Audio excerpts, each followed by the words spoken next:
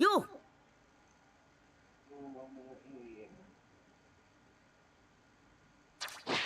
じゃあまたな。うっす。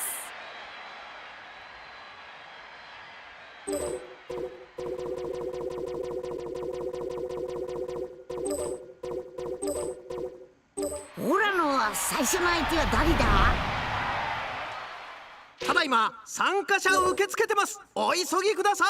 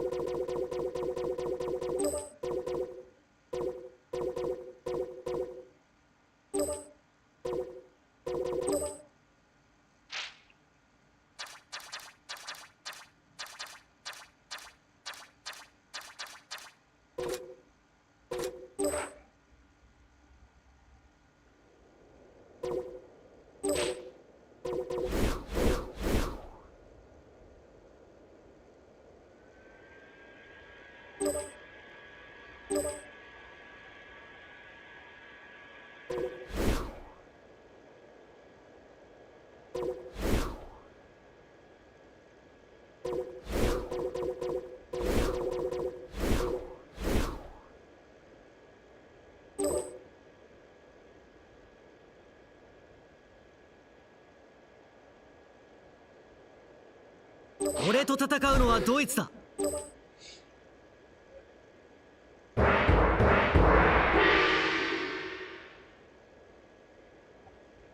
さあ、記念すべき最初の対戦カードはこちら。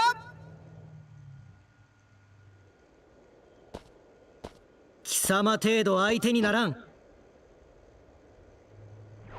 蹴りをつけてやる。1分いや30秒でな。そらこ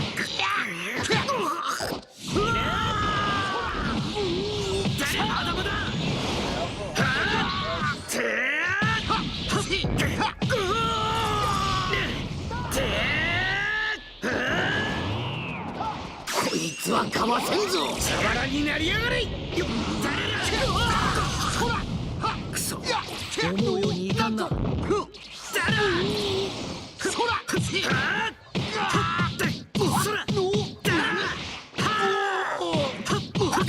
今のはな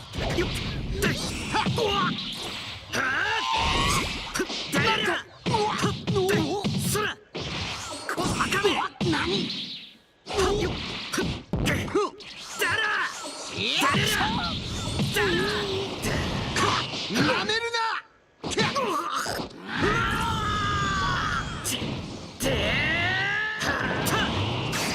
片付けてやる。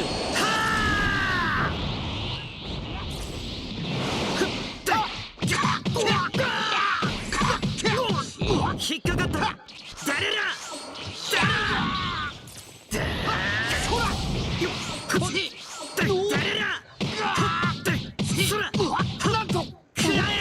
やるな。貴様の遊びはこれまでだ。くたばりやがれ。この程度でよく言われたものだ。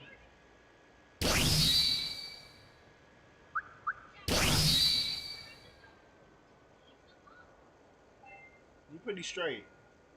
I had tried them a little bit this morning.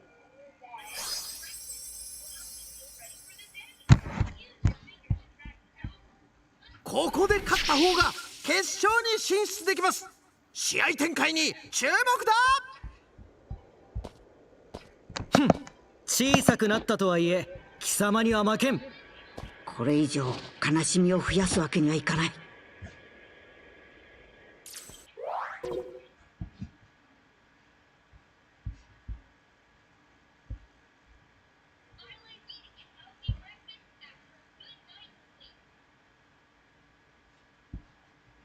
When your hometown and your home team are as community-minded, as hospitable, and as much fun as ours are, when your hometown and your home team are worth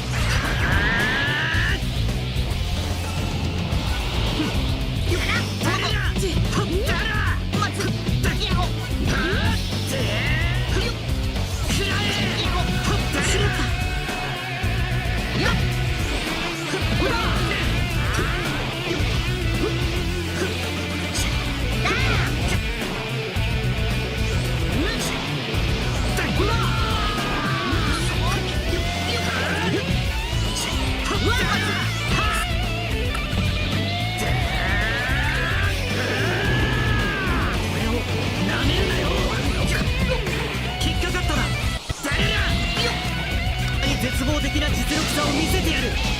キャリックなかなかいい動きだった。修行ならまた付き合って。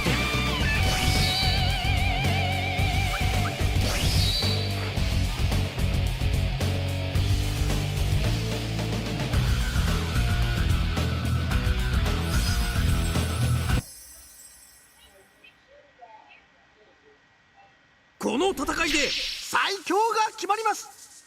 決勝戦開始。栽培マンか。いやスカウか。栽培なんだそれ。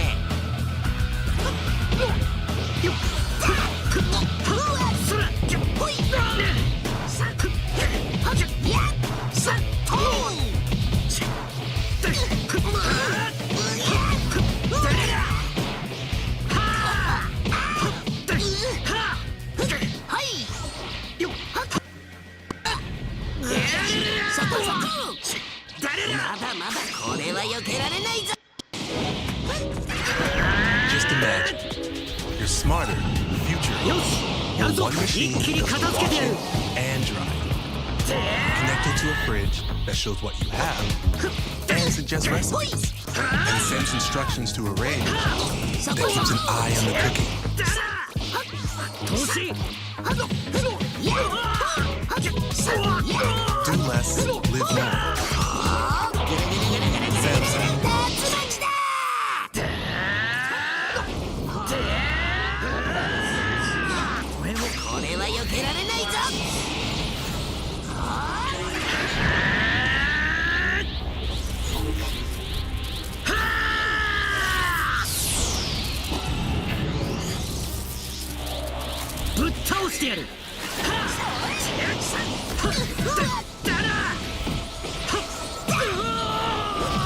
ほいさはいキ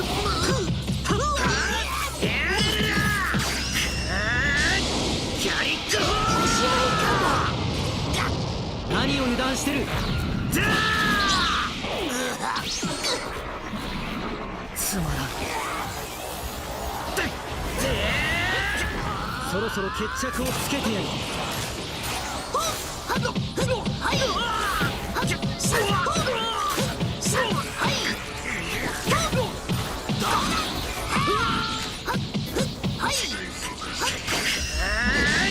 キャリックホーやったー勝ったぞ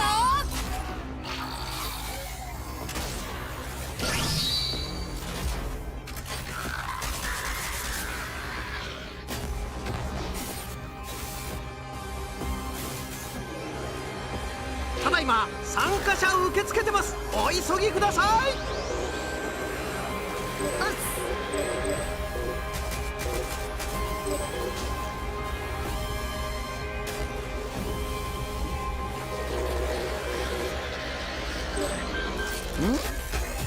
なんだベジータはいねんか。タコさんのおかげで強くなりましたからね。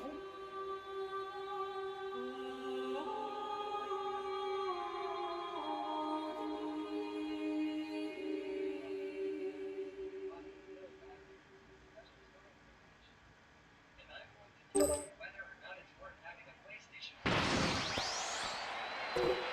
っす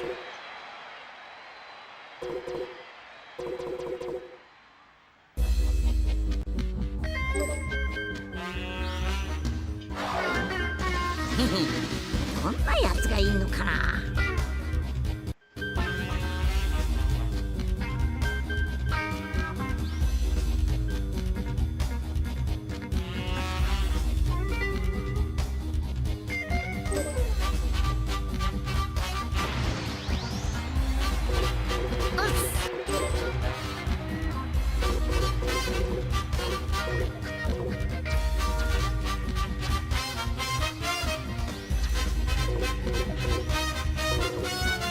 ご飯、お前誰と戦うの楽しみだ。体なまってないといいな。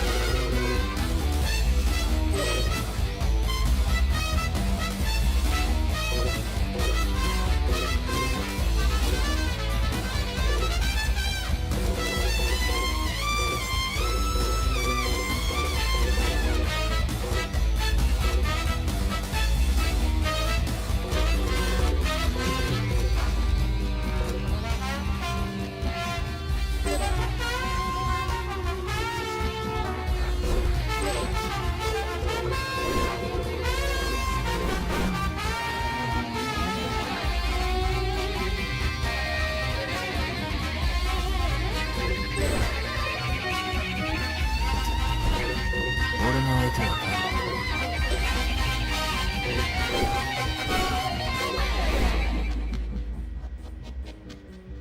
気合い入れていくぞ。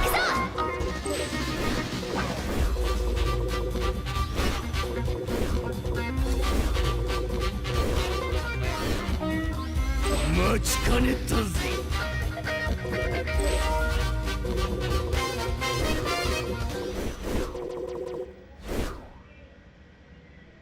I'm Kevin Hart. I'm Kevin Hart. I am Kevin Hart. I'm Kevin Hart. I love acting, but my true calling is playing a new fighting game, Royal Kingdom. That's why I started the Kevin Hart School of Acting like Kevin Hart. So more people can actually take my roles and I can play more Royal Kingdom. Doesn't get better than that. These kids don't listen. These kids don't listen. These kids don't listen. These kids don't listen. Yeah, punctuate it. I think Kevin's a great teacher. Stay on that side.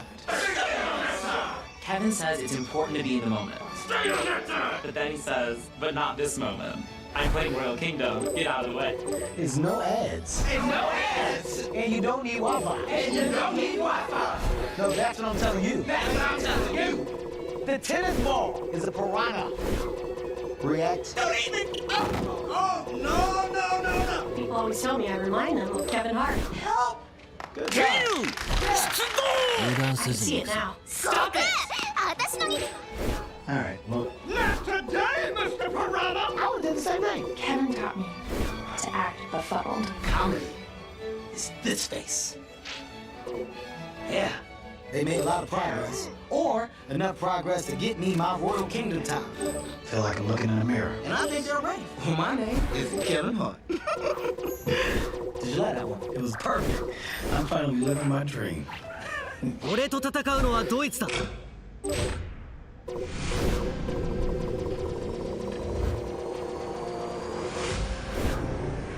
俺頑張っちゃうぞ。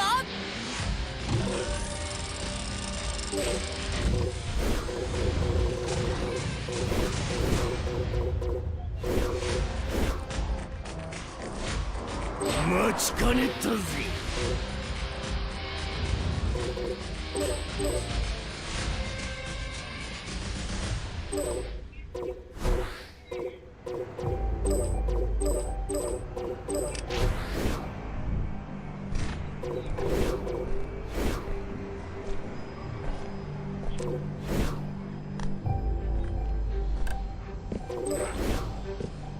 さあ、やるぞ。この姿でもおめえと戦うことになるなんてな。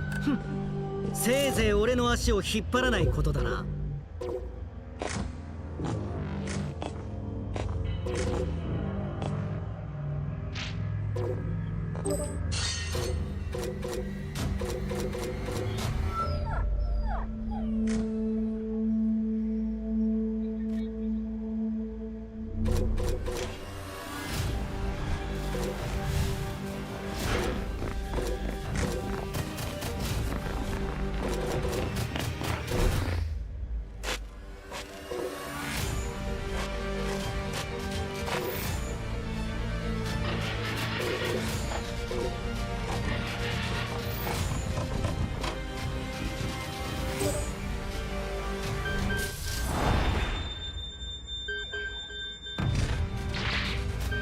勝手に戦ってアリンス様に怒られないかな。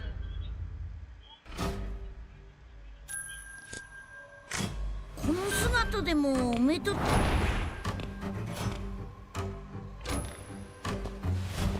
栽培マンか。いや、少し違うか。栽培？なんだそれ。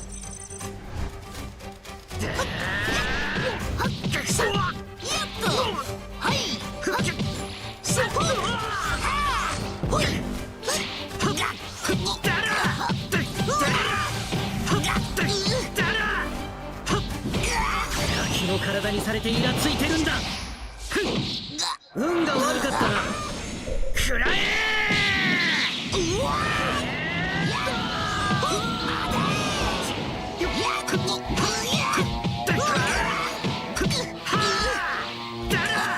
まだまだ戦気の体にされてイラついてるんだ。よ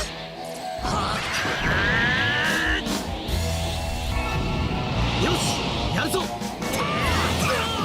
そ、思うようにいかんな。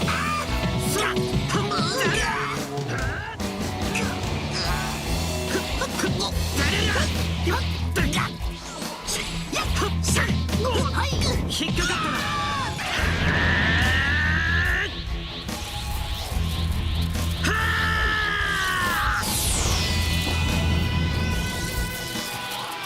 ぶっ倒してやる。シュドッとさ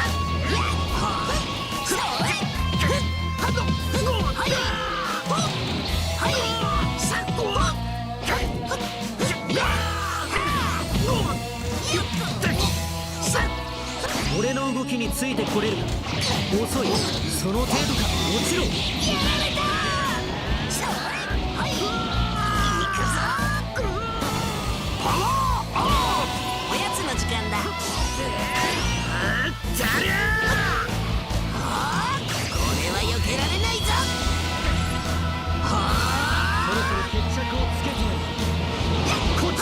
何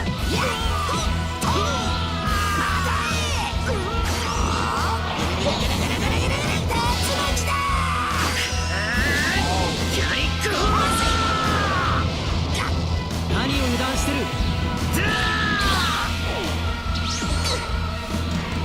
つまらん。待ちかねたぜ。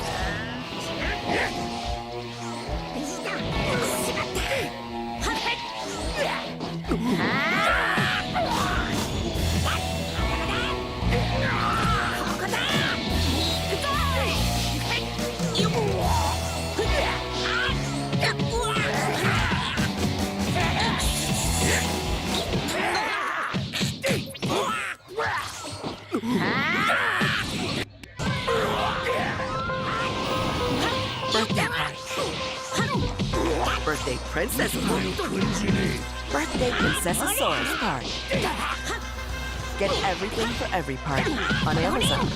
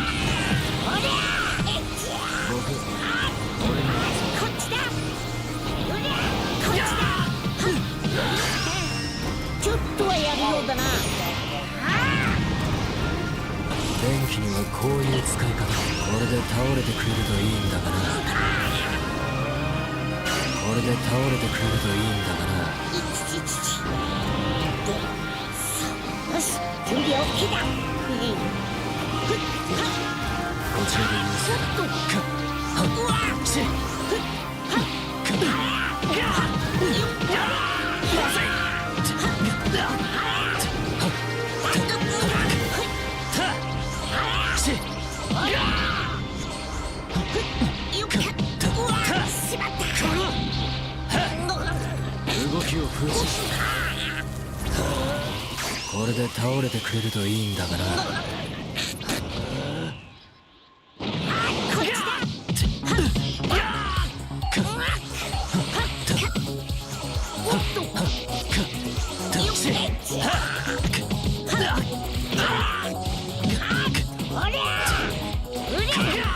この程度で諦めてたまるか。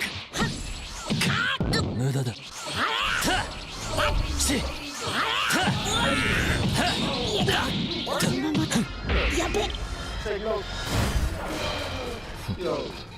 名前はきちんと覚えてほしいものだ。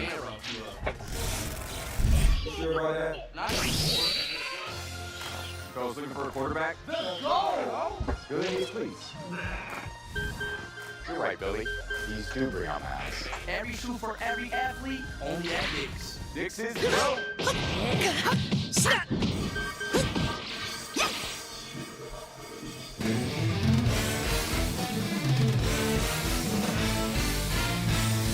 姿でも目と戦う。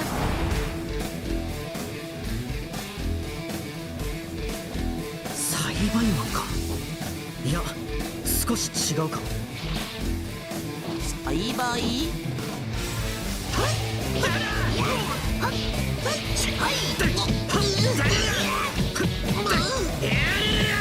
そこそこやったら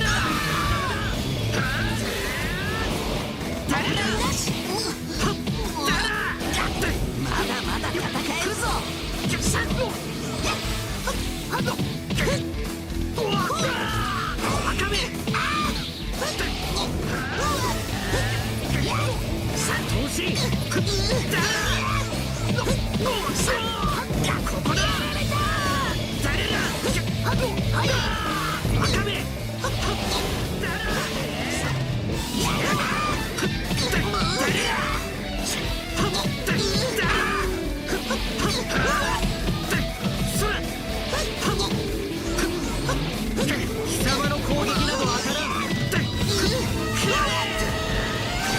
体にされてイラついてるんだ。力が出ない。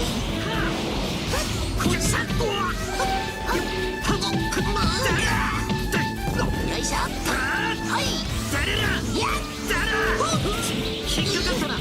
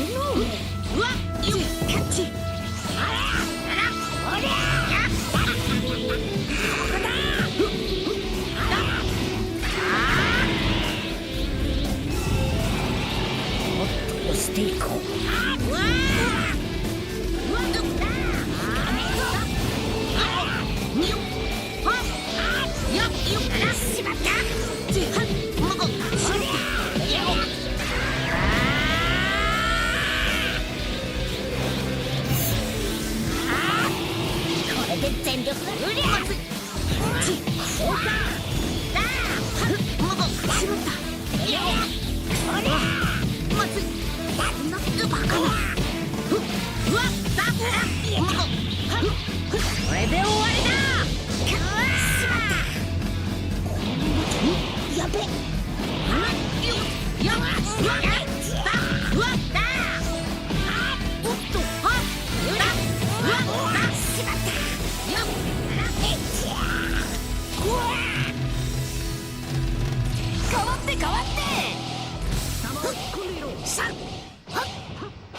パワーアッおやつの時間だ。なめるなよ。こっちだ。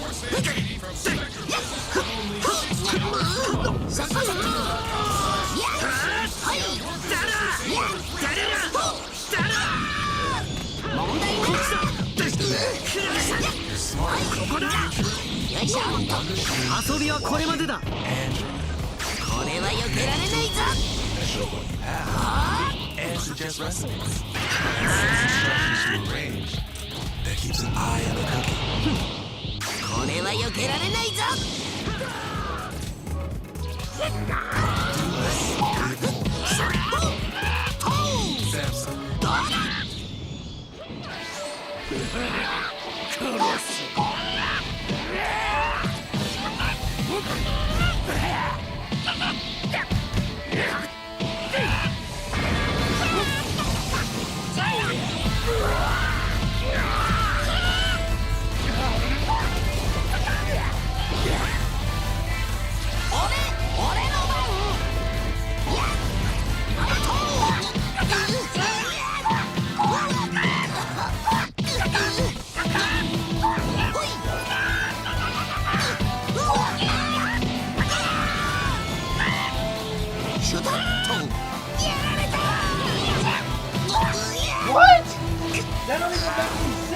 終わりにしてやるぜ。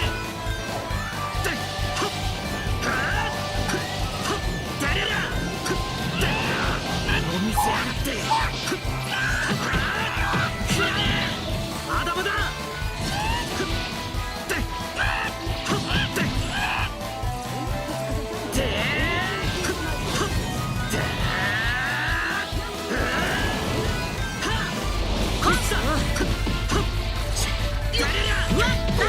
引っかかったな。こ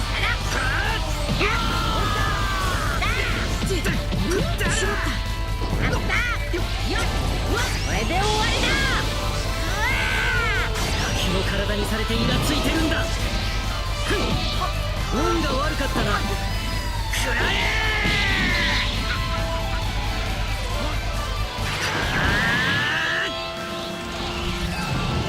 よし、やるぞ。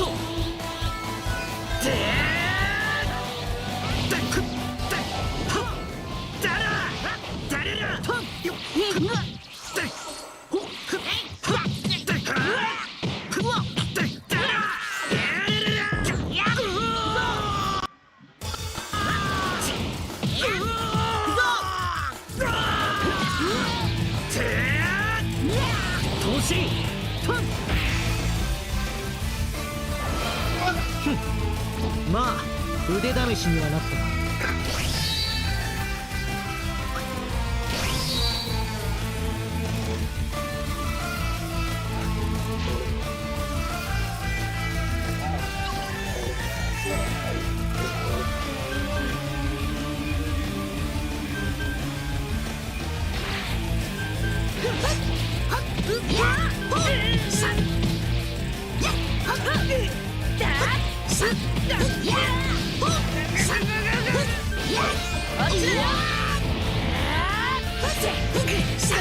いける。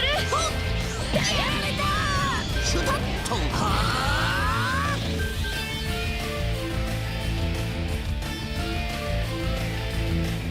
の姿でも目と。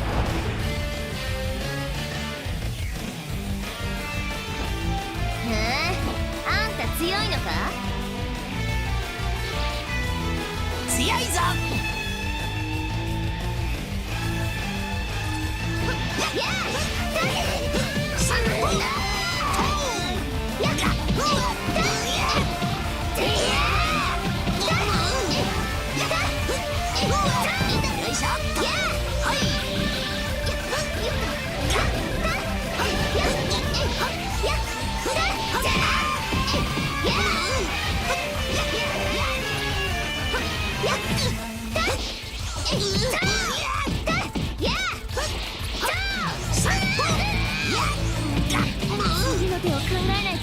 まだ戦えるぞ。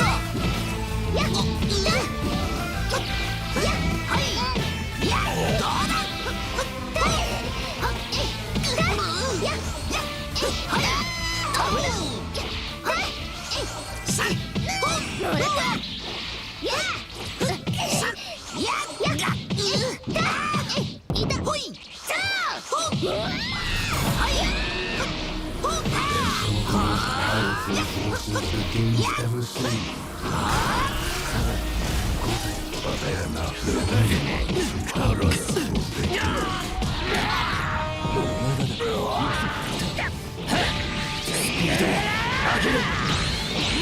いい調子。逃がさん。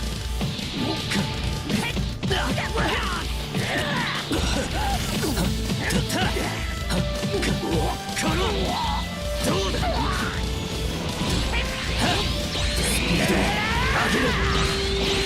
いい調子。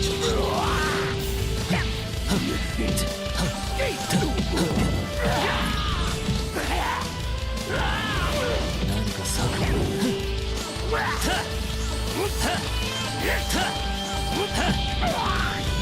電気にはこういう使い方もある。遅いね。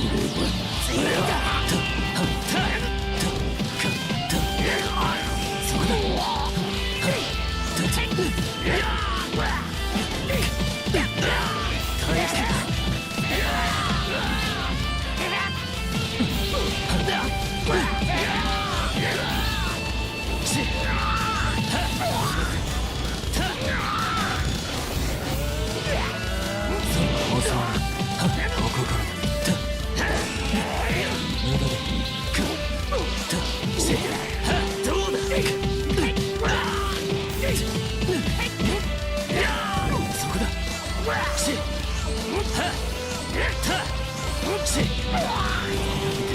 ここからが本番。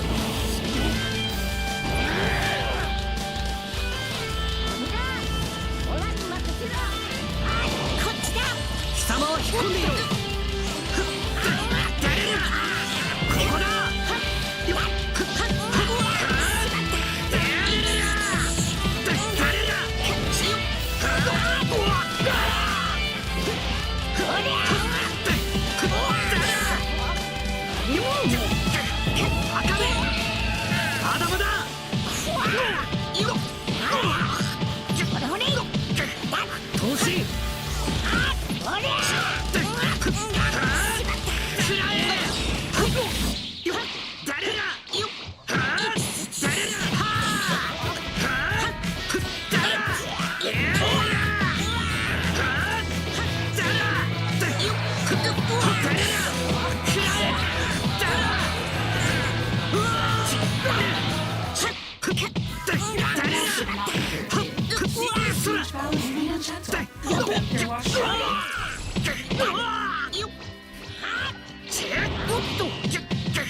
引っかかったな。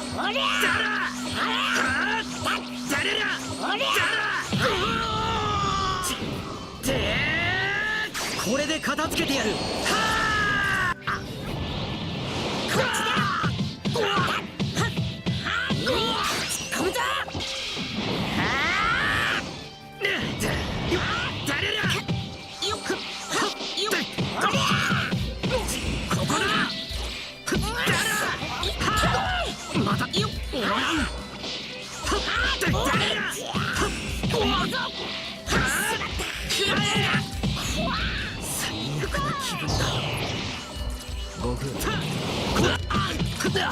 そこだ。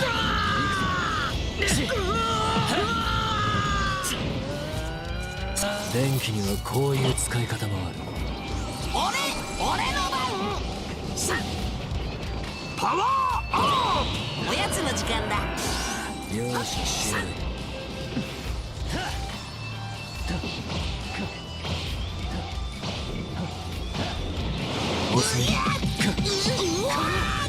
問題な。これで倒れてくれるといいんだがな。本気でいい。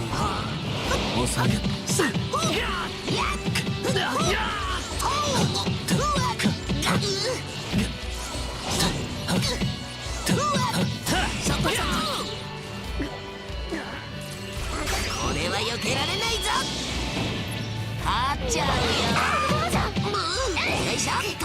乗れた。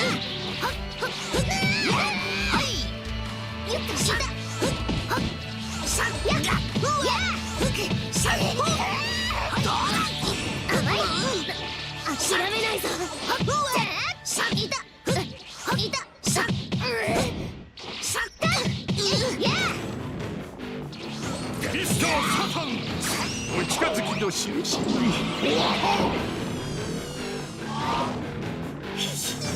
くらい。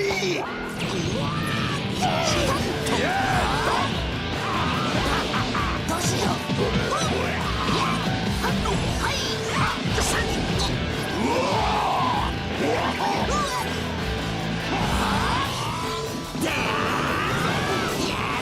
お近づきの印に。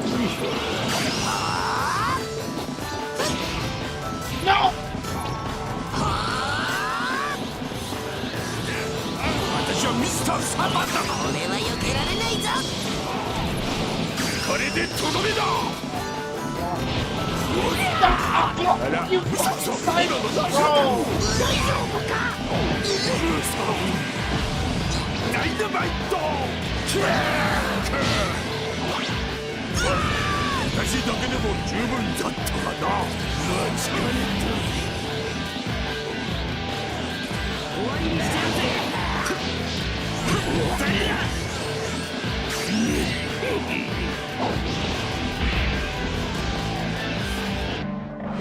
まだ終わらせないぜ。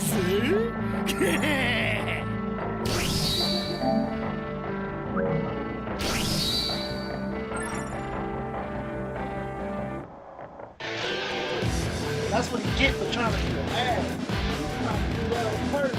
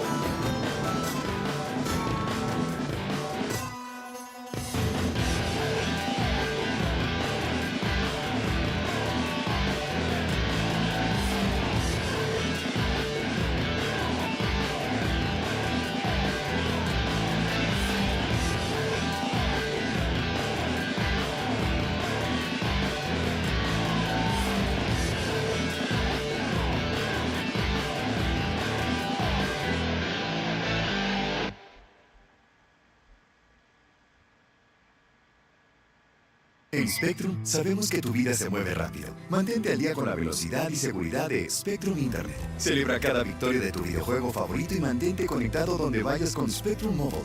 Cámbiate a Internet Gig y a Mobile Plan ilimitado hoy.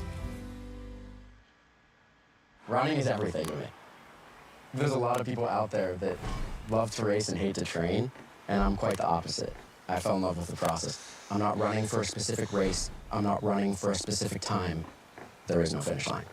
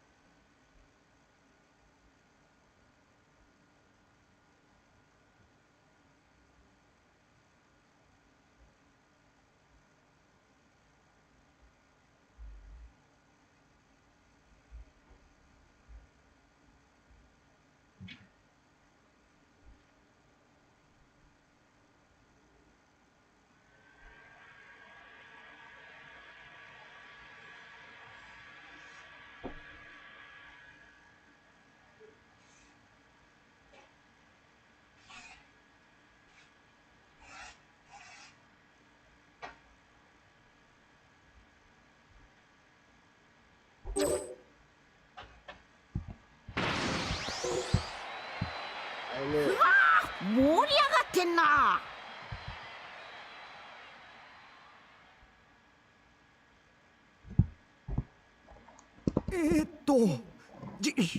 人造人間17号選手、意気込みなどをお聞かせ願えますか。腕試しってワクワクしますね。天津飯選手、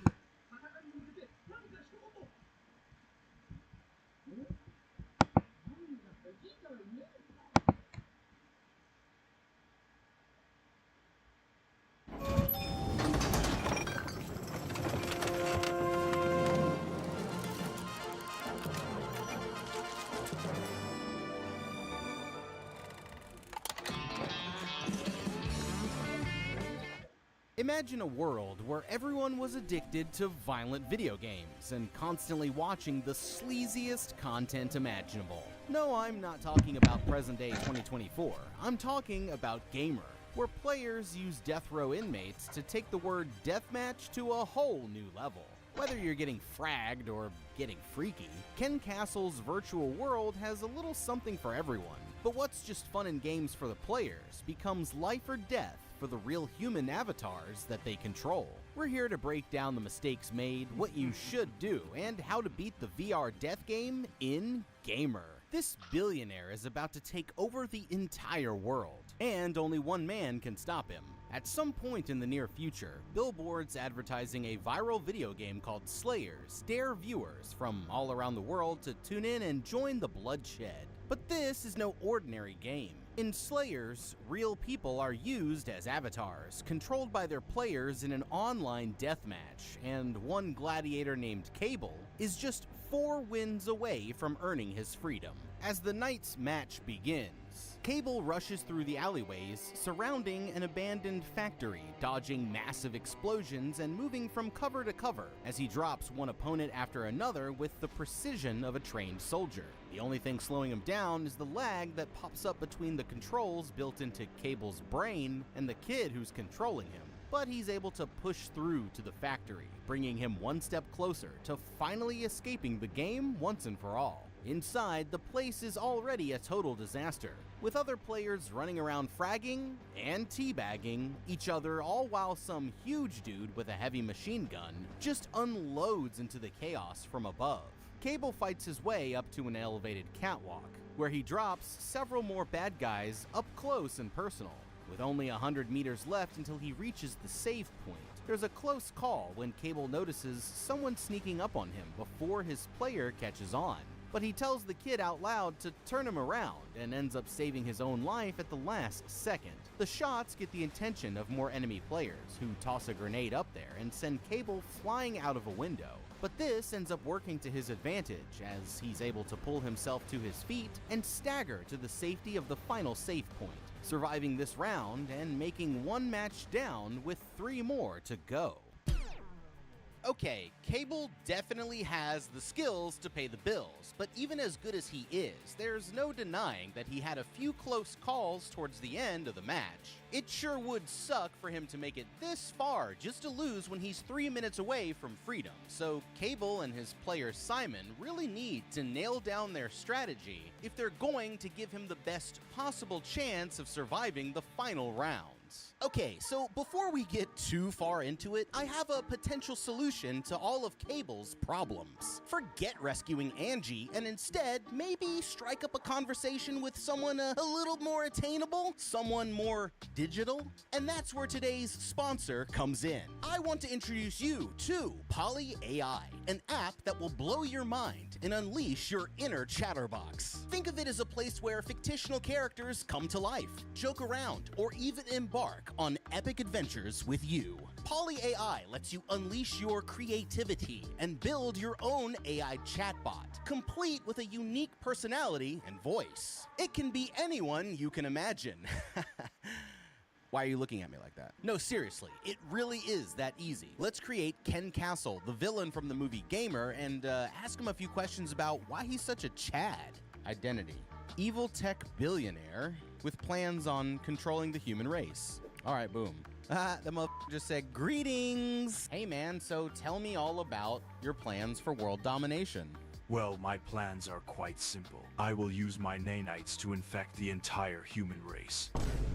So this app is dope because you get to chat with villains from movies, which, if you're like me, is something that I've always wanted to do. Like, I've always wanted to ask the shark from Jaws, why you so hungry? I'm a shark, we're always hungry. How about that? And let's face it, if the characters in Gamer had this, then they wouldn't need Society or Slayers. But on the real, sometimes real-life conversations can be awkward. I don't know. Trust me. I sit here talking to myself all day. The thing about Poly AI is you can practice your social skills. It's like having your own personal hype man, ready to boost your confidence and entertain you whenever you need it. Oh, you thought the fun stopped there? Think again. Poly AI also features a fantastic option called mods. These mods basically act like mini adventures where you can interact with your characters in specific scenarios. Literally, what are you waiting for? Go to the link in the description and use my code BEAT66 to download the Poly app today and get access to Poly AI Plus. With over 1 million downloads worldwide, it's easy to see that Poly is the place to be. Join today and start the conversation. Thanks to Poly AI for sponsoring today's video, and now, back to the show. I'm stylish, got 'em all wildin'. Stylish, got 'em all wildin', baby. I'ma do it big, yeah, pull up on 'em like I ain't playing around. Tell 'em we gon' come through, we gon' slay the town. George and Junior are fed up. They weren't planning on having to replace their brakes today, but they went to AutoZone, where a friendly AutoZoner helped them find a deal on the right parts.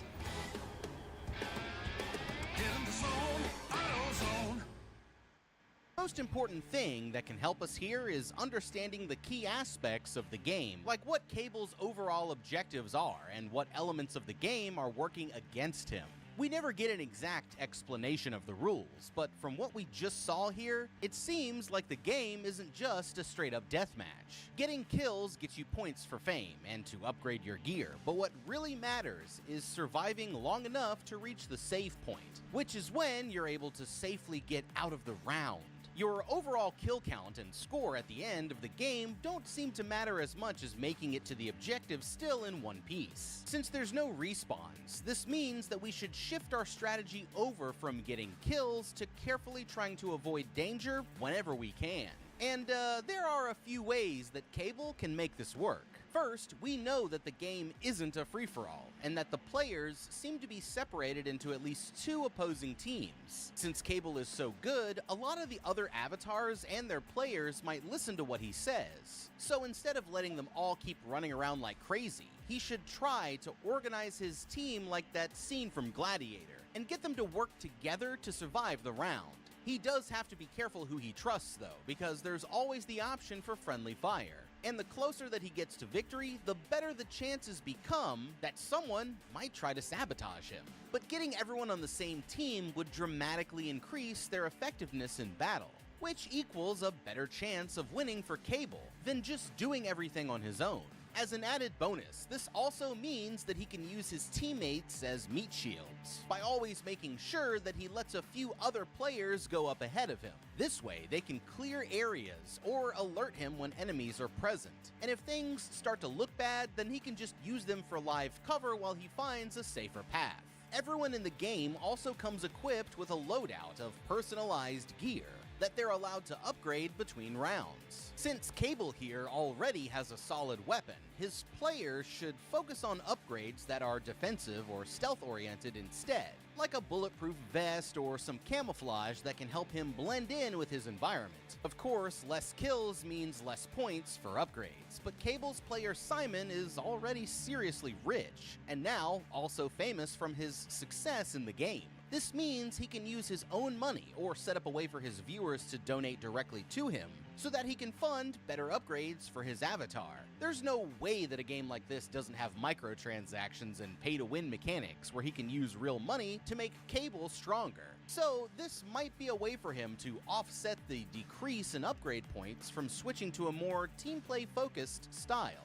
Outside of the game itself, Simon can also use his money to upgrade his internet connection and minimize lag as much as possible, which would give them both a huge advantage over the other players with bad connections. Now, Cable and Simon don't only have to play by the rules of the game. If they really want an unfair advantage, then they can look into their options for using hacks to make Cable more effective, like giving him an unofficial cold-blooded perk that makes him invisible to other players. It might not be fair for everyone else, but when we're talking about the difference between life or death, does being fair really matter anymore? The biggest thing to worry about is that they don't get caught cheating, since that's a pretty big risk to take when you're already this close to winning fair and square. Altering the code of the game is actually going to play a big part in the story later, but Simon and Cable won't be the only ones using cheat codes, and things are only going to get more dangerous the closer that he gets to freedom. Meanwhile, on the outside world,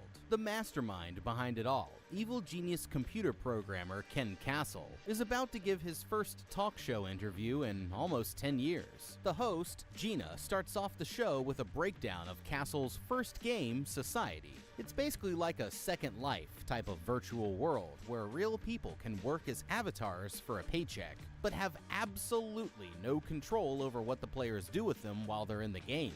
And you already know that they make them do some seriously f***ed up stuff. Society made Castle the richest man in the world, but it wasn't until he came up with Slayers that things officially turned deadly. For this game, all of the avatars are actually death row inmates, who volunteer for the challenge in hopes of winning their freedom by surviving 30 matches. So far, nobody has even gotten close, but Cable and his player Simon have captured the world's attention by being the first pair to ever make it this far.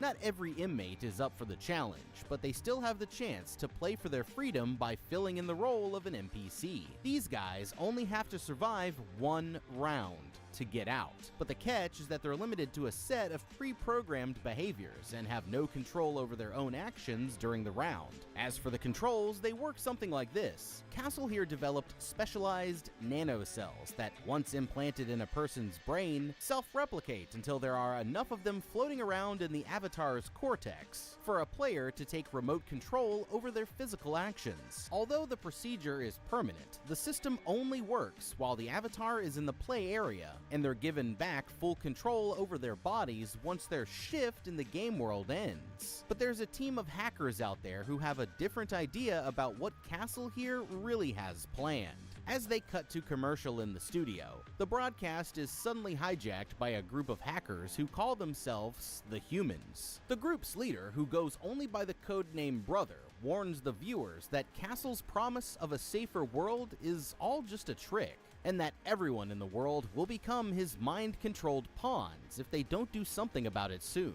Castle here treats this all like a funny joke, and immediately goes back to creeping on the show's host without taking the hackers seriously. But, as you can probably guess, this was his biggest mistake. While they're not in the game, Cable and the other prisoners are forced to work in the salt mines, where every moment is just as dangerous as the competition itself. Unlike some of the others, he's able to stay out of trouble by quietly sitting on the sidelines and minding his own business. But there's this one guy, Freak, who eventually catches on. One day, Freak here decides to sit down for a chat, but it ends up being a pretty one-sided conversation, with Cable keeping up his strong, silent-type persona, all while fighting back flashbacks to the incident that landed him on death row. Later that night, while Cable is in his cell, a mysterious woman comes by and drops in a picture of his wife and daughter, Angie and Delia, who are both still waiting for him on the outside. She whispers that she knows how the hope of seeing them again is the only thing keeping Cable here alive,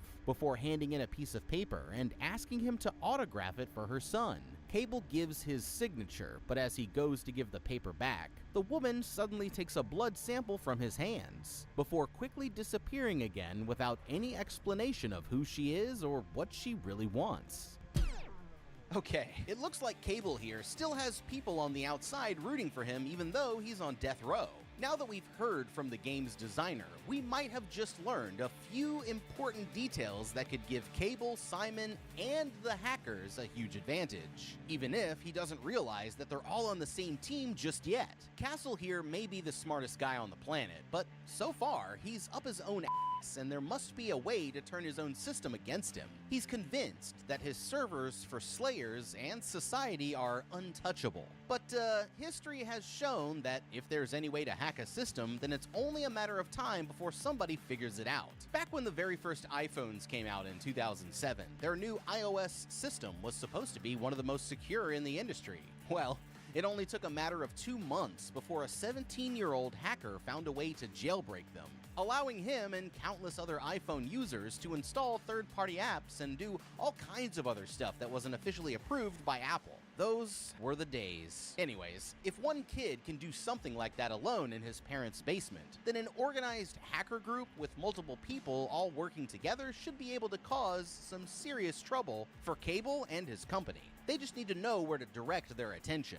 For Cable and his competition in Slayers, we can use these hacker skills to give him an unfair advantage in combat like we mentioned before. After listening to Cable's interview, we now know that every avatar in the game is given their own IP address. Basically, an IP or Internet Protocol address is like a unique name that's assigned to each device, or in this case, each avatar, that's connected to a network. These IPs are then used to route data packets between the devices, which is how the player gives inputs to the avatar, and how they receive information like what the avatar sees and hears back to their end of the screen. Every action that an avatar takes generates a data packet containing the IP. So if a player like Simon were to download a packet capturing tool that intercepted these messages, then they could use it to track all of the other avatars' locations around the map in real time, like giving Cable a permanent UAV in the next match. This would obviously be a huge help for Cable, but like we mentioned before, something like this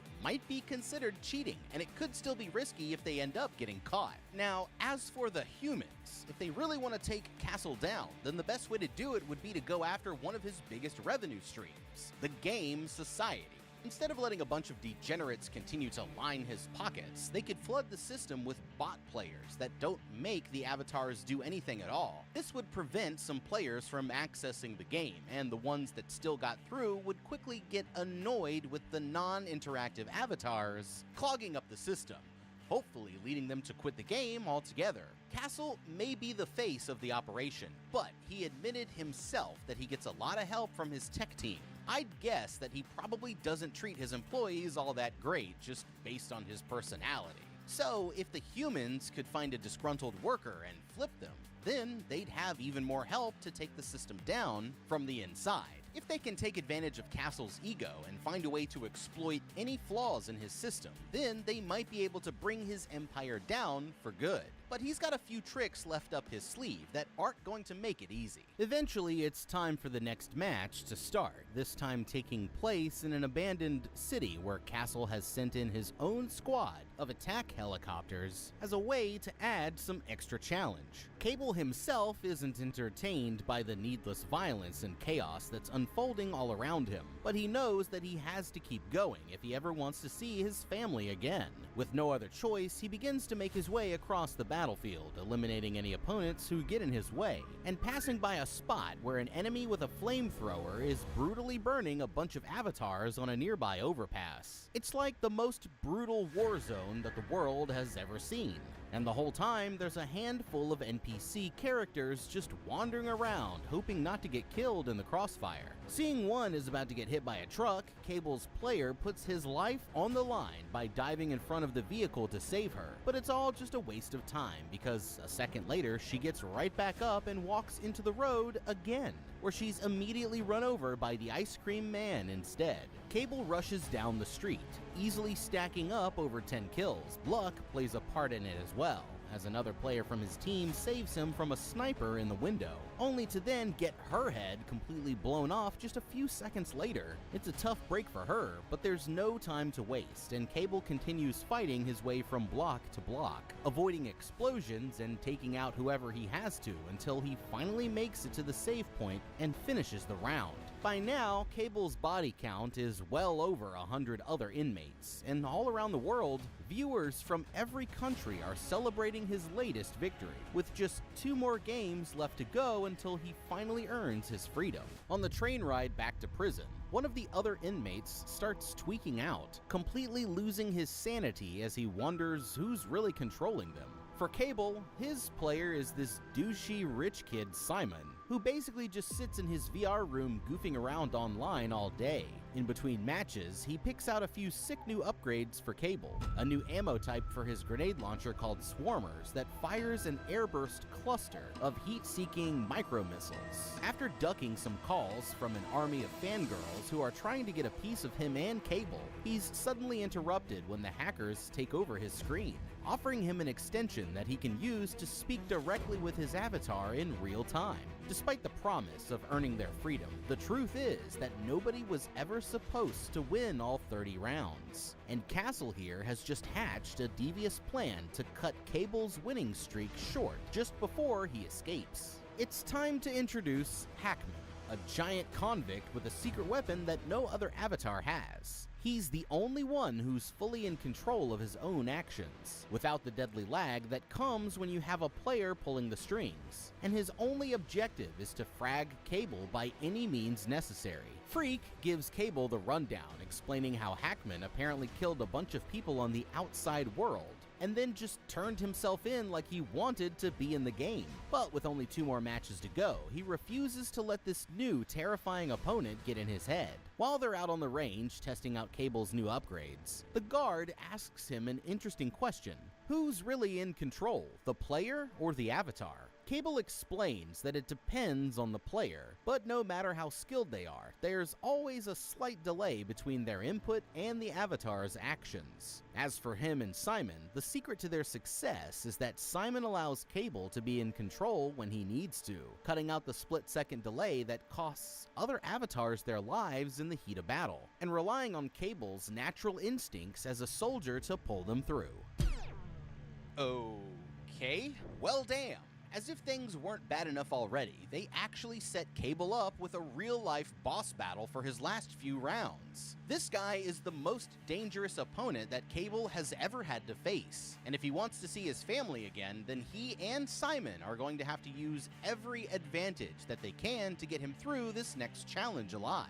First, let's start off by comparing our 2 avatars' overall battle experience. On one hand, Cable here is a trained soldier with exponential combat skills that have allowed him to survive almost 30 rounds, something that nobody else has ever done before. On the other hand, we know that Hackman is a bloodthirsty killer, which makes him extremely dangerous, no doubt. But his aggressive playstyle and lack of in-game experience might also turn out to be his greatest weakness. Then we have their weapons of choice. Cable is using the G6KV, a medium-range weapon with a 100-round drum, whereas Hackman picked up the Saiga 12, a 12-gauge shotty with a 20-shell capacity. Hackman's weapon is devastating at closer range, but Cable's longer range and higher capacity should give him the upper hand as long as he keeps his opponent at a distance. Hackman's greatest advantage of all is that he isn't being controlled by anyone but himself, and therefore doesn't have the same problem of deadly lag popping up between a player's commands and his own actions. This is a huge help for him,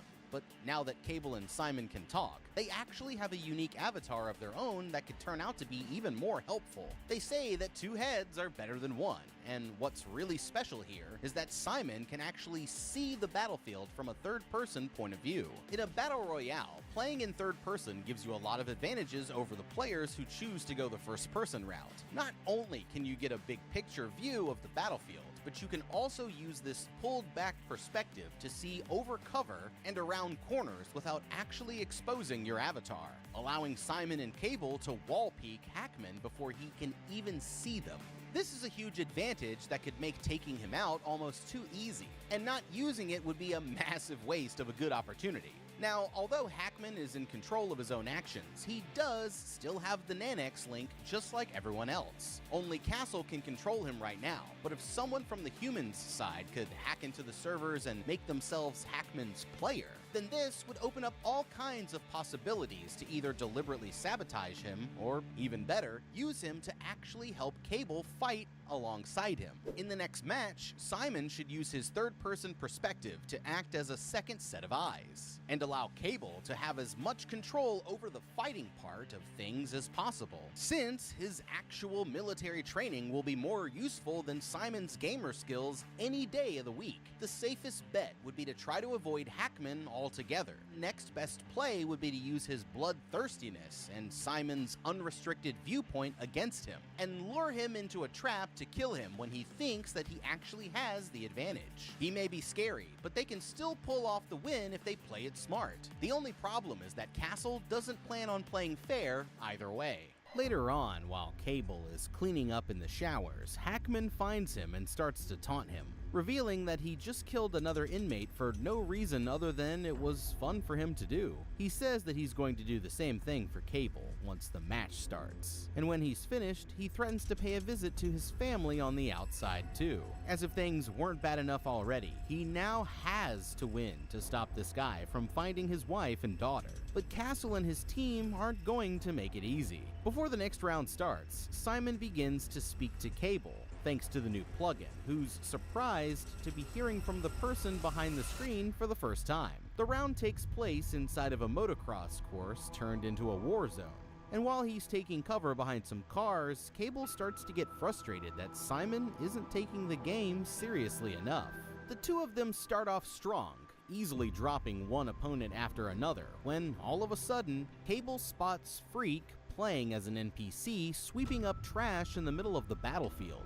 He tries to warn him to get out of there, but Freak can't control his own actions. And in a matter of seconds, another avatar comes along and uses him as a meat shield, with Cable watching as the only friend that he has left is torn apart in a hail of bullets. Simon here cracks a joke, refusing to feel bad even when Cable reminds him that these are real humans, because he knows that they're all just death row inmates who probably just had it coming anyway. They eventually end up on an empty street, where Cable tries to get Simon to take him into an area that's beyond the borders of the game. Someone opens fire on them while they're standing out in the open, but when Cable takes cover behind a nearby van, he's suddenly ambushed by Hackman, who smacks the weapon out of his hand and takes him down with a metal club. For a second, it looks like it's all over for Cable, but when Hackman goes to pull the trigger, for some reason, his weapon refuses to fire. At the same time, they're taken down by a group of Castle's friends for being out of bounds. But just before he's taken away, Cable tells Simon that he needs to give him full control if they're actually going to win the game. After getting kicked out of the round, Simon is shopping for more upgrades when the hackers tune in for another chat. This time, it's Brother himself who wants to know if Simon is going to give Cable what he wants and let him take full control during the next match. According to him, Cable knows secrets about Castle's operation that he really doesn't want going public, which is why Castle is pulling out all the stops to kill him before he wins his 30th battle. Simon still isn't convinced, but after Brother reminds him that if Cable dies, then his 15 minutes of fame will be over as well, he starts to see the bigger picture and finally agrees to play along with their plan.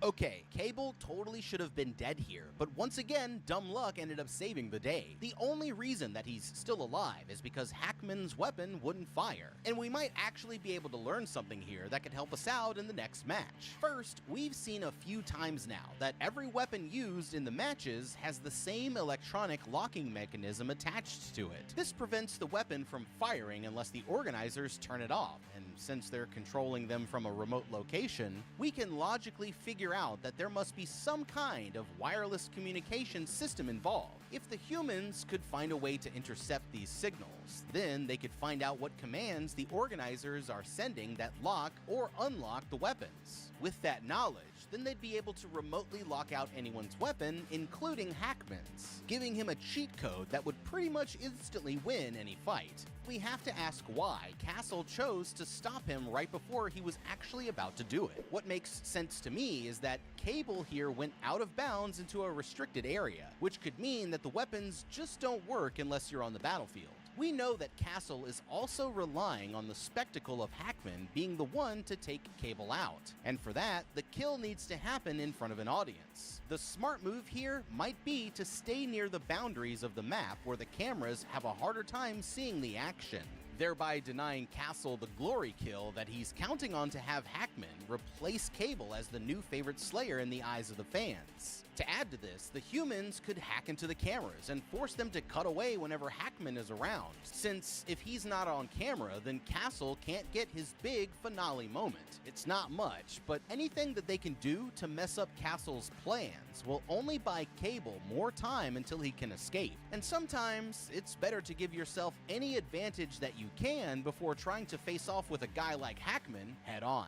At the prison, the same mysterious woman comes to visit Cable for the second time, saying that she's a friend who wants to help him get out. He's still confident that he can win his freedom fair and square, but the woman says that Castle has things set up so that winning will be impossible, and his only chance of seeing his family again is to escape the game altogether. After thinking it over, Cable tells the woman that he needs her to smuggle in some alcohol, having just come up with a plan of his own to turn the tables against Cable and his team.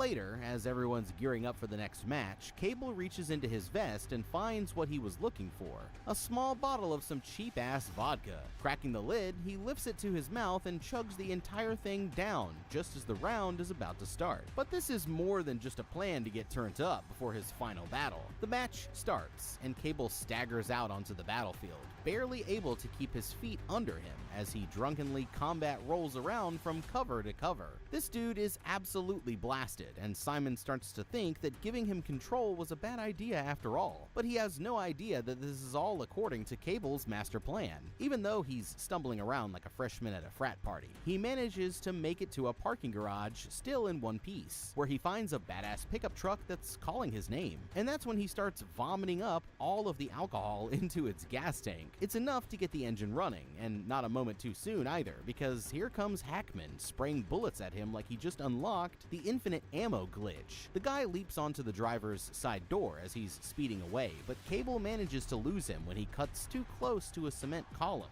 knocking him to the ground before he can make the kill. Outside, Cable speeds through the city in his new whip, taking out a drone that cuts off Simon's feed. He's almost out of the play zone when a team of mercenaries in a giant dump truck starts trying to run him off the road, and although he manages to lose them, he eventually has to sacrifice his own truck to get beyond the boundary. Crawling out of the vehicle, he rushes to cover just as a Predator missile blows up the truck to smithereens, and the news reports that Cable has been fragged. But the truth is that's exactly what he wants them to think. Okay, well, that was definitely one of the plans of all time. You might be wondering how the hell Cable even managed to survive all of that. But what we didn't see is behind the scenes. Simon secretly picked up the plot armor perk before the start of this round. He might have made it through in one piece, but Cable, my man, this was awfully close to a serious you f***ed up. Now, if I'm being honest, your plan here was actually pretty damn smart. It was the execution of the plan that was risky as hell. The chances of that amount of alcohol actually starting a truck are slim to none to begin with, since even though it does contain ethanol, the water and other additives in vodka make it much less effective as a fuel source compared to regular gasoline. That's the first problem, but the method that you used to get it there was the craziest part of all. At almost 200 pounds, consuming that much alcohol that quickly would land you with a blood alcohol content of 0.44, which is considered to be potentially lethal. Even if you could handle the effects, getting absolutely blasted in the middle of a full-on battle royale would be pretty much guaranteed to get anyone else killed within about 15 seconds of the match starting. You easily could have just taken the bottle in with you instead, and then you wouldn't have been completely hammered as you're trying to fight for your life. If you got shot and the bottle got broken, then you'd have some bigger problems on your hands anyway, so there really was no reason to take it out of its perfectly good container and transport it all the way across the battlefield in your belly instead. Or here's a crazy idea. How about next time you just ask the lady to bring you a bottle of gasoline instead? Ever think about that one? Using this moment to fake your death was a good idea. But even though the public might be tricked, Castle is still going to know that you're out there, and that means that it's only a matter of time before Hackman comes back for revenge. You needed this opportunity to take him out for good, but missing that chance could end up costing you down the line. Congratulations on finally making it out of the game at least, but the next time that your master plan relies on getting f***ed up literally, it might help to try brainstorming some other ideas first. There's at least one person in the media who isn't buying it, Gina, the talk show host. And she realizes that if Cable here is still alive, then he'll most likely be going for his wife, Angie, next. She ends up being 100% correct, as Cable is already outside of their old apartment waiting for any sign of her. But instead, this biker chick, Trace, shows up and tells him that he needs to be more careful before Castle's men catch him. It turns out that this is the girl who was visiting him in his cell, and she quickly takes him over to the group's headquarters on the other side of the city, where the rest of the humans are all waiting to meet him. After getting his introduction to Brother and the rest of the group, the first thing that Cable wants to know is what were they doing with his blood sample? They explain that every avatar has a unique connection to the nanites, so they needed his DNA to create a specific code that would allow them to disable the nanites controlling his brain. The way that they see it, it's only a matter of time before Castle starts using his nanites to control everyone in the world, not just the people on death row. And they need Cable's help to stop it. But first things first, Cable needs to save his wife, and they know exactly where he can find her. Angie here is in society clocking in for another shift when she's abruptly approached by this seriously perverted guy Rick. Within minutes, the creeps controlling them take them both back to Angie's apartment. But just as they're about to get their freak on, they're suddenly interrupted when Cable lunges out from behind the couch and completely obliterates this dude's back, Bane style, before throwing him across the room like a sack of potatoes. Grabbing Angie's hand, Cable rushes her back to the elevator, but when the doors open, they find Hackman already waiting for them on the other side, as he blasts Cable point blank in the chest before taking Angie and shutting down the doors. Luckily, Cable manages to survive thanks to the bulletproof vest that he was wearing. So when Hackman and Angie reach the lobby, he starts beating the absolute crap out of him, and even blows a couple of his toes off before escaping as a team of Castle's agents start to close in. Disoriented, Cable asks his wife where they can hide, but since the creepy guy is still controlling her, he ends up leading them straight into another massive rave. They try to keep a low profile and blend in with the crowd, but Castle's men quickly finds them and opens fire. Cable manages to take a few of them down, all while the other avatars never even stop partying, and they make a narrow escape through a back exit at the other end of the club. Outside, they end up running into the reporter Gina here, who offers them a ride back to the humans' headquarters, and Cable hesitantly accepts, even though he isn't 100% sure that they can trust her. They make it back without any trouble, but they still have to keep Angie sedated until they can crack her Nanics link. Otherwise, Castle and his henchmen can use her eyes to see right into their headquarters. While they're waiting for the mod to take effect, they decide to hack into Cable's repressed memories and find out what really happened that landed him in prison. It turns out that he was part of a top-secret government experiment and the first test subject of Castle's Nanics technology. In the final step of the trials, Kane's superiors used their mind control to make him shoot the only other test subject, tying up any loose ends and sending Cable to death row so that his story would never reach the light of day. The others realize that this is the key to finally taking down Castle's empire. But as for Cable and Angie, they're still missing the most important piece of their family, their daughter, Delia, who was placed into foster care when he went to prison. Until now, they've had no idea who adopted her, but the humans have just discovered that the girl is actually living with Castle himself, and that's when Cable finally realizes what he has to do. Okay, it's officially time for the final showdown. But before Cable goes in, I want to point out something important that he and the humans seem to be missing. If they can unmind control Cable, then maybe they can reverse mind control the other avatars as well. And what they don't realize is that this also applies to Castle himself. In the real world, it isn't uncommon for big tech CEOs like Castle here to be the first ones to try out their products. And he's no exception to the rule. Mark Zuckerberg was one of the very first people to have a Facebook account. And Steve Jobs would always be the first to use and demonstrate new Apple products before they entered the consumer market. As for Castle, he's had his own Nanex connections since he first came up with the procedure, and exploiting this could be his greatest weakness. What they need to do is reverse engineer a code for Castle that would allow them to take control over his brain. They'll need his DNA to do it, but some saliva from a cup of coffee or a used lollipop should be enough to do the trick. And since he seems to have a thing for Gina here, they could use her to get in close and get what they need. He's going to be expecting Cable to show up, but just when Castle thinks that he has him right where he wants him, the humans could use their code to spring the trap, activating the mind control and making it impossible for Castle to fight back. The best part is, he's so cocky that he would never even see it coming. It's a great plan if they're able to pull it off, but Cable prefers to do things the old-fashioned way. And now it's time to see who's able to come out on top. That night, Cable arrives at Castle's compound for the final showdown and finds the front door suspiciously wide open, as if they were already expecting him. Inside, he doesn't have to look far before he finds his daughter sitting at the end of one of the halls. But when he rushes over to help her, he runs straight into a screen, revealing that it was a trick all along. Just then, the lights come up, and there's Castle himself standing in a dimly lit room surrounded by a team of about a dozen guards. As Cable steps up to confront him, they all break out into this weird-ass Pinocchio-style dance routine, with Castle controlling each of the guards like the avatars in the game.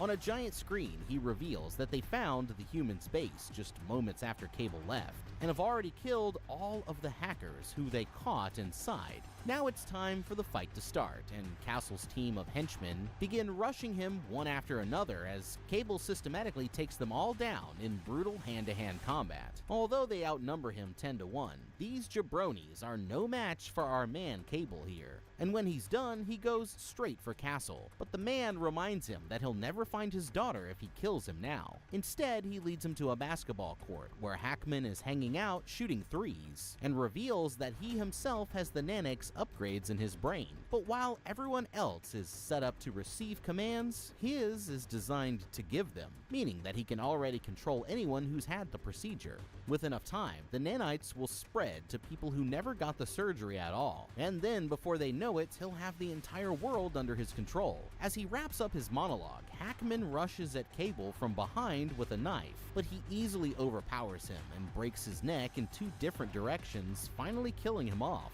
That's one more psycho down, but now it's time for a showdown with the boss. And that's when Cable realizes that Castle's team was able to reinstall the mind control once they found the human's base. This means that he can't fight back even if he wanted to, and the tech dork here starts beating his ass with kung fu moves in front of his own mind-controlled family. After letting him have it for a minute, he's about to force Cable to go after his own family with the knife, but somehow Gina reactivates Simon's connection, and the kid is able to take over, commanding Cable to attack Castle instead, and putting them into a mental tug-of-war where they're both wrestling for control over his actions. Castle still manages to gain control, but that's when Cable comes up with the most genius plan of all, telling Castle to focus on the knife and imagine him stabbing it into his stomach. Castle tries to resist, but in the end, the intrusive thoughts win, and there's nothing that he can do as Cable and Simon stab him directly in the chest, ending his reign of terror once and for all. Thanks to Gina, the whole world saw what Castle really did, and now that the truth is out there, they finally realize just how evil his intentions were all along. Defeated, Castle's henchmen agree to deactivate Cable and his family's neural links, setting the three of them free. They may have lost a lot of friends along the way, but the family finally has justice for all of the ways Castle did them dirty. and they drive away into the countryside to start a new life off the grid, determined never to let Delia become an iPad kid if it's the last thing that they do. Gamer 2009. This is a fire movie. I actually remember to go see this in the theater when it came out, and I left pretty satisfied. You know, this was like during the height of the Xbox Live era, and it seemed like they were able to get the Battle Royale concept executed, at least for a Hollywood movie. There have been terrible Battle Royale examples in movies, you know, for years, but I feel like this movie nailed it, and I have to say that I appreciated them for pulling it off. Thank you so much for watching. Leave a like and subscribe, and check out the How to Beat playlist for more videos just like this one. I'm the guy. We'll see you in the next video, and have a damn good day.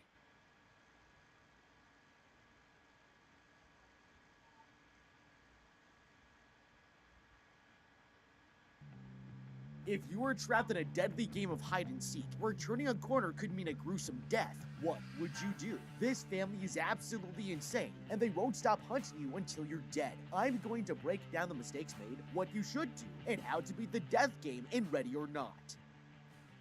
This woman is going to regret getting married. Lighting up a cigarette, Grace here talks to herself about her upcoming wedding when her husband-to-be Alex walks into the room, commenting on the woman talking to herself.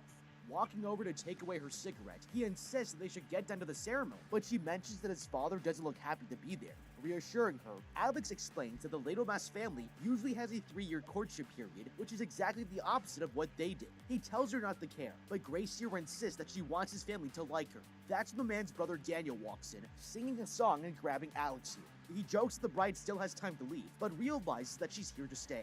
With time running out, he urges them to go to the ceremony, congratulating his brother and walking out of the room. The woman admits that she can't believe their official marriage is only 30 minutes away, but that's when Alex here suggests that they leave, being completely serious. He tells the girl that they could just run away, but his future wife refuses the offer, with no idea that she'll be forced into a death game against the whole family. Taking photos for the big day, Grace notices this elderly woman glaring at her and hearing the dad make rude comments. Daniel tells her not to worry, mentioning that they're still suspicious of her wanting to be part of the family. Later, this older woman approaches the girl, wanting help lighting up her cigarette, and asking Grace if she's nervous. Noticing her reaction, the woman reassures her that she was treated the same when she joined the family, telling her to forget what they think, as long as she's happy with her husband. At the wedding service, the couple makes it official, kissing at the altar and walking down through the aisle as the guests congratulate them.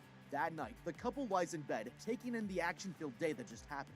They begin to get a little excited when suddenly she notices Aunt Helene staring right at them from a secret door. She informs them the rest of the family is waiting for them downstairs before leaving. It's strange, and Alex apologizes for his aunt, explaining that she has boundary issues, while his wife questions why people are waiting for them. He informs the woman that when a new member joins the family, they're forced to play a game where you draw a card. Alex confesses that he doesn't know why they do it, and the game could be anything they choose.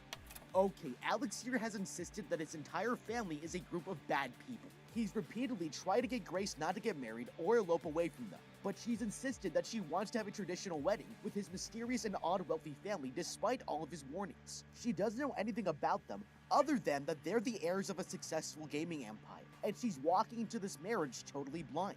She's soon going to find out that marrying into the Ladomases is more than just awkward holidays and fights over politics, but it's the biggest mistake of her life.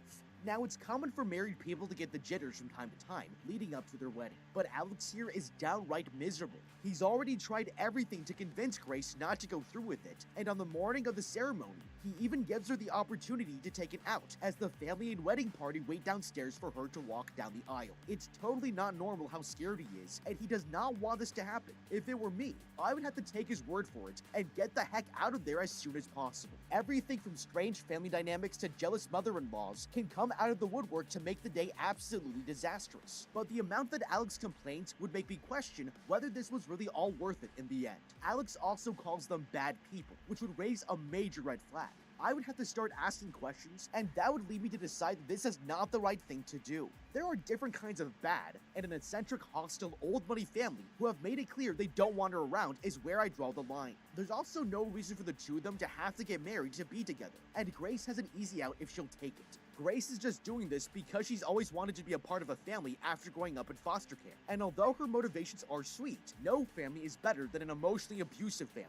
If my husband-to-be has already warned me that he's distanced himself as much as possible because they've always been too much for him to handle, I would have to take his word for it and fly to a foreign country to do a promise ceremony instead of a traditional wedding. Everybody's got their baggage, but why push him if getting married with his family around is going to make him miserable and possibly be the last aisle I ever walk down? Confused, Grace decides to take up his offer and asks to give her 10 minutes so she can prepare. Alex tells her to meet at the music room downstairs and leaves his wife alone so she can psych herself up. Later, she heads out to reunite with the family, and as she's walking through this long hallway, notices these board games inside the cabinets. Grace arrives in the music room and is approached by the mother, who offers her a glass of champagne. The woman questions Grace about her background in foster homes, and the newly married woman confesses that she's glad to have a real family now. The mother begs her to bring Alex back into the family with her, having noticed that he's been drifting apart for a long time now, and she agrees. That's when her husband interrupts his mother and brings his wife over to make sure that she's okay. Seeing how stressed he looks, she suggests they postpone the game, but the man insists it has to be tonight. Suddenly, these kids run in with masks and make a scene. Their father Fitch walks in, noticing the bride, and walking over to introduce himself. He apologizes for coming late, when his wife Emily interrupts to welcome Grace, complimenting her dress and telling her how excited she is to join the family. The aunt makes a snide comment towards the bride, saying that she hasn't been allowed to join until Mr. LaBelle approves. That's when the butler announces that the time is now 11:55 and the game is about to begin. He leads the family to a special room and lets Grace here walk in first. Shocked, she paces around the room, looking at all the expensive memorabilia left behind by the grandfather of Les Damas. She turns around, taking a seat, while Alex's mother asks if she likes to play games. The father tells her that their family's very traditional, and now it's time for her to take part in their traditions.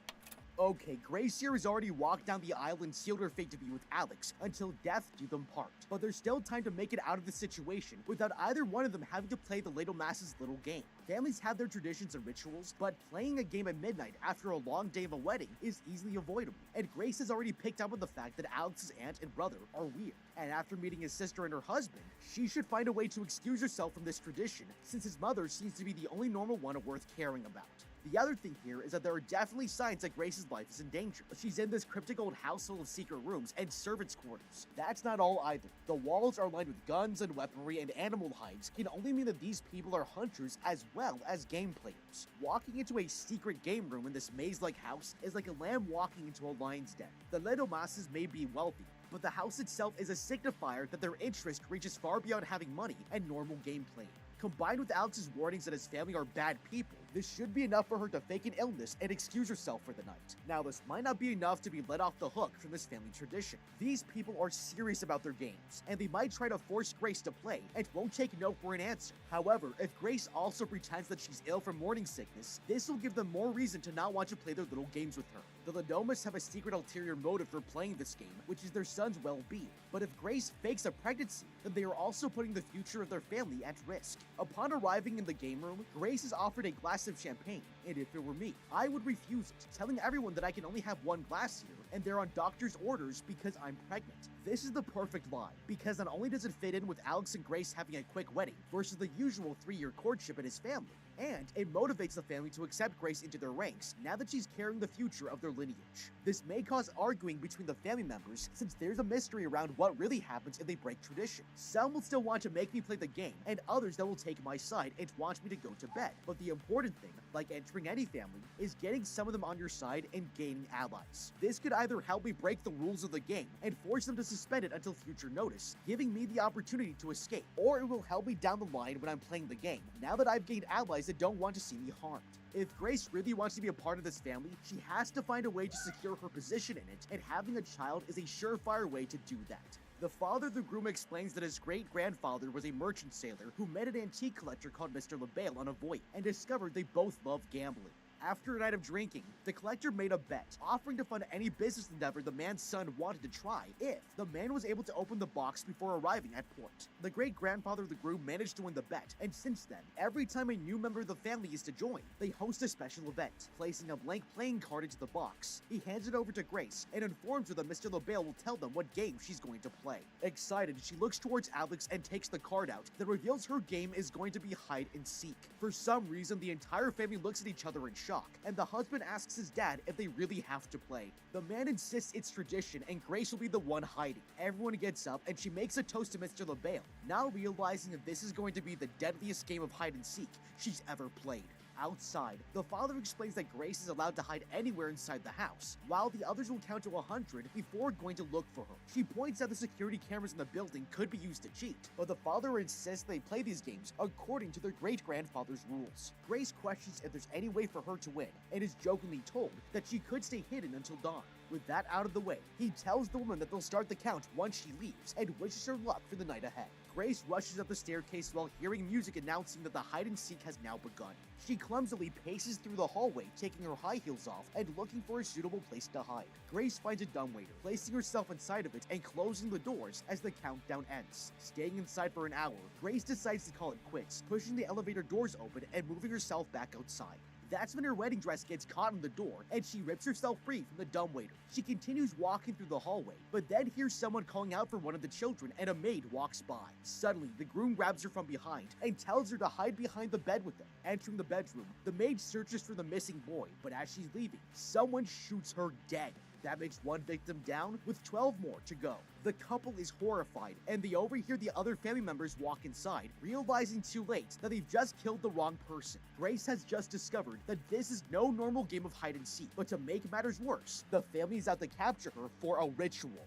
Okay, these people have made a terrible deal with the devil, and now Grace is going to pay the price for it. Up until this point, Grace has thought that everything that has happened is all just a silly family tradition, but now she knows just how bad things are going to get. Alex hasn't told her anything, hoping that she wouldn't draw the hide-and-seek card, and now she's totally screwed. But there's something that Grace and Alex can do here to help turn the tables on his family. The two of them need to create a game plan for Grace to help her stay alive until dawn. The family is well equipped with weapons, and they know the house inside and out. Grace here doesn't have anything to protect her, and she's an outsider in this environment. They'll be hunting her, and to formulate any kind of game plan, she'll need to take precautions to safeguard herself against them. Grace needs to look around the bedroom that they're in and find anything that they can use to change her outfit. The wedding dress sticks out like a sore thumb, and wearing something dark or camouflage will help her slip through hallways undetected by the family as she tries to make her way out of the house. The other thing is that she needs to get a weapon to even the playing field. All over the walls, the house is lined with different weaponry. Grace here needs to take her pick of the weapons, and if none of them work,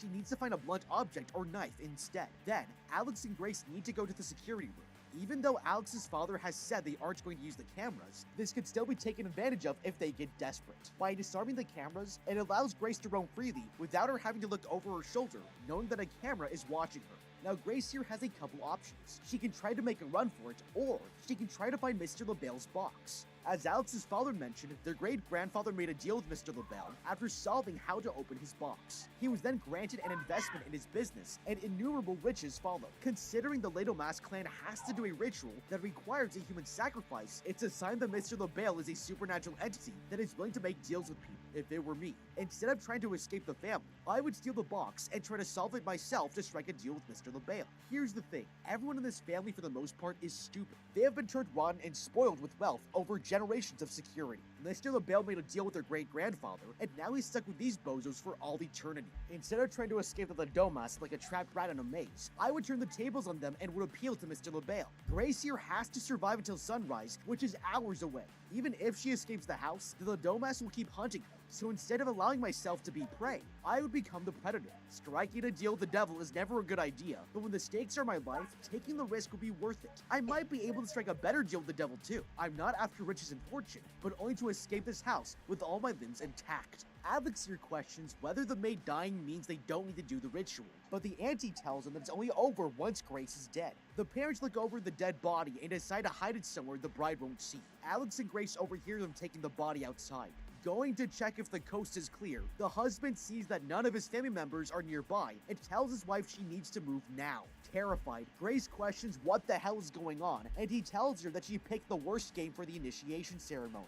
The others believe they need to kill her before sunrise, and he leads her into a secret passageway before Emily here rushes in to grab her gun. In the servant tunnels, Alex insists that she put her shoes on, but Grace is still in shock from before. Her husband helps her put on a pair of sneakers and further explains the situation. The Ladomas family believe that if they can't find and kill the bride on game night, something bad will happen to the entire family. Alex informs her that he was playing along the whole time to help her out, but now they've locked down the house, making it extremely difficult to come in or out. Grace confronts him, pointing out that he already knew what was going to happen when she pulled the card. Alex insists that it was a shock to him, but the girl doesn't believe him. She freaks out, loudly scolding him for knowing about the game beforehand. Alex tells his wife that not pulling a card would mean they would both be killed. The man insists this happened to several of his relatives in the past who refused to play the game, and every time they died the next morning. The only way to survive is by playing the game, but hide and seek is the one that requires the bride to be sacrificed. Shocked, Grace confronts him for never telling her the truth, or even warning her, even though he knew that she could die. Alex points out she wanted to get married and she flips out, telling the man that they could have eloped. Her husband insists that he was forced to have their wedding at the family house and explains that if he told her, she would have broken up with him. It's clear he loves her and legitimately wants to be with her. He assures her that they'll make it out of here alive and comes up with a plan. While she heads to the kitchen, he will head into the security room to unlock all of the doors, otherwise she'll be murdered. Okay, Alex knew about this game the entire time. Even though he never thought this was going to happen, he's essentially damned his wife to be killed and always knew it was a possibility that she could draw the hide-and-seek card. Instead of marrying her at his family's estate, he should have lied from the beginning when he met her and pretended his entire family was dead if he was really worried about losing her. Unfortunately, they're in this situation now, and they need to get themselves out of it. So for now, Grace needs him, but as soon as she gets out of there, she should file for divorce. Now, Grace and Alex still haven't changed their clothing, armed her, or disarmed the security cameras, so those should be their next steps. At this point, changing her outfit might be a liability to her because they're no longer in a bedroom where discarding her dress would be easy. Leaving her in it would still be a risk, but there are other things that they can do to hide her while they try to find a safe passage out of the house. Getting away from the family without them knowing that Grace has escaped is the most ideal option, but doing that is impossible right now since the security cameras are on. Even if Grace did make it out of the house, the family would be able to go back to the room and see exactly where she exited from, giving them a clue about which direction to find her. So at this point, the two should play by the rules and do their best to hide Grace, while Alex disarms them. One of the key rules of hide and seek is to hide the players somewhere unexpected. That way the seeker won't ever think to look there. Unfortunately, the players have until dawn to find her, which gives them plenty of time to look through every nook and cranny. However, if Alex and Grace are able to create a space for Grace to hide, the players will never think to look there. If it were me, I would find a room as far away from the main part of the house and muffle the sound while I break a hole in one of the walls behind a painting. There are several axes located throughout the house that I can use to do this. By creating a hole large enough for Grace to step inside, then she'll be able to hide in between the walls undetected since the hole will be covered by a painting. There are also tons of paintings in this house, so as long as Grace and Alex are able to create the hole discreetly enough, the family will never know where to look. Another rule of hide and seek is to always stay low to the ground. This is the best strategy because a seeker is more likely to find you when you are at eye level to them. On their way there, Grace and Alex should get on their hands and knees just in case they turn a wrong corner. This will then give Alex the opportunity to go to the security room and take away the family's biggest advantage they have, that and having the devil on their side. Grace breaks down, not wanting her husband to leave, but he kisses her, telling his wife to leave now. They split up, and the man makes his way to the security room using another servant passage. Meanwhile, Grace walks through the hallway, but then her dress gets stuck on the floor. She sits down and rips the lower half off before continuing through the building. Finding herself at two opposing doors, she opens one and walks back into the main hallway, but there's a problem. The family members carrying the dead maid are standing there, and they drop the body to chase after her. Suddenly, Emily walks into view and tries to shoot Grace, but misses. Losing control of her gun, she drops it on the floor and gives the bride the opening she needs to escape. Terrified, Grace runs into the entertainment room and attempts to unlock the doors, but they're locked. She rushes to the phone begging for help, but realizes that the lines have also been cut. Coming up with a risky idea, she grabs a chair and is about to throw it at the windows, but then she stops. The woman can hear someone walking in a nearby room and quickly hides when Daniel here opens the door. He reassures her he came to get a drink and walks over to the pool table. Taking a bottle of whiskey, the man tells her that he has to call the others and offers her a glass. Grace begs him to keep quiet, but the brother apologizes, promising to give her a 10-second head start. Terrified, she runs outside, and Daniel shouts out to the others that Grace is in the study room. The family members quickly head out to capture the woman, and Daniel's wife arrives in the room, realizing the bride has escaped. It makes her furious, and she scolds him for failing to catch Grace. The others arrive, frustrated to find out that the game isn't over, and to make matters worse, Alex has gone missing. They know he's probably going to help his wife, but then Emily notices she's forgotten her weapon. Seeing how upset she is, her husband Fitch gives the woman his crossbow just as one of the maids enters the room. Emily accidentally pulls the trigger, shooting a bolt into the maid's mouth and killing her instantly. That makes 2 victims down, with 11 more to go. With time running out before sunrise, the dad insists they use the security cameras to find Grace so they can locate and sacrifice her for the ritual. The family members agree to the plan and head out, terrified they'll die if they don't. Meanwhile, the bride decides to head into the room with all the grandfather's memorabilia, finding a rifle and a bandolier of bullets attached to the wall. She grabs the weapon and goes to leave, determined to do anything to escape. Okay, Grace is armed with what looks like an old elephant gun. She has a ton of bullets slung across her shoulder, which looks incredibly badass, but her gun only takes 2 rounds at a time. This is a great help to her if she only has 1 or 2 people to face off against, but as soon as she fires that gun, the others will flock to her, making it impossible to escape. If I were her, I would try to find a different weapon before moving on, but something is better than nothing. The good thing about this situation is that Grace is smart, and she has the element of surprise on her side. While everyone else in the house needs to find her, Grace can do any number of unexpected things to try to throw them off while they don't know where she is. Before separating from her husband, she should tell him to hold off on shutting down the security system, but instead guard the door to stop the others from getting in. If the security system is on, that means that the police will be notified if the home is being burglarized or if there's a house fire. When Alex's dad took Grace around the house, there wasn't a staff member on duty in the room, but if the smoke alarms are triggered, the fire department will come at any hour of the night. At this point in time, I would try to start a house fire using some of the candles. That way an alarm will sound, making people outside of the mansion realize I need help. Right now, the family has no idea where I am, and if I set fire to a room, it may take forever to even realize that a fire has started. The house is so big that emergency services will be on their way before the family's even able to reach the room to put it out and stop them from coming. This should keep the family from killing me for a short time, because they'll have to find a way to get rid of the fire department and detain Alex at the same time. While the fire department is inside, the family will also have to disarm the doors, which will give me the opportunity to escape and hide in one of their trucks before anyone even knows I'm gone. The only problem here is to avoid any one of the family members or staff from finding me, but right now the family is down a handful of nannies, and causing more chaos can only help distract the staff. Getting out of the house is important, but since this mansion is out in the middle of nowhere, securing my ride at the same time would be ideal. With the elephant's gun in hand, Grace walks into the kitchen but finds the back door locked. Coming up with an idea, she aims her weapon and pulls the trigger, but it doesn't work. That's when she hears someone coming and takes cover behind a counter as the mother walks in to find some kitchenware. Grace slowly crawls her way around while her husband Alex here manages to turn on the security monitors and sees what's happening in the kitchen. Without any way of escaping, she opens up her gun, but the man hears it creak and begins pacing around the table, finding no one there. Grace has snuck to another side of the counter and loads the bullets into the rifle, just as Alex here inputs the correct code to unlock the security doors. The butler notices the light go from red to green, while Grace here points her rifle at him and demands that he move out of the way. The butler stands his ground and she pulls the trigger, but nothing happens. The man reveals the ammunition is for display only and approaches her, but that was his biggest mistake. She grabs a boiling teapot and smashes it over his face, while he grabs a knife, swinging blindly at the woman. She runs away while the family finds Alex hiding in the security room and starts banging on the door. Acting quickly, he begins smashing the control panel with a fire extinguisher, but then his father storms in and starts strangling him. The groom fights back, demanding that they leave his wife alone, and his brother manages to calm him down. He lets go of his father before he passes out and begs Daniel to help him. His brother agrees, but that's when their father whacks Alex over the head, knocking him out.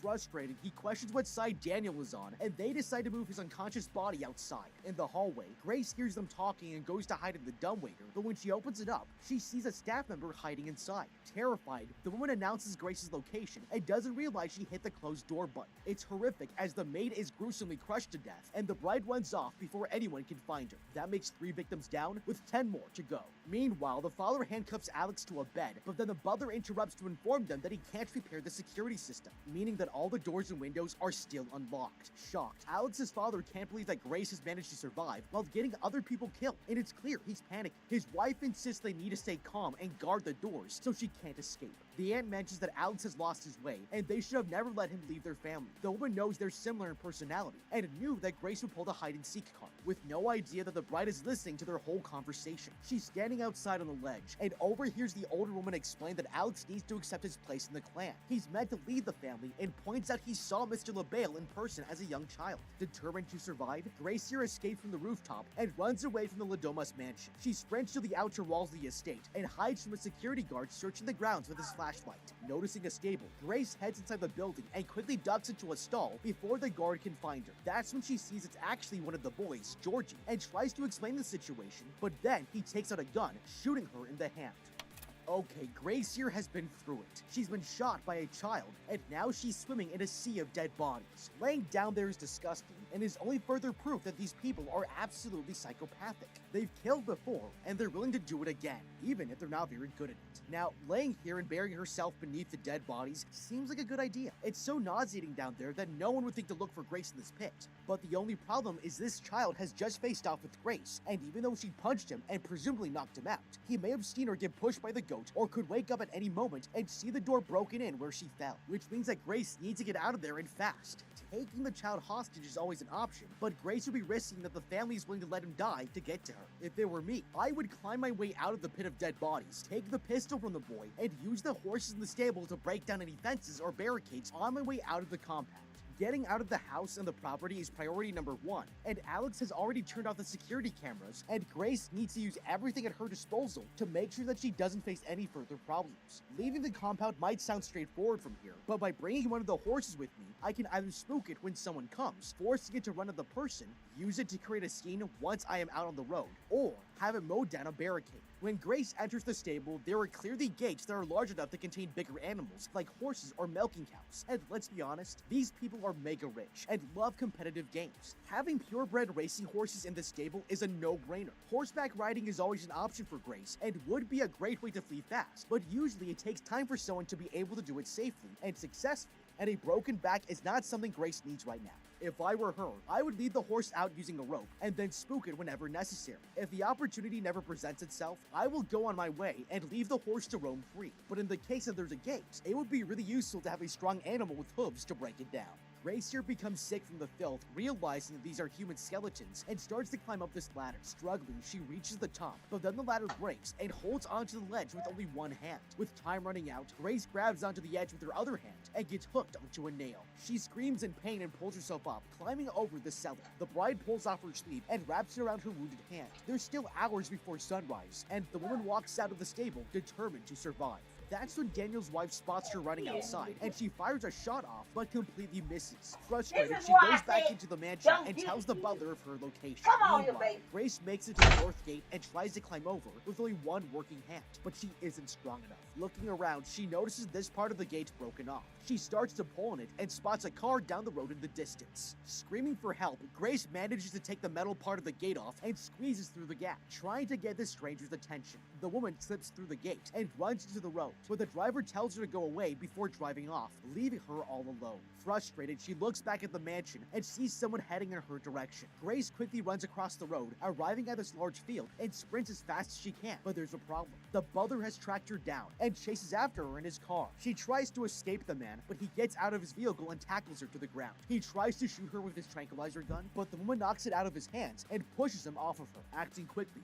she wraps her sash around the man's neck and strangles him. With the man knocked out, she walks over to the car and gets inside, driving away before the butler can get up. In the vehicle, Grace uses the emergency assistance hotline to contact an agent and confesses that people are out to kill her. The operator agrees to help, but then reveals that the vehicle was reported stolen. That means he has to remotely shut down the car and tells the woman that the police are en route to her location. Panicked, she looks around as the vehicle comes to a stop and the operator hangs up.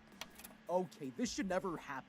Grace has just contacted a car service similar to AAA, using the car's emergency help system, and the operator hung up on her even after she told them that someone is trying to kill her. The car may have been reported stolen, but there's got to be a company policy that an operator can't hang up on you when someone says that they're in physical danger. After this is all said and done, someone definitely needs to get fired from their job. Aside from the fact that she had the worst AAA employee of all time, Grace has done a great job here of being innovative by using her dress to strangle the butler and get away. The only problem here is that she didn't kill him, and now that the car is slowed to a stop, he's going to come and get her. If it were me, I would look for a blunt object like a tire iron in the car to fight him off.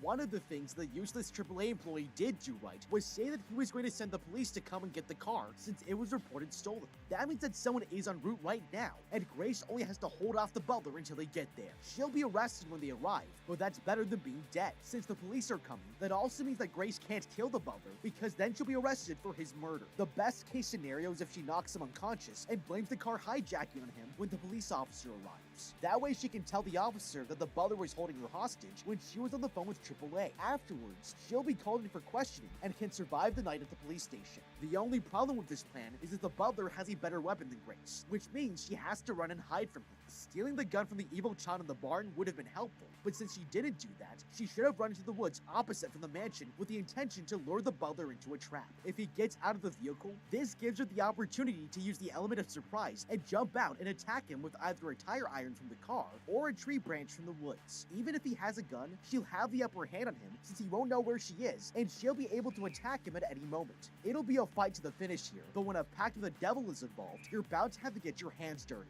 With the vehicle unable to move, she tries to calm herself down, but suddenly the butler appears at the window and smashes it open. She tries to escape, but he shoots her with a tranquilizer dart and knocks her out in seconds. When she wakes up, Grace realizes the butler is driving her back to the mansion, and the man informs the family they'll be back soon. With his job almost done, he starts playing loud music to celebrate, but that was his biggest mistake. The family notices Grace wake up behind him and try to warn him, but he can't hear them. He can't do anything to protect himself from Grace, who kicks him so hard that he loses control of the car. They end up crashing and tumbling over before the connection drops. That makes 4 victims down with 9 more to go. Upside down, the bride climbs out of the vehicle, but that's when Daniel surprises her with a loaded gun in hand. Grace smiles at him and begs the man to let her go, convincing Daniel that his brother would hate him for hurting her. It almost works. But then the man mentions that his entire family will die if he lets the bride go, moving closer, as he explains that Alex is the only person that would save her. He knocks Grace out with his rifle and tells his father to come help him move the bodies. They have less than an hour until it's dawn and still need to prepare the woman for the ritual.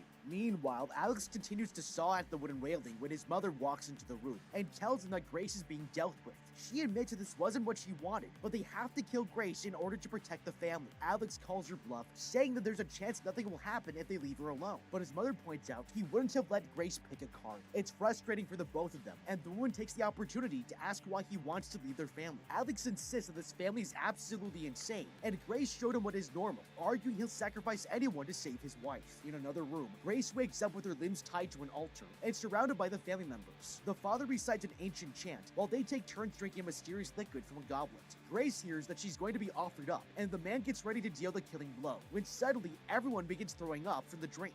Daniel has poisoned his siblings and starts to untie the bride from the altar. Acting quickly, he takes Grace out of the ritual room as the family chases after them. The woman is relieved by his change of heart, and they walk back into the hallway, but that's when his wife interrupts them, demanding that he move out of the way. When Daniel doesn't, she fires a bullet straight into her husband's neck, and Grace walks over, grabbing the gun away from her before knocking the woman out. Checking on the wounded man, she thanks him for his help and leaves him to die alone. In the next room, the bride is stopped by the father, who confronts Grace, promising to do whatever it takes to sacrifice her and killed the woman right here. He approaches her, but the bride grabs a lamp and quickly knocks him out before tossing it on the floor, setting the room on fire. In the other room, Alex arrives at the scene to see his brother slowly bleeding out, and there's nothing he can do to save him. That makes 5 victims down with 8 more to go. Meanwhile, Grace is almost shot to death by the mother, and she rushes at the woman, throwing her onto the ground. She begins choking Grace, but then the bride notices the box. Coming up with a plan, she headbutts Becky and quickly knocks her out using a card box. She stands over her unconscious body and brutally kills the mother. That makes 6 victims down,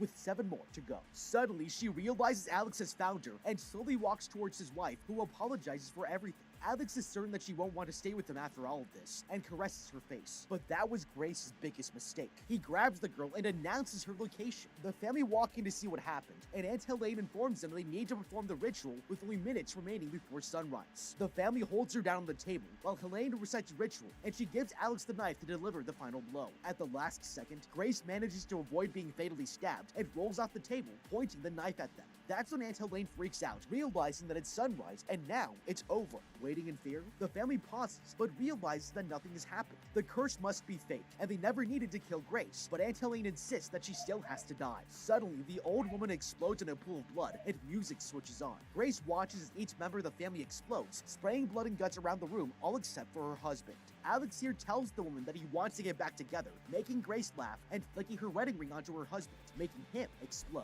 That's when Grace sees Mr. LaBelle appear in a chair, nodding his head in approval, and she walks out of the mansion as it burns. That makes 12 victims down, with only the bride as the survivor. As traumatizing as this was, Grace learned a valuable lesson. Never marry someone you've only known for a year.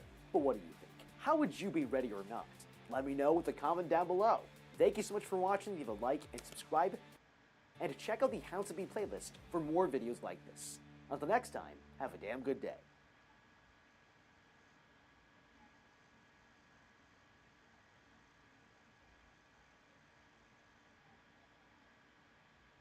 For the ones who know safety isn't a catchphrase, it's a culture. And the ones who help make sure everyone makes it home safe.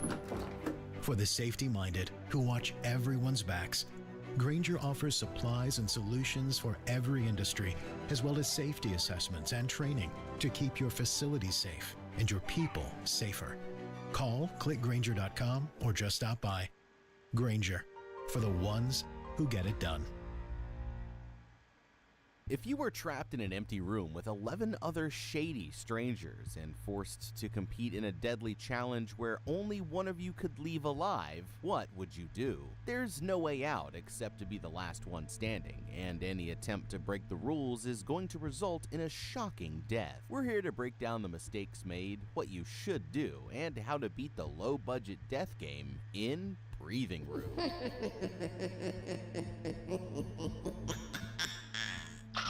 These people are about to have the most traumatizing experience of their lives. Somewhere in a pitch-dark room, Tanya here wakes up in a state of complete confusion, with no idea what happened to her or where she's been taken. The woman nervously starts feeling her way around until suddenly she places her hand right onto the head of a decomposing body and gets scared so badly that she blindly sprints straight into another brightly lit room. Crashing through the doorway, she sees that there are 11 other people, all dressed in numbered blue and orange jumpsuits, gathered around watching as if they were expecting her, and one of them immediately comes running over with a blanket for the woman to cover herself up. None of them have any clue how they all ended up here or even why, but from the looks of things, they can tell that it's probably not good. They haven't been given any direct instructions yet besides a sign congratulating them on being chosen for the experience of a lifetime, and a warning down in the fine print reminding them to always follow the rules. That's because if they do anything that they're not supposed to, then the booby-trapped collars around each of their necks will automatically activate, eliminating them from the game with a lethal blast of electricity. Contestant number 4, an older woman named Rothy, hustles Tanya over to a locker where she'll find her clothes. Taking the last bag, she heads to the single-person bathroom to get dressed in privacy, where she notices another rule stating that the players must keep their hands clean at all times. Besides her own blue jumpsuit labeled number 14 and a strange black and white photo of her from the outside world that must have been taken by her kidnapper, she finds a portable tape player with a pre-recorded message meant only for her. The tape explains that Tanya here is the final and most important piece of the puzzle, and now that she's awake, the game can officially begin. Although there's still no sign of what this game here even involves, it warns her not to trust the other contestants, and says that only those without collars can break the rules. As she's putting on her jumpsuit, Tanya discovers one last surprise. One half of a small key that must unlock something important. Leaning over to the sink, she nervously washes her hands and splashes water over her face before going back out to join the others. But the truth is that everyone in this room is hiding a secret, even Tanya herself. Okay, somebody seriously needs to call up Jigsaw and tell him that there's some clown out there disgracing his hard work with a bunch of props that look like they were bought from Party City. Don't you dare do my boy John Kramer like that. Anyway, Tanya and the others here need to come up with a way to get the hell out of this place before whatever happens next. The first thing would be to try and remain as calm as possible and start by assessing the room itself, looking around for any potential exits, weak points, or tools that might help us in our escape. Next, I'd try to get to know some of the other members of the group as best as I could. If Tanya here is the last one, then that logically means that everyone else has been there longer, so I'd want to get a feel for what they've been experiencing so far, and see if what I learned inspired any new ideas. They need to discuss how they all ended up there, and anything that they might remember about what happened to them. The language on the signs and the photo of Tanya indicate that they were all chosen for a reason, so if they can figure out what that reason is, then that might give them the key to freeing themselves. Once the introductions are out of the way, everyone should brainstorm and work together as a team to systematically search the room for any hidden clues, messages, or puzzles. rules. Tanya shouldn't show the others the tape yet because it outright says that not everyone can be trusted, and that it will only create chaos, which isn't what any of them need right now. But I would try to replay the jumbled section of the recording in reverse or slowed down to see if it was hiding another clue. Another thing that she can do is show them her key and ask around to see if anyone has the other half or if they got any other items with their jumpsuit, since these could be the first pieces to figuring out the bigger puzzle. Although these look bad right now, they should try and stay positive and work as a group since they're all in this together, or at least that's what I'd want everyone else to think. Thanks to the tape, Tanya knows that not everyone is really who they seem, which means that she also needs to figure out who she can or can't trust. You don't want to show that you're suspicious, since this could give away to the plants that you're already onto them. Instead, she needs to start watching everyone else very carefully and paying close attention to things like their usual behavior, body language, and how they interact with other people in the room. I'd strike up conversations with everyone and look for suspicious reactions, such as evasive answers or inconsistencies in their backstories. And use the lawyer technique of intentionally misremembering small details to see if someone corrected me or if I could catch them in a lie. This should help you establish normal baseline behaviors and watch out for any changes, like, for example, if 3 here goes from freaking out to suddenly calm, then you'll know that something's up. For now, Tanya can put her trust in the people who seem like team players, like Lee and Rothy, and watch out for troublemakers like 6 and 9 who actively go against the group. The colored jumpsuits make it seem like they've already been sorted into teams, but I wouldn't be too sure about that. Instead, I'd focus on building alliances with people who I trust, since not only will this hopefully protect me from shady characters, but it would also mean that I had some useful meat shields on deck just in case things got a little too crazy down the line. For now, the most important things are to follow the rules, try to stay off the radar while coming up with an escape plan, and learn as much about other people as you can, while everyone else waits to see what's coming up next. As Tanya enters back into the main room, she finds the rest of the group already in the middle of a heated argument about what they should all do next. The main instigator of the group, who only goes by the number 6, is busy trying to peer pressure this agitated contestant number 2 into breaking one of the rules in an attempt to escape. Some of the others try to talk to him out of it, but the man decides that it's probably time for somebody to actually take some action, and approaching a mysterious door on the other side of the room, he nervously looks down at a piece of black tape on the floor, clearly stating that players may not cross the line. After taking a minute to think it over, the man steps over the line and opens the door, but that was his biggest mistake. Just then, the man starts grabbing at his neck in pain, but it turns out that he's just playing a prank. So far, it looks like nothing's going to happen to him, and he laughs at the others for even believing any of this in the first place. But just as another contestant comes to cross the line too, he's suddenly blasted with a jolt of electricity and collapses to the floor dead, making one contestant down with 11 more to go. Everyone else is stuck in various levels of shock. This middle-aged woman, number 3, goes into a complete panic and starts banging on the walls, begging for the host to let them out. 6 here decides to crack a joke about what happened at the worst possible time, causing the group's de facto leader, Lee, to step in and punch him hard in the gut. As for Tanya, she's still trying to get someone to explain why this is all even happening, but as of right now, they say that she knows just as much as everybody else, and as 6 puts it, obey the rules or face the consequences. Sometime later, Tanya is approached by Lee and his friend Harry, who want to ask her some basic questions about her personal background. She says that she's originally from Starkville, Mississippi, but when this creepy guy Harry points out that she doesn't have an accent, she explains it away by claiming that her family moved around a lot when she was a kid. Getting closer, Harry here starts asking her all of these oddly specific questions like what's her favorite food and when's her birthday, but the other two quickly shoo him away, saying that he takes some time getting used to. On the wall behind them, Tanya notices a strange padlocked box with a label simply reading pieces and asks them what's inside, but they quickly brush over it, saying that there's nothing in there that she needs to worry about. Instead, they want to know if Tanya found anything else in the bag with her suit, but remembering the advice from the tape player, she decides to lie low and says that there was nothing but the picture.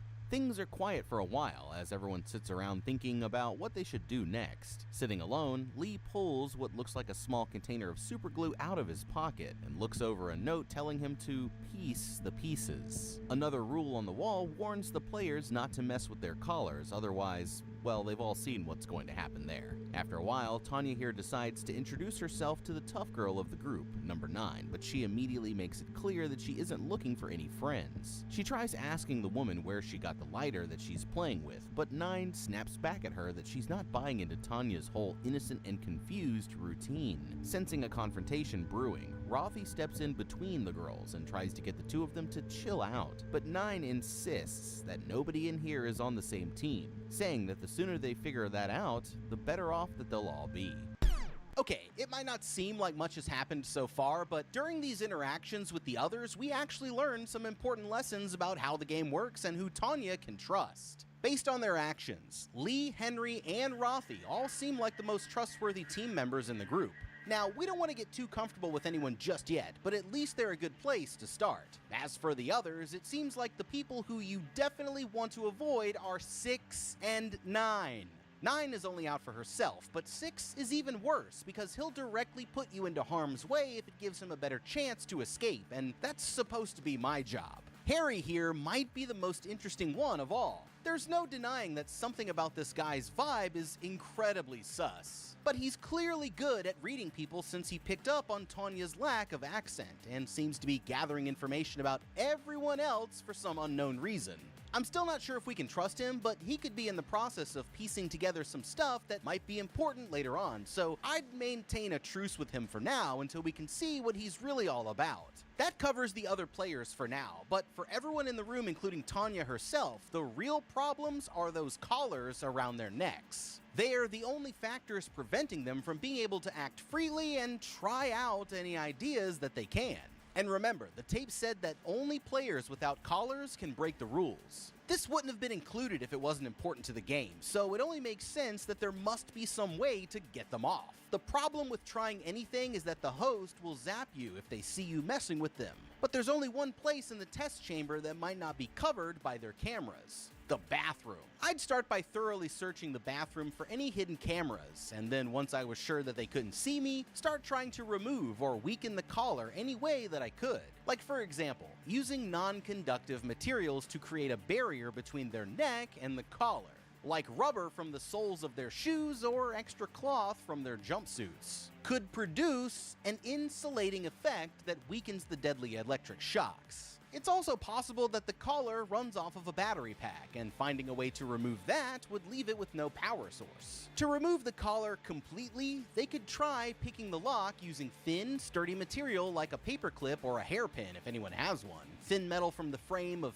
Harry's glasses, or from any of the furniture around the room, like a spring from inside of the mattress. They could also use this same approach to create a sort of shim, and then use it to force the bolt open without directly interacting with the locking mechanism itself.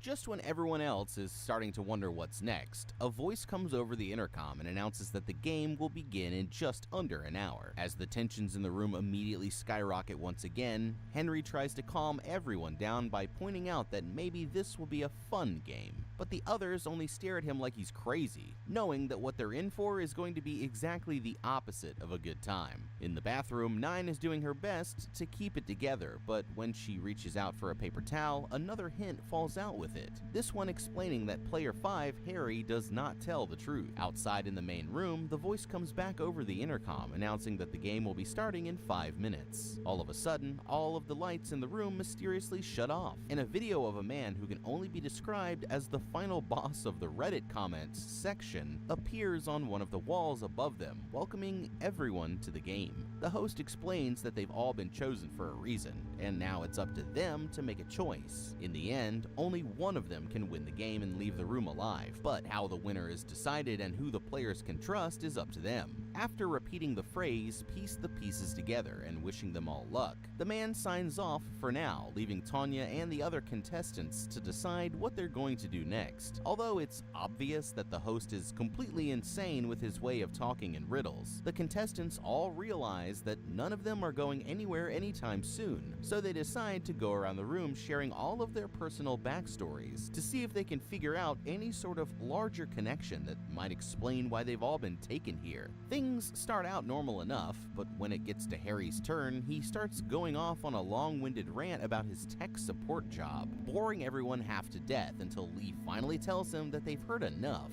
Rafi gives everyone her usual old lady lore, and then it's finally time to hear from Six himself, who eagerly sits down in the hot seat, only to then immediately start a confrontation with Lee, turning the questions around instead and asking who died and made him king of Turd Island in the first place. All of a sudden, the lights in the room shut off for a second time, and the host tells them that curfew has begun. While everyone waits nervously to see what's going to happen, there's a loud crash from somewhere in the room, and an unseen attacker uses the cover of darkness to go after their first victim, contestant number 9. The lights come back on just as suddenly as they went out, and 11 immediately runs to the bathroom feeling like she's going to be sick. 13 discovers a new hint placed on the table in the center of the room, this one simply reading patience. And Lee discovers that the padlock on the box full of weapons has been opened, quietly shutting it again without saying a word about it to anyone else. Just then, they hear a blood-curdling scream from the bathroom as 11 finds 9 with her neck broken lying face down in the toilet, making 2 contestants down with 10 more to go. As soon as he sees this, Six goes rushing over to the weapons box and unlocks it with a key that he's secretly had on him the whole time, pulling out the old pistola and daring anyone to try and stop him. Unfazed, Henry asks him if it even has any bullets, which is when Six realizes that the magazine is completely empty. Taking 9's body, they decide to put her in the room where Tanya originally woke up, which is where they've been storing the bodies of anyone who's been eliminated so far. Okay. Woo! It looks like just officially got real. Gathering everyone to give their backstories was a solid idea because, like we said before, not only does it give you a chance to look for connections, but it also lets you figure out who you can trust. Although we didn't get much useful information about any connections between them, they seem like a mostly random group, with not a lot that makes them similar in any way, indicating that this is more of an experiment than some kind of carefully thought out plot for revenge. Still, you can learn a lot about a person by their body language and the details of their story. Henry, 13, Rafi, and even the creepy guy Charlie all seem trustworthy. They maintained an open and honest body posture, kept their answers short and to the point, and held eye contact with the group the entire time. Unlike 9 and 6, who were either closed off and refused to answer or even openly confrontational. Clearly now we don't have to worry about 9 anymore, but I'd be keeping an eye on 6 here as we go forward. Someone else who I'm definitely keeping an eye on is Harry here, and that's because of the overly detailed story that he jumped right into after saying almost nothing about his personal information. Excessive details are considered a sure sign that someone is making up their story, making it seem like he's trying to distract us from knowing too much about his personal life. And this backs up the note that 9 found saying that he doesn't tell the truth. The bigger problem now is that there's a killer out there, and they have no idea if it's one of them or someone else from outside of the group. It's only a matter of time before they strike again, so Tonya and the others need to get prepared for when they come back. The most obvious thing to do is arm themselves with weapons. These could be anything from the pieces box, or just stuff lying around the room like parts of the chairs, or even the metal sliding from the locker that they could use as a makeshift shield. Whenever the lights are about to go out, everyone should get into a big circle and hold hands. That way, if anyone lets go, then they can yell that person's name and let everyone else know that they're the killer. And if not, then they could know that the killer is coming from outside.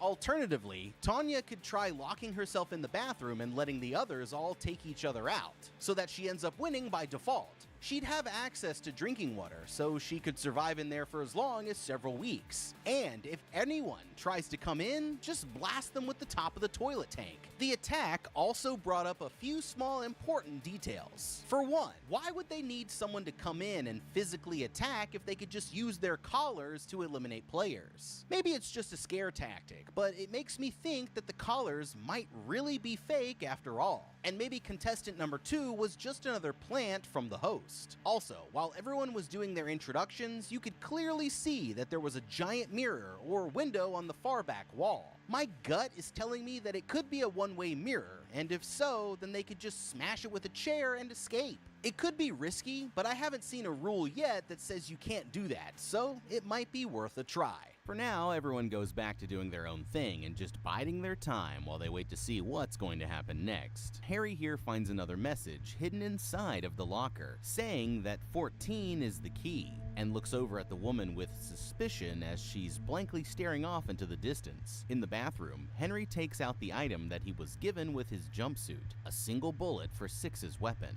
Searching for more secrets, he climbs up onto the toilet and tries checking behind the vent on the bathroom ceiling, but fails to turn up anything of use. Meanwhile, back in the main room, Harry strikes up some more unwelcome small talk with Tanya and starts asking her about her birthday again. But when she asks him why he wants to know, the guy tries to play it off like it's not important. Annoyed, Tanya decides that she's just going to walk away, but Harry comes up running behind her and says that he's been gathering information about everyone and jotting it down looking for any similarities. This makes Tanya wonder how long Harry has been stuck in here, and he replies that he isn't even sure. But what he can tell is that Charlie in the corner over there has been here longer than anyone else. Despite Henry trying to reassure her that they're going to be alright, 11 here is on the verge of having a mental breakdown, and she's terrified that it won't be long before something bad happens again. Sitting alone, Harry pulls another hint out of his jumpsuit with just one word: jumble. Okay, this could be an important clue because seeing the word jumble immediately makes me think of an anagram. Basically, an anagram is a word or phrase formed by rearranging the letters of another word or phrase. For example, how you can rearrange the letters of the word listen to spell silent. If there's a secret message hidden in the notes, then that could provide them with a valuable clue or even a ticket to escape. So they should gather up all the notes that everyone's found so far and see what they can learn from them. Without access to a computer, they're going to have to brute force their way to an answer, but with all 10 of them working on it, they can start by breaking down the word into smaller parts or syllables to look for anything familiar, and rearranging the letters in as many different ways as possible. I'd focus on words or phrases that might make sense given the context of where they are, like anything that has to do with keys, doors, escaping, that kind of stuff. It's going to be a long process, but it's also the best lead that they've had so far, so that's where I'd start now while we wait to see what other tricks the host has up his sleeve. Later on, while the contestants are all waiting for whatever happens next, Lee and Six decide to take a look through everything that's inside of the pieces box and see if it gives them any ideas. They have a hammer, a rope, a little chisel sort of thing, and of course the pistol with no bullets, which Six here finds a little bit suspicious. Besides that, they also have an unmarked bottle of mystery liquid that seems like some kind of really strong alcohol from the way that it smells. 3 here is barely holding it together, and she blows up on Henry for not being freaked out enough, even though he's just trying to stay calm and keep the peace. Tanya also seems like she's been struggling, and so Grandma over here comes to see how she's been holding up. But just then, the host announces that it's lights out again, and everyone in the room starts to panic. In the darkness, a few people swear that they can see something moving around, and Rothy decides to get up and start humming a song, giving herself away to the killer as a distraction. After a moment, they hear the old woman gasp, and sure enough, when the lights come back on, there's Rothy lying on the ground with one of the weapons stuck in her eye socket, making 3 contestants down with 9 more to go. Just like always, there's also another note, and this time it strangely says, "Terror him." Henry gets to a point where he can't take it anymore and starts absolutely flipping out on the person behind the camera, calling them a coward and demanding that they come out and 1v1 him fair and square. Even though Lee tries to calm him down, saying that they need him to stay alive, he jumps up and swats the camera off the wall in a burst of rage. But luckily, nothing bad happens to him because of it, at least for now. Okay, Henry here is going to regret this one later. You f***ed up. It might not seem like he's facing any major consequences yet, but the real mistake was missing a critical chance to do something that would benefit everyone else in the group. If he was going to risk his life to take out one camera, he should have just done everyone a favor and taken out all of the other cameras too. This might even force the researchers to stop the test, which could open up a chance for everyone to escape. At the very least, it would prevent the observers from seeing what the contestants were doing, allowing them to try out some new stuff without being caught and eliminated. Now let's turn our attention back to what we found over there in the pieces box. There doesn't seem to be anything in the rules that says that they can't use these tools to try and escape. And they also have the chairs, table, and filing cabinet that were already in the room, plus Nine's lighter and Lee's crazy glue to work with. The hammer and chisel could possibly be used to break through a weak point in the walls or floor. Also, the rope could allow someone to climb up the ceiling where they could try and find an escape route that way. The most obvious of all is that big garage door at the front of the room, and since there are no warning signs that I can see telling them not to mess with it, I'd say that it's fair play. They could try using the tools to somehow activate the mechanism to open it. Even without tools, if all 9 of them really lifted, then they could probably get it up just high enough for one person to crawl under and go for help. The host might eliminate you if he doesn't like these strategies, but they're all gonna die anyway if they stay, so the way that I see it, it literally couldn't hurt to try. After another failed attempt to buddy up with the others, Harry goes back to the table and finally realizes that the message "terror him" is meant to be an anagram. At the same time, Lee notices a hole in a rubber grip at the bottom of the hammer, and finds a tiny bottle of strange green liquid hidden inside. It doesn't take long before Harry unscrambles the letters, revealing that the message was really meant to say "the mirror,"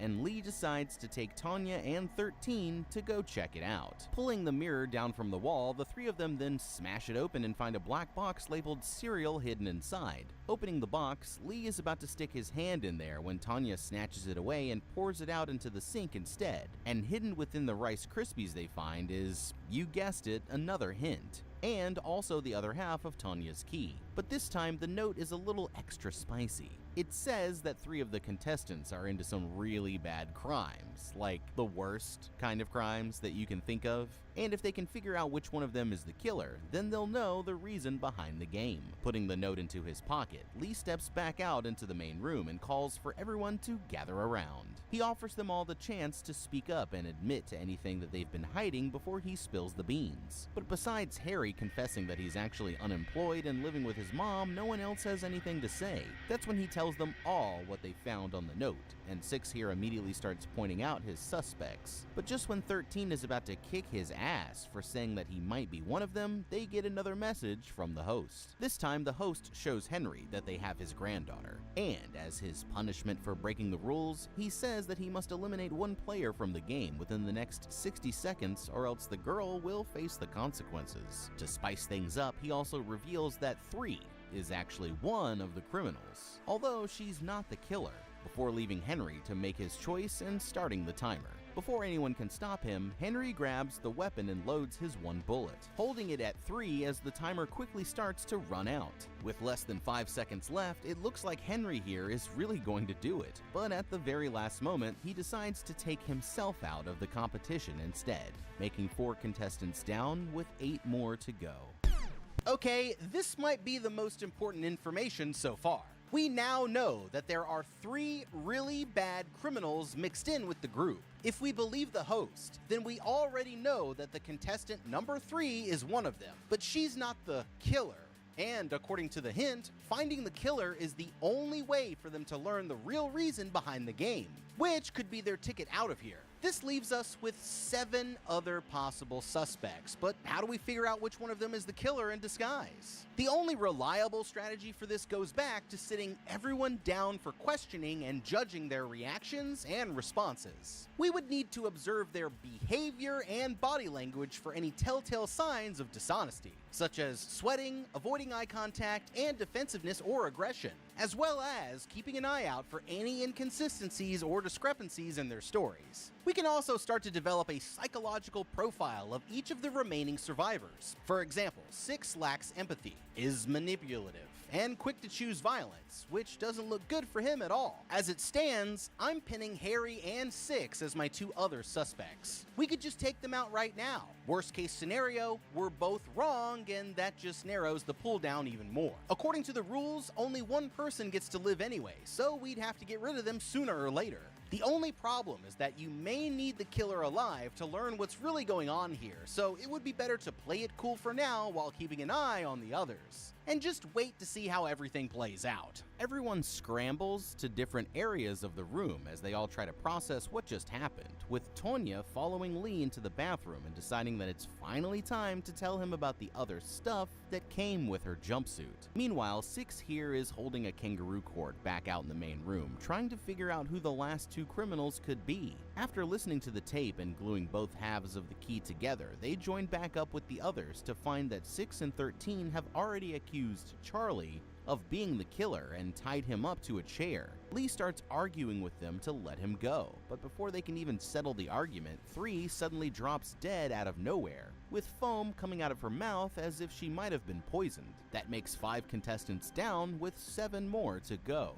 Seconds later, the entire room goes dark, and it's time for another round of who's gonna die next. Knowing that it's probably going to be him, the priest starts praying to himself while the others are all trying to stay as quiet as possible. And when the lights turn back on, they find him dead, with dozens of huge shards of broken glass piercing him all over his body. That makes 6 contestants down, with 6 more to go. To make matters even worse, they find another note on the table, and it says that the 2 criminals are really still alive. Things aren't looking good for the last few survivors, but that's when Lee here comes up with a decent plan.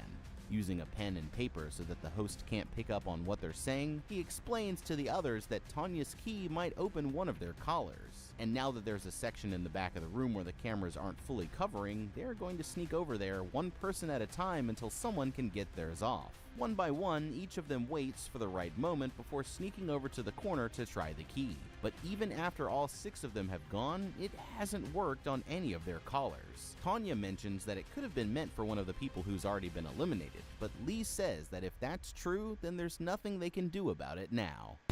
Okay, this was actually a really great idea, and it's too bad that it didn't work out, but there's still one other plan that they might want to try. Now that they know about the blind spot, they're free to tinker with the collars as long as they stay out of view. Plus, they still have that hammer and chisel. Putting all this together, there's a chance that they could go over to the blind spot, and then, as long as they're able to get just the right angle, they can use the tools against the table or just the floor of the building itself to break their collars.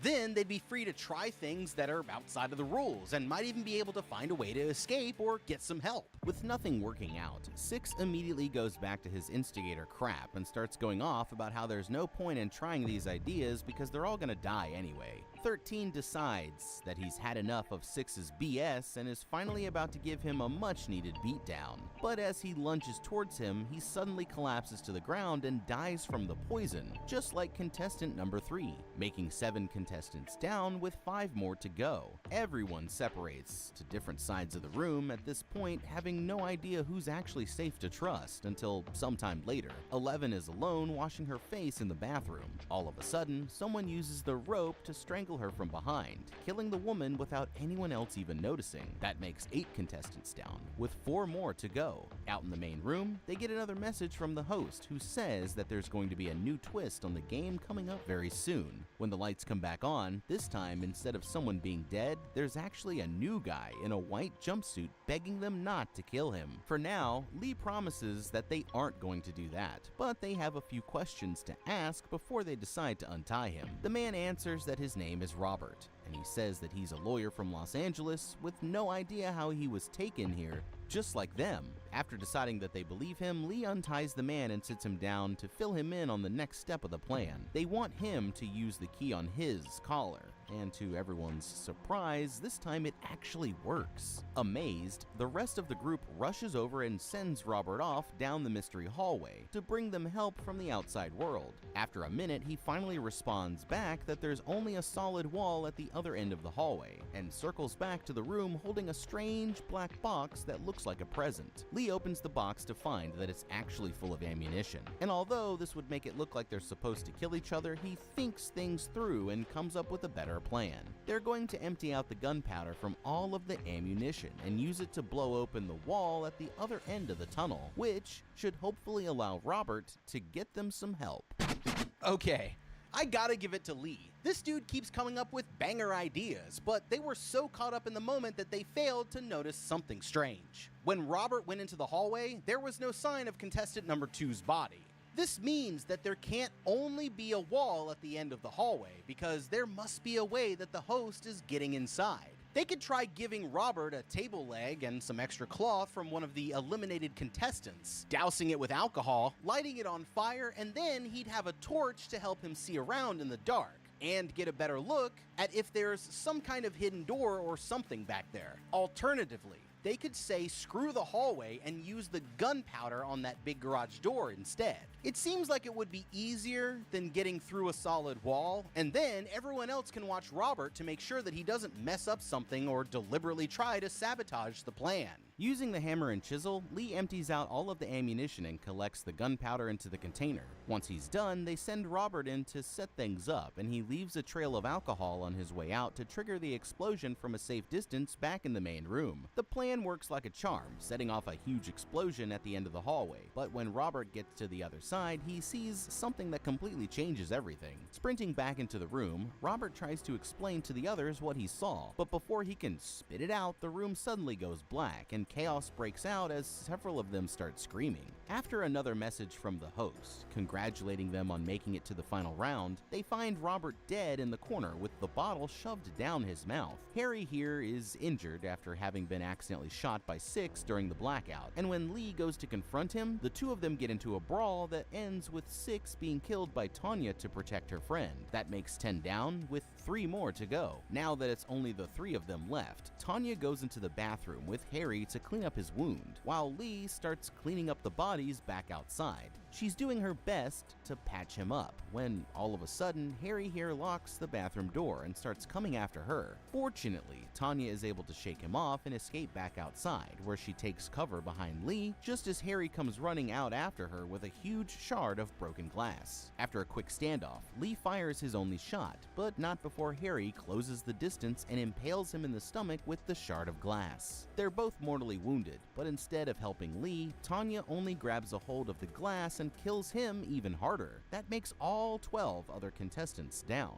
leaving Tanya as the only survivor. But it turns out that she was never really a contestant after all. Just then, the host enters the room and leads Tanya away, revealing that she was working with him all along. It turns out that this was all a part of some twisted behavior study, with countless games just like this one playing out in different rooms for the scientists to study. After getting herself cleaned up and fitted with a new fake collar, Tanya enters another room full of contestants to repeat the same experiment again, proving that if you're ever in a death game, then you should never trust the attractive blonde. Another day, another death game. That was really fun. I had a good time with that episode. Let me know down in the comments below what you would have done differently. Thank you so much for watching. Leave a like and subscribe, and check out that How to Beat playlist for more videos just like this one. I'm the Guy. We'll see you in the next episode, and have a damn good day.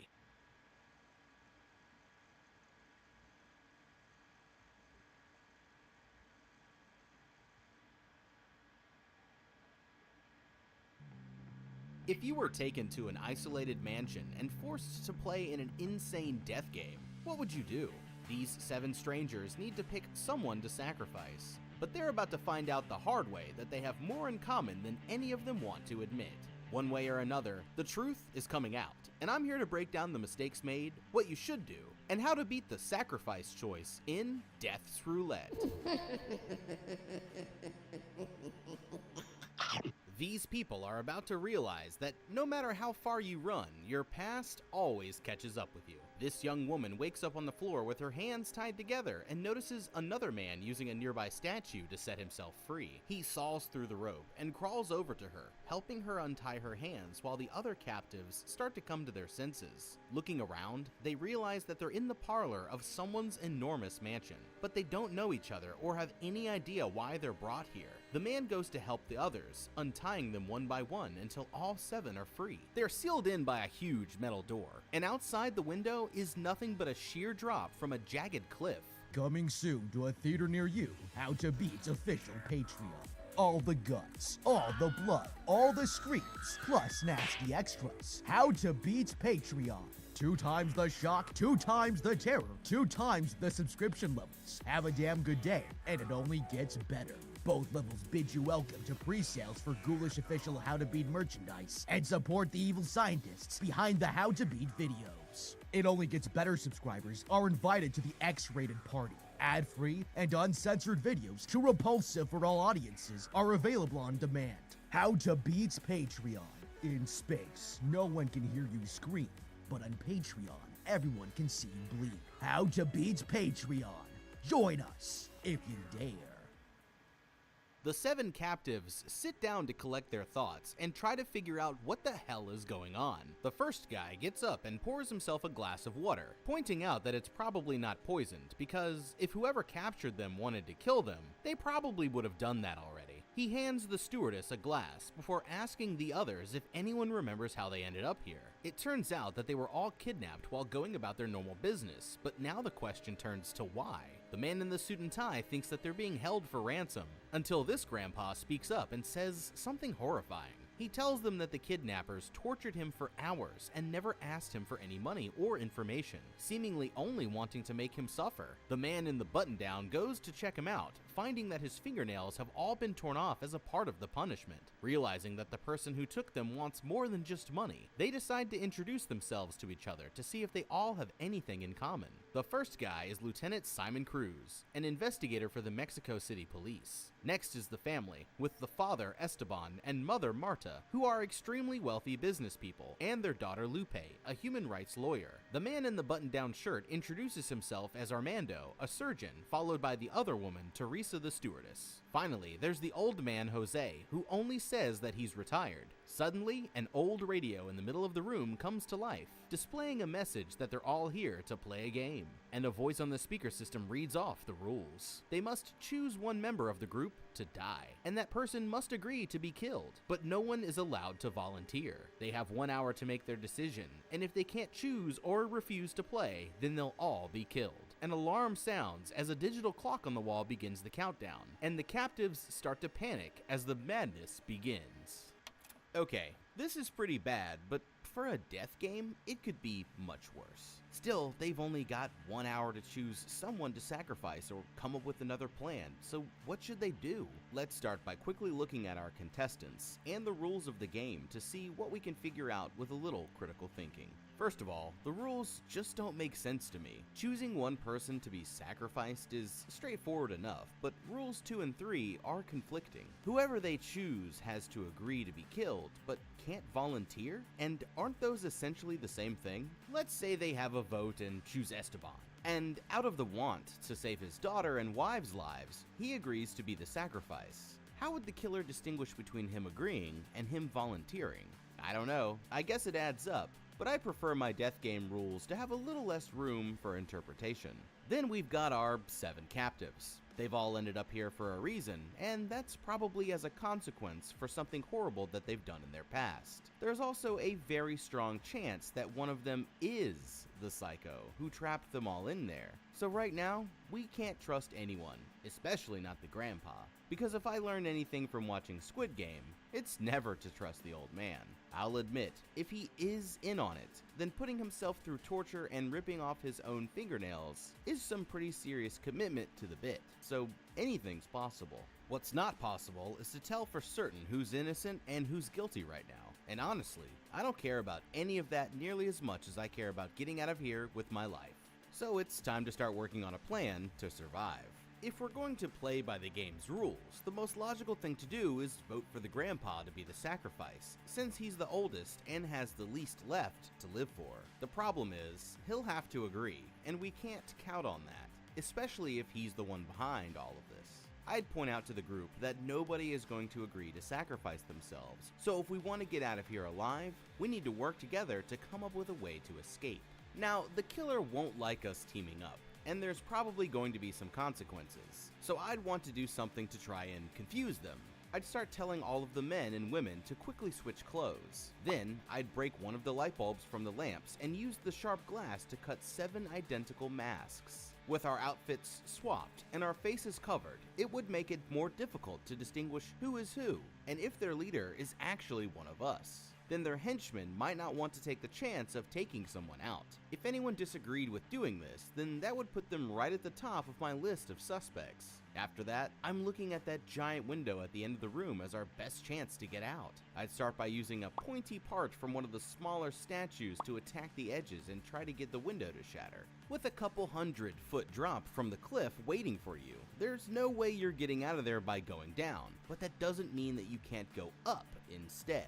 And the outside surface is covered in vines that you could use to try and climb to freedom. It's time to act fast, and we'll have to see if our contestants take some action before it's too late. The surgeon and stewardess start to pound on the door, begging to be let out, but Marta tells them to calm down, saying that her family's influential friends will come to their rescue. Armando points out that they don't have much time to wait, and argues that they need to choose someone to sacrifice or they'll all end up dead.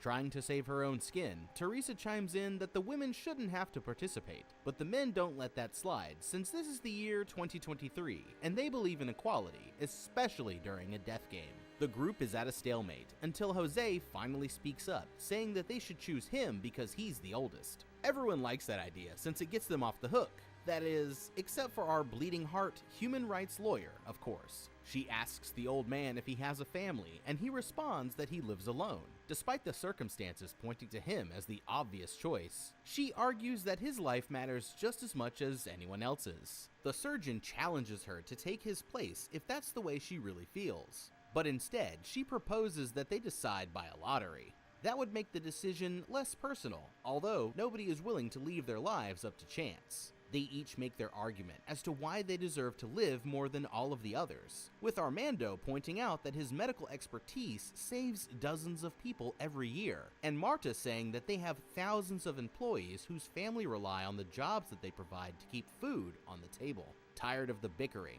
the old man speaks up again, telling them to just have a vote and choose him. Lupe protests, but the others have made their decision, and the women thank him for his sacrifice, seeing this as an opportunity to get some things off his mind before he goes up to that big retirement home in the sky. The old man confesses that he's done things in his life that he's not proud of, and the cop leans in to find out what he means. Just then, a trapdoor in the wall opens up, and a blonde-haired man raises a hunting rifle, shooting Jose once in the head and killing him instantly before disappearing back into the wall. That makes one victim down, with 6 more to go, but the game is only just getting started. The voice on the radio returns and explains to the group that Jose's sacrifice was for nothing. He broke the 3rd rule, no volunteering to be killed.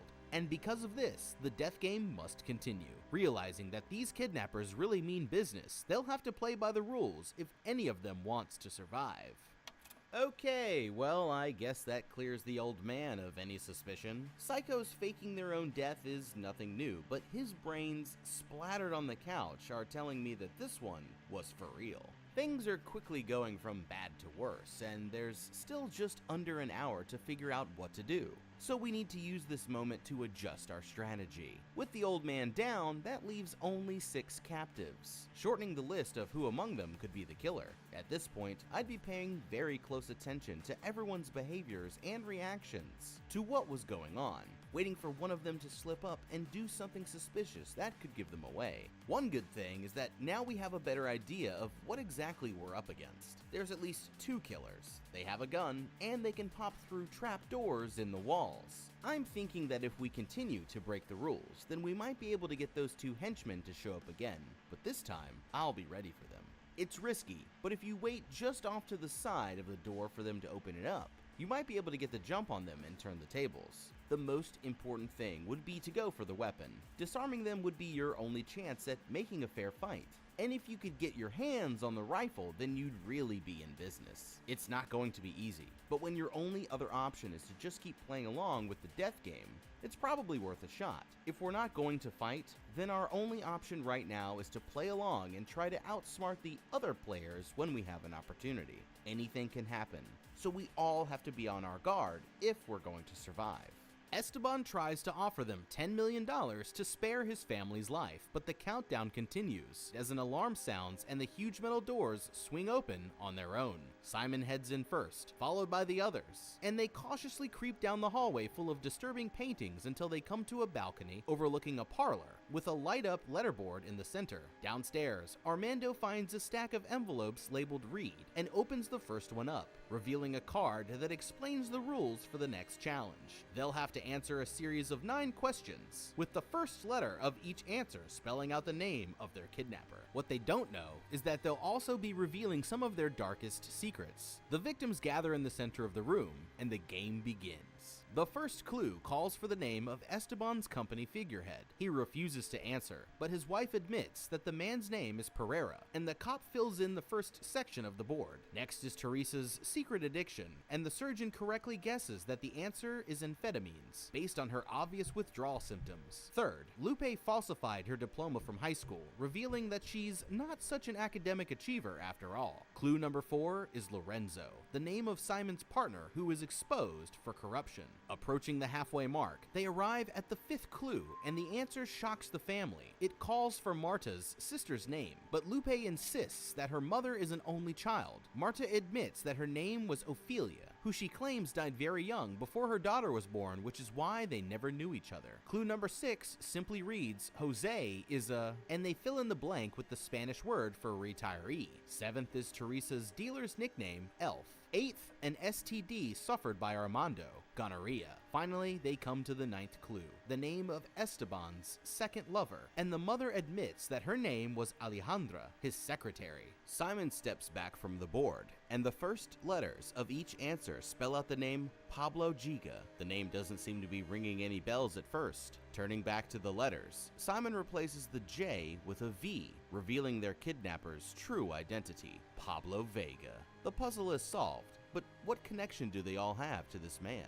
Simon explains that the man is a murderer who sees himself as a hero, with a reputation for kidnapping and torture-killing corrupt government officials. His favorite tactic is to make victims play his morbid games, even going so far as to gut a judge and force his family to play hangman with his blood. During his work as a police officer, he spent years trying to track him down, but every time that he got close, Pablo would mysteriously slip away. Everyone starts to get nervous, knowing, but not yet ready to admit, that they all have shameful connections to this man.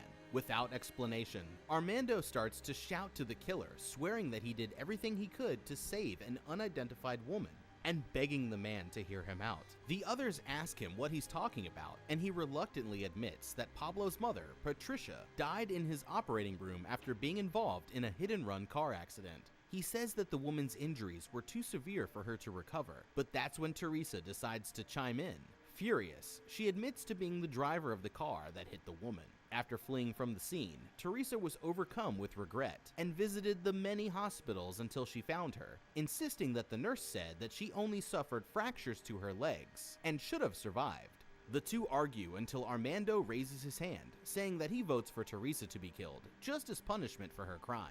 Suddenly, a fortune-telling machine rattles to life, as if it were waiting for the perfect moment to reveal the whole truth. The machine begins to play the testimony of a nurse from the hospital, explaining that Armando botched the simple surgery despite his team's warning that he was performing it wrong, which resulted in the woman's unnecessary death.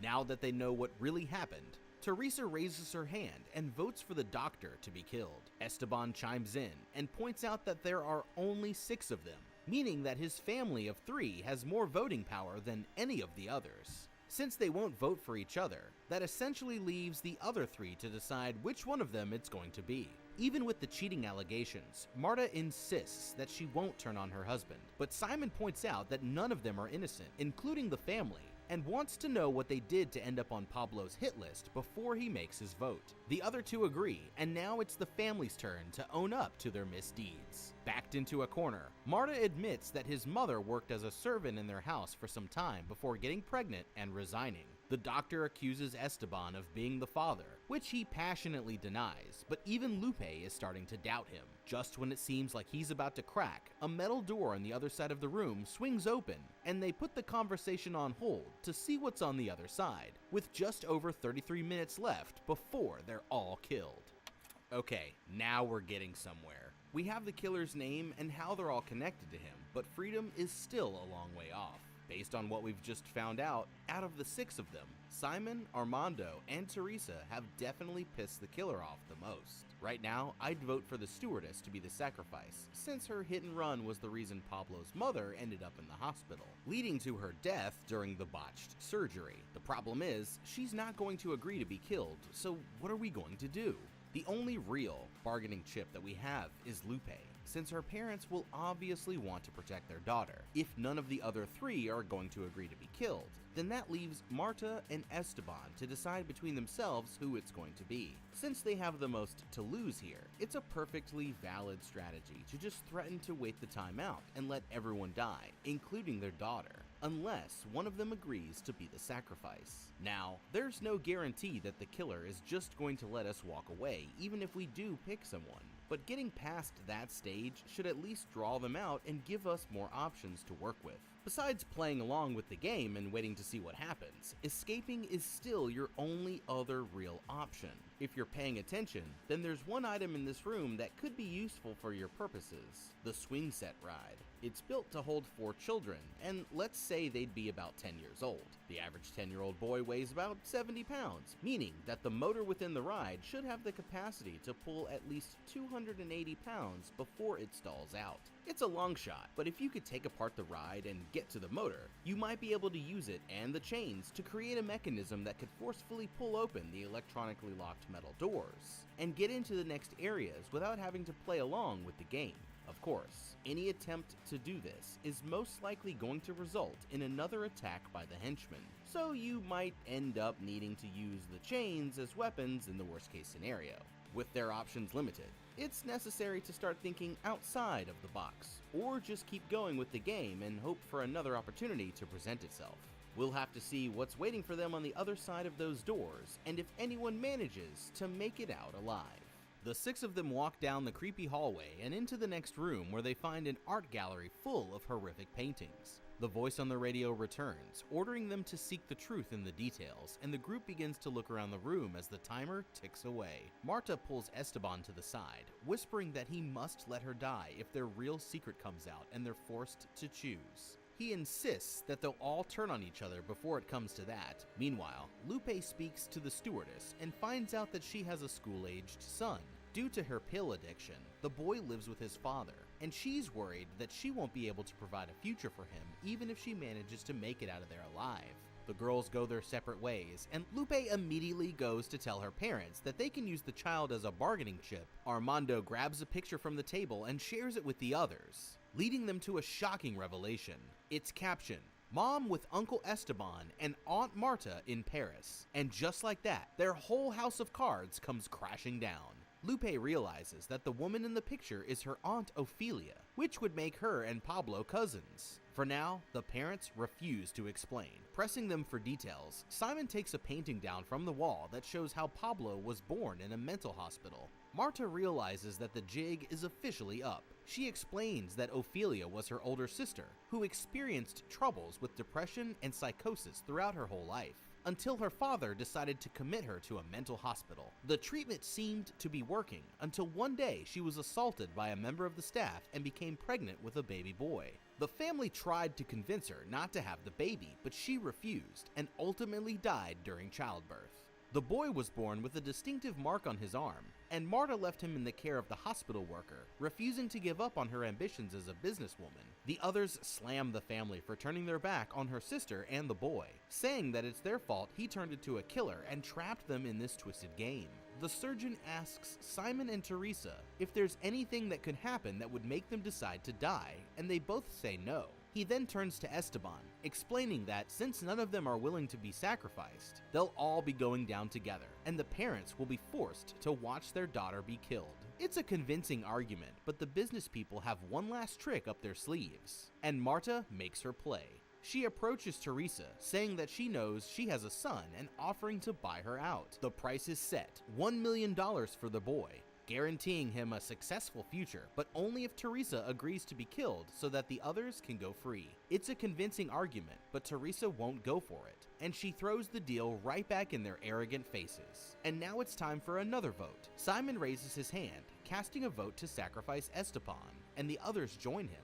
Out of options, Esteban agrees, but Marta won't let it go. She demands that they choose her, and the group changes their vote. Only 11 minutes remain on the board, and Marta kneels in the center of the room, begging Pablo to kill her. Suddenly, the timer stops, and an alarm begins to sound, but no one shows up to kill the woman. Another metal door slides open, and the group passes through, the family picking up Marta and following close behind. Okay, it looks like we all just found out who's the most to blame for our contestants ending up in a psycho's death game. They might think that money can solve all of their problems, but now that they're up against a killer who can't be bought, this rich family has to face something they never hoped to see: the consequences of their actions. Now it's clear where everything went wrong, and I think we can safely say, Marta, you up. We could tell from your attitude and decisions during the game so far that you were one selfish person, but boy, did we not know the half of it. When your own older sister was struggling with depression, you decided that the best thing to do would be to send her to an asylum for electroshock therapy while you pursue your dreams of marrying a wealthy businessman and living high on the hog of other people's hard work. But that's not even the worst of it. Your poor sister was assaulted by one of the employees and died during childbirth. And even with all of your wealth and power, you decided to abandon the boy with a nurse and let her deal with raising the kid, since taking care of him didn't fit in with your professional ambitions. Back when you were bargaining for your lives, you tried to make a big deal about the 80,000 workers that your husband's company employs who rely on you to survive, but couldn't even open your pocketbook to help out your own nephew when he needed you the most. You could have at least checked in with him once in a while, you know, just to see how things were going and make sure that he wasn't turning into a serial killer bent on revenge. Every single person that he's killed, that's all on you. Honestly, I can't blame him for bringing you here and forcing you to own up to your actions. Now your own daughter is trapped in his house of horrors, and all the money in the world can't save you. They climb up a staircase onto another balcony, this time overlooking a luxurious dining room with an enormous feast spread out on the table. They notice that there's a place marked for each of them, and sit down in their seats for what's sure to be an awkward supper. Teresa finds a pill container with her fix inside, and the surgeon suggests that she take it to ward off the effects of withdrawal. But after considering it for a moment, she refuses. He pours himself a glass of wine, encouraging them all to eat so they won't die with empty stomachs. Lupe points out that they're all still alive and the timer is stopped, thinking that maybe Pablo has forgiven them. But the doctor isn't so sure.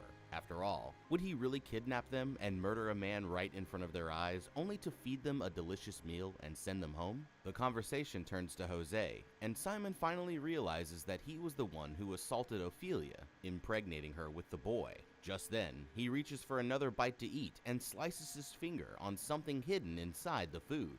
The doctor goes to investigate, pulling out a massive hunting knife with the message, "Do it yourself," hanging from its handle. The alarm rings, and the timer starts counting down again. Armando stands up, brandishing the knife, as everyone else jumps out of their seats and backs away across the room. He insists that they need to kill Marta, promising that he'll use his experience as a surgeon to do it in a way where she won't have to suffer. As he lunges for the woman, Esteban grabs his arm, smashing a glass over his head and driving the blade into his stomach. The doctor collapses to the floor. Simon tries to help, but the man insists that nothing can be done. Realizing that this is their best chance at escape, the group casts their vote to sacrifice Armando, and he agrees to die so that the others can go free. Esteban grabs the knife, and Armando instructs him to stab him straight in the heart. Esteban pushes the knife into his heart, killing him. That makes 2 victims down, with 5 more to go. The timer stops with just a fraction of a second left as a door on the other side of the room slides open. Simon takes the knife from the doctor's chest and the survivors follow him down the hall. They head up a winding flight of stairs, finally seeing the light of day, but realize that they're in the middle of an enormous hedge maze. Pressing onward, Esteban waits for the others to get a few steps ahead before telling his family that they should split off from the group. But they don't make it far before Lupe starts to panic, insisting that they turn around and head back. Meanwhile, two of Pablo's accomplices are following close behind, and the woman opens fire with her AK as soon as she sees the family, causing them to run for their lives. Hearing the shot, Teresa takes off running, leaving Simon behind. Okay, is there a doctor in the house? I mean, besides the one who just got stabbed. The others may have managed to escape, but it looks like making it out of the mansion was just the beginning. This close to freedom is no time to be splitting up and making dumb decisions. Luckily, there's a foolproof method for finding your way out of any maze that our survivors could use. As soon as the maze started, what they needed to do was immediately touch one hand to the other side of the hedge, and then continue all the way through without ever taking it off. It'll be slow going, but it's also guaranteed to work as long as you never remove your hand, because taking the edges of the maze and straightening them out would essentially form a giant loop. You can try this out for yourself even with pen and paper. Just pick a wall at the beginning and stick to it, and you'll find your way to the finish line every time. Now, I'm not sure just how impenetrable those hedges are, but just pushing right through them might also be a viable strategy. Since none of them were going solo, at least at first, the guys could have put one of the women on their shoulders, so she could peek above the hedges and try to find their way out. Doing that would expose her to sniper fire from Slim Shady and his girlfriend, of course. But that's why you gotta bob and weave. It is a death game after all, so you're gonna have to take some risks. Just hope to hell that you can get out of there before the killers track you down. Teresa comes to a wooden bridge and stops to take a look, opening her pill container only to drop it through the boards into the dirt below. She makes it under the bridge just in time as the woman with the AK turns the corner and climbs overhead. Once the coast is clear, Teresa runs until she finds an exit, stepping out to freedom only to be hilariously run over by a speeding pickup truck. That's a bummer, because the real surprise is when she finds out who was behind the wheel. Her fellow captive, Simon, aka Pablo Vega. She begs him to let her go, but Pablo only gets back in his car. That makes 3 victims down, the killer revealed, and 3 more to go. Meanwhile, the family runs through the maze pursued by the blonde man with the rifle. They quickly turn a corner and hide just out of sight, letting him pass before crawling through a hole in the hedge and heading for a boat parked just off the beach. Okay, Teresa, didn't anyone ever teach you to look both ways before crossing the road? Well, I guess you found out that one the hard way. Now, I had to chime in here and talk to our family of sociopaths because, seriously, could there have ever been a more perfect opportunity to jump this guy and take his gun? He was right there. Sometimes you gotta risk it for the biscuit. Sure, he has a rifle, but it's also got a barrel larger than the list of terrible things that they've done. There is no way that he could have spun that thing around in time to get an accurate shot off. You've got him in a 3-on-1, so throw a spear tackle his way. Once he's taken care of, I'd post up in a sniper position on one of those wooden bridges and smoke the other minion before she even saw it coming. I've been waiting for an opportunity to bring the pain this whole time, and when he was right within their grasp, they just let him walk away to shoot them another day. At least they made it to the boat, but they're about to find out that Pablo isn't done with them just yet. They climb aboard, but just as they're about to leave, Pablo, who they still think is Simon, comes swimming up behind them and gets on. The man takes off his jacket, and Marta notices the scar on his arm, and he draws 2 guns, pointing them straight at their heads. Pablo orders the man and woman to get to one side of the boat before handing them a revolver with 1 bullet in the chamber, demanding they play a game of Russian roulette or he'll kill their daughter. Marta is made to go first, but she can't pull the trigger, so Pablo decides to give her some inspiration. He reveals that Esteban didn't really sleep with his secretary. Her husband was a serial abuser of Lupe's young classmates, and his own daughter was one of the victims. But what's even more disturbing is that Marta knew what was going on the whole time, and is just as guilty as her husband for turning a blind eye. Pablo hands Esteban the revolver instead, and he pulls the trigger without a second thought. The chamber was empty, and now it's Marta's turn again. But that's when the 2 accomplices come walking down the beach. Pablo tells Lupe to sign to them that everything is under control, revealing that the girl has been in on it the whole time.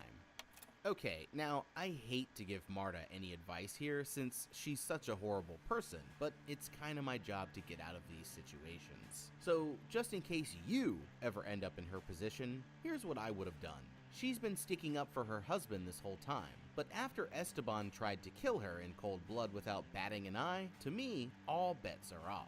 Once I got my hands on the revolver, instead of shooting him, I'd grab Esteban to use as a meat shield, while I try to take out Pablo with my one bullet. I may only have one shot, but the good news is that I never miss. So Pablos, adios, pendejo. With the killer down, the only thing left to do would be to speed off into the sunset before his henchmen came. Oh, and push Lupe overboard in open waters for betraying me. Something tells me Marta isn't really up to the job though, and we're about to see why you've always got to take the shot when you have the chance.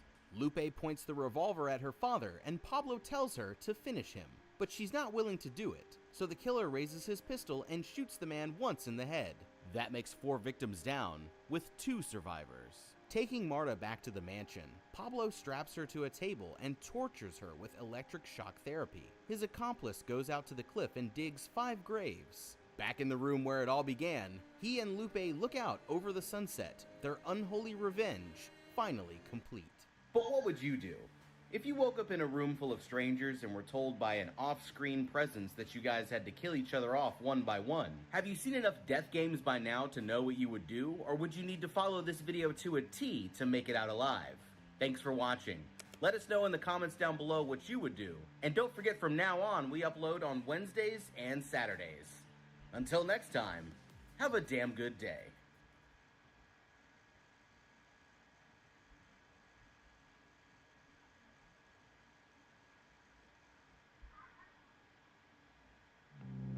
If you were kidnapped by a serial killer who wants to turn you to a human walrus monster, what would you do? This man won't stop until he's made the perfect creature, so I'm going to break down the mistakes made, what you should do, and how to beat the walrus lover in Tusk.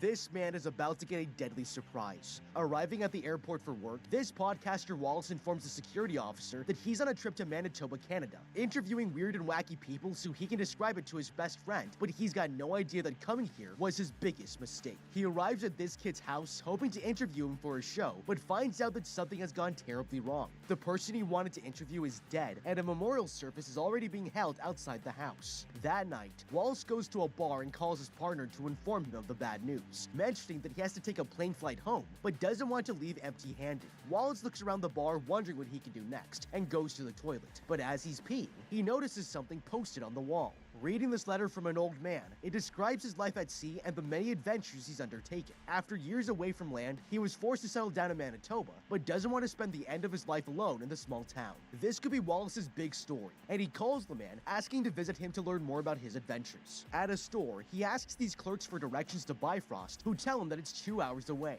Driving over, Wallace arrives at the man's estate, getting out of his car, and walking through the dark to find this massive house. The podcaster walks inside and up the staircase, meeting the old adventurer Howard, who welcomes him inside. He insists that the podcaster call him by his first name, and holds out his hand to officially welcome him for the night. Okay, it's never a good idea to head 2 hours deep into the middle of nowhere by yourself, but this old man seems fairly harmless, and Wallace is desperate for a story. It's easy to see why he thinks he isn't in any danger, but there are certain signs that Wallace could have paid attention to in order to see that he was headed straight for his weird and terrible fate. The first sign of danger is when Wallace arrives in the bathroom and notices the poster for the first time. The sign itself is underneath several other flyers, meaning that it's been there for a while. The original poster is inquiring about a roommate, and Howard makes no mention of having filled the occupancy when Wallace calls him. Since the house is 2 hours away and is far from the center of town, Wallace might assume the room hasn't been filled because it's in an undesirable area. But if you look at the poster when Wallace leaves his car to enter the house, almost all the phone numbers hanging from the bottom of it have been removed. Since the house is 2 hours away and is far from the center of town, Wallace might assume the room hasn't been filled because it's in an undesirable area. That means that at the very least, a handful of people have already reached out to him about the room, and it's yet to be filled.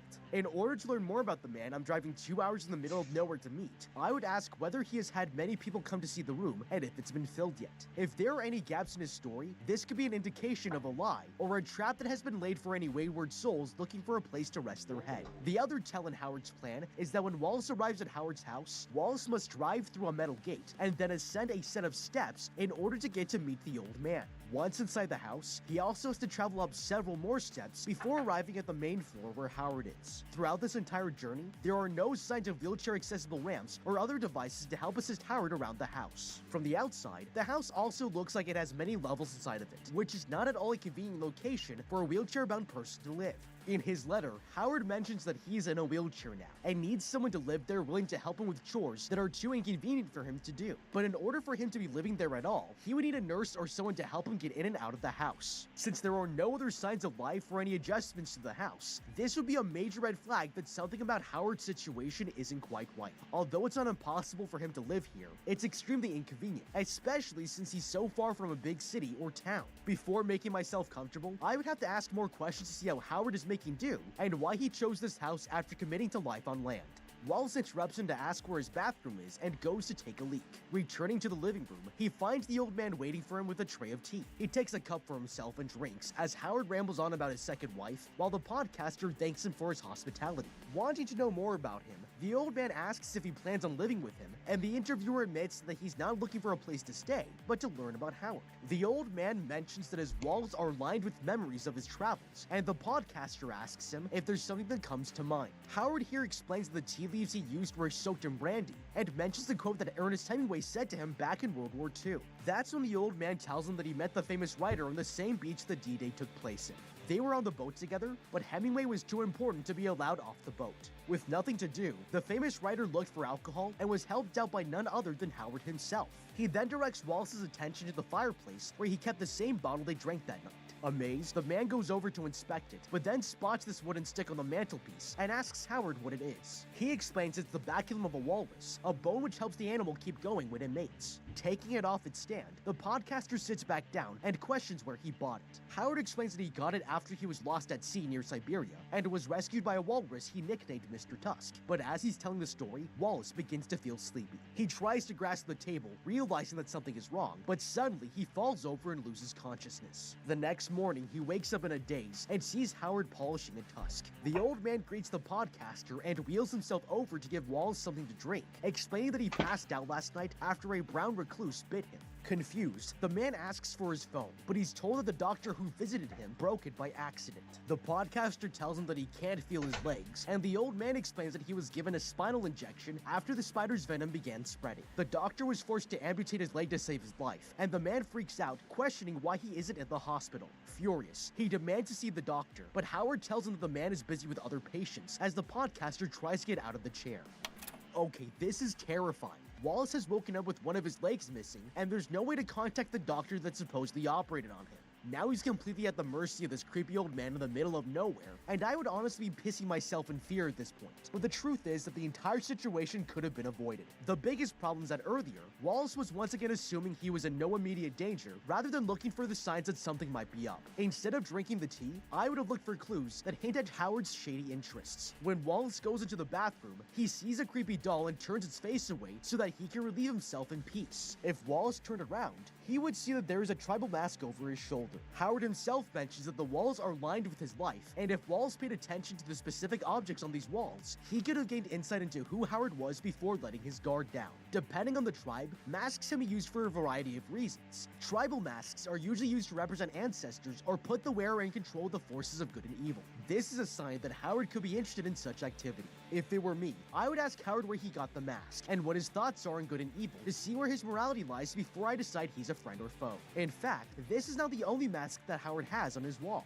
In the living space where Wallace first meets Howard, there's one behind him that is even creepier than the one in the bathroom. This would give me even more of an opportunity to express my interest in them and decide who Howard is before he starts to pull the wool over my eyes with his stories of adventure. Unfortunately for Wallace, as soon as he takes a sip of tea, the man has sealed his fate. But there's one piece of information he can use to help him catch on to Howard's lie after he wakes up from being drugged. Howard mentions that the brown recluse spider bit Wallace, but since he's a road traveler with lots of wilderness experience, he should know that the brown recluse is extremely rare and only usually seen in the central Midwest, from Ohio to Nebraska and south through Texas and Georgia. The reason they're also called recluse is because they like to hide themselves in dry, isolated places like under rocks and trees or closets and crawl spaces. Therefore, they are very rarely known to go out in the open unless they are disturbed. On top of that, although their venom is dangerous, they usually only administer a little bit and medical attention is rarely needed. This makes Howard's story about how common the brown recluse spider is in this area a lot more suspicious than it sounds. If it were me, as soon as Howard mentions that the spider bit me, I would start devising plans for my escape ASAP.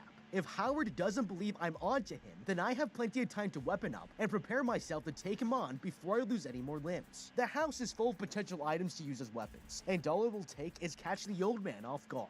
Wallace realizes that he's been strapped into the wheelchair, and Howard tells him that the belt is there to keep him safe until the spinal injection wears off. It's clear something is suspicious, and the podcaster demands that he give him a chance to call his family, but the old man reveals something shocking. The doctor has removed all the phones from the house, and Howard orders him to take a rest since he's still suffering from the tranquilizer. Wheeling himself away, the old man apologizes for what happened to his leg, but soon he'll discover this man has a dark secret. That night, they eat dinner together, but Wallace here tells him that he can't move his arms. The old man mentions that he's also been injected with morphine to stop the pain, making him sleepy. Howard lectures the man and compares losing a limb to seeing the death of a close friend. Unimpressed, Wallace confronts him, questioning him on the poisonous spider, knowing that something isn't right. Howard continues to ramble on while the podcaster looks in disbelief. Suddenly, Wallace freaks out at him and demands that he let him go. Howard walks over to him, slapping the podcaster in the face and forcing him to quiet down. He walks back to the chair and decides to tell him the truth. Howard is trying to create a realistic walrus suit that'll fit the podcaster's frame perfectly, but he needs to be turned into a walrus before that can happen. Shocked, Wallace begs him not to experiment on him anymore, while the old man calms him down, telling him that they're in this together. Wallace continues to question why he's doing this, with the old man giving him a vague response, confessing that he wants to solve a riddle of whether Wallace is a walrus at heart. Terrified, the podcaster howls in shock, being copied by his host, who begins to growl over him like a dog. This innocent man has gotten himself into a world of trouble, and this is only the start. Okay, this old man is a psychopath. He wants to turn the podcaster into a walrus, and there's not much Wallace can do to save himself at the moment, because not only is he strapped into a chair, but he can't move any of his limbs. The man is completely screwed. But even if we aren't able to escape at the moment, there might still be a way to kill him so he can't carry out any of his sick and twisted plans. If it were me, I know that anything I consume will have something in it that's intended to knock me out, so it's important that I don't consume anything else given to me. Accepting this drink from Howard was a mistake he shouldn't have made, because he's already been poisoned, so there's no reason to think that he's just being a nice guy. Having said that, flushing the morphine out of my system is important if I want to gain control over my body again, and morphine is usually flushed out through urine, so drinking water would be necessary in this situation. At this point, I would urinate on myself, forcing Howard to put me in the bathtub in order to clean me off. Although Howard would need to place me in the tub, I would try to convince him to leave me there to soak. Even if he doesn't do this, at any moment he's distracted, I'll drink as much tub water as possible to hydrate myself and flush the morphine out. This is disgusting but necessary, because it usually takes 24 hours for 60% of morphine to be removed from your system, and I need to speed this up as much as possible before Howard has more time to remove any more limbs. As soon as I'm able to gain any level of control over my arms, I would wait for an opportunity where I wasn't being supervised, and look for a phone to call 911. Thankfully, Canada shares the same emergency phone number as America, and a lot more countries than you might think. Calling anyone else I know won't be as helpful, since I don't have any friends or family in the area who can immediately help. Howard has said there aren't any phones in the house, but everything else he has told Wallace is a lie too. So hopefully, I'd be able to find some form of communication, whether it's a phone or computer. The best case scenario is finding a landline, because in this situation, I don't even need to know my location in order for emergency services to be able to track where the call is coming from. The other thing Wallace can do is look for morphine and any other medical supplies around the house. Howard has removed Wallace's leg, therefore that means there must be sharp utensils like a medical saw somewhere that he can use to defend himself. Even if he is able to only regain some control over his limbs, he probably won't be at full power, and won't be able to confront Howard just yet. When the old man stands from his chair and slaps Wallace, he's a lot stronger than the podcaster expected. The best case scenario is that he's able to find the morphine and some sort of syringe, so he's easily able to inject the morphine into Howard when he gets close to him. Later, Wallace wakes up to hear loud party music in the other room, and recognizes the song as his ringtone. He wheels himself over to see that his girlfriend Allie is trying to contact him, but just as he reaches for the phone, she hangs up. The woman is back at her apartment, frustrated that he hasn't answered with no idea where Wallace is. The man sends a voicemail to his girlfriend, frantically explaining that he's been abducted by a crazy man who wants to turn him into an animal. He begs the girl to come ASAP, but admits that he doesn't know where he is, only that he's being held captive in a house 2 hours from Winnipeg. Wallace mentions that he's lost a leg and is afraid the old man is going to kill him. He then leaves a voicemail for his best friend, telling him the same details and demanding they call the police. Suddenly, Howard attacks him from behind, knocking him out of his wheelchair, and tells him that his old life is now over. The man insists that he'll be a walrus or be dead before the podcaster blacks out. The next day, Allie wakes up and brushes her teeth, hearing the voicemail her boyfriend sent last night. Shocked, she wakes up his podcasting coworker Teddy to tell him the terrifying news. That's when she realizes that Wallace has called him too, passing the phone to him. Later, Howard lectures the podcaster on his earlier life, mentioning that he was severely mistreated as a child. He explains a story where his parents took him to Montreal, but something went terribly wrong. On the way to dinner, both of his parents were brutally murdered by a group of muggers. He was placed in an orphanage in Quebec, where the provinces were responsible for financially providing services to the young children. Howard adds that the government was responsible for mental institutions, coming up with a scheme to make more money by reclassifying orphanages as mental health care facilities. His new home was shut down, and he was sent to an insane asylum for the next 5 years of his life. The old man was brutally mistreated and taken advantage of. He escaped Canada, moving to the United States, and taking a boat around the world. Suddenly, he reveals that Wallace here has already been cut up and operated on, with his experiment progressing as planned. In another part of Canada, his two friends drive towards Winnipeg while calling the police to notify them of Wallace's disappearance. Allie here tells them that they can find recent pictures of the man on his podcast website, but that's when the operator hangs up, thinking that it's a prank.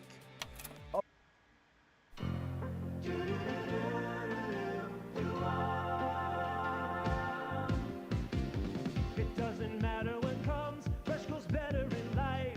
With Mentos fresh and full of life, nothing gets to you. Staying fresh, staying cool.